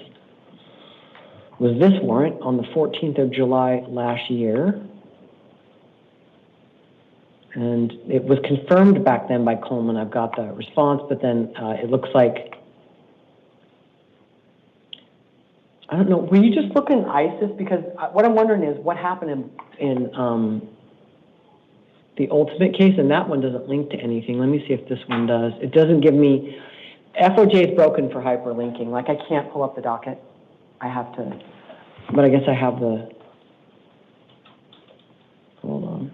It's very annoying. I'm just annoyed with our system, sir, not you.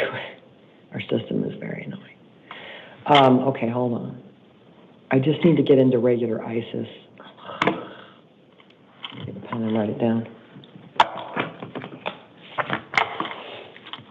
Okay. This was 003, 906, and 907. And then the one that was the 14th, but the same warrant, was 003, 893. This is the last minute entry. Thank you. For all three. Oh, okay. For all three, okay.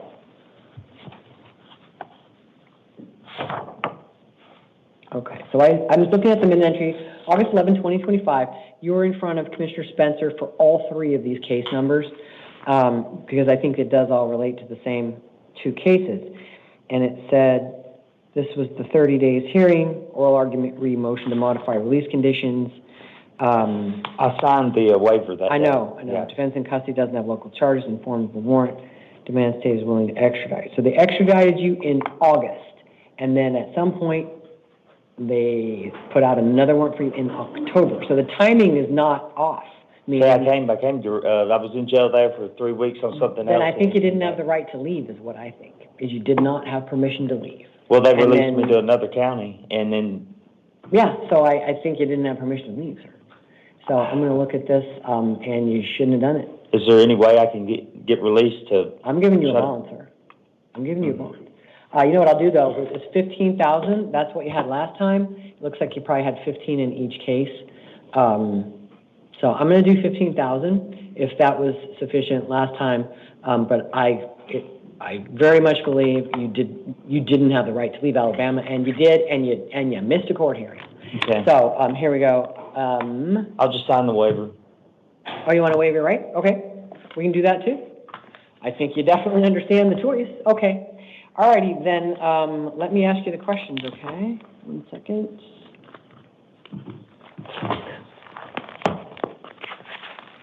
All right. And, did you read the waiver of extradition paperwork we gave you? That Yes. is what you're gonna be asked to sign. You did? One more time? Yes. Sorry, because I talked over you. Okay. All right, do you understand that you do not have to sign the waiver paperwork? Yes. All right, do you understand that you have the right to have an extradition hearing here in Arizona on Yes. this warrant? You gotta not run Yes. over me, because, okay, thanks. One more time. Yes. Okay, thanks. Do you understand that you have the right to an extradition hearing? Yes. Do you understand that you have the right to hire a lawyer at your own expense? Yes. Do you understand that you have the right to demand that a governor's warrant be signed by the governors of both states before you are returned? Yes. Do you understand that you have the right to bail if you keep your rights? Yes. Do you understand that you're going to be held 30 days no bond if you waive your rights? Yes. Alrighty, do you want to give up all those rights and sign the waiver paperwork today? Yes, ma'am. Has anyone threatened you or promised you anything to get you to sign the paperwork? No, And have you had any drugs, alcohol, or medication in the last 24 hours? no, All right, then I find that you knowingly, intelligently, and voluntarily are waiving your right to an extradition hearing and signing the waiver paperwork. I will also sign the waiver paperwork, and my orders will direct our sheriff's office to notify Alabama that you're ready to return. Alabama will have 30 calendar days starting tomorrow to come and get you. And if you have any Arizona charges or holds, their 30 days will begin at the conclusion of your Arizona case to come and get you. And I think you understand all the rest very much. So if you'll step over and sign, and then be sure if you do get brought back here on the drug warrant, be sure to tell them, hey, well, I think you're going to end up with the same court date. If they bring you back within the next few days on the drug warrant, you're going to probably end up with that 18th court date. So you should be able to take care of everything on the 18th, even if the dates get a little bit off. No, my bad. That's my bad. I'm sorry. Sorry, I'm tired. You waived. You're not going to court. You know better than I do. But either way, you've got the 30-day clock running on this one today. So even if they bring you in 2 days from now and you start the clock on the other one, it's not going to change the clock on this one. I'm just trying to make sure that your clock starts properly and it starts tomorrow. Okay, alrighty. Good luck, sir. Thank you for no house calls. Oh yeah, but she bonded. Yeah. Okay. Alrighty, then, you're right. As to anybody who may have been listening to this for Miss Anna Willems, she was here on a misdemeanor, and misdemeanors are entitled to bond out prior to this hearing, and she did that. So Anna Elizabeth Willems bonded out of jail a couple of hours ago, which means she's probably not physically out, but she's being released. All right, then we're going to stand in recess until 2 p.m.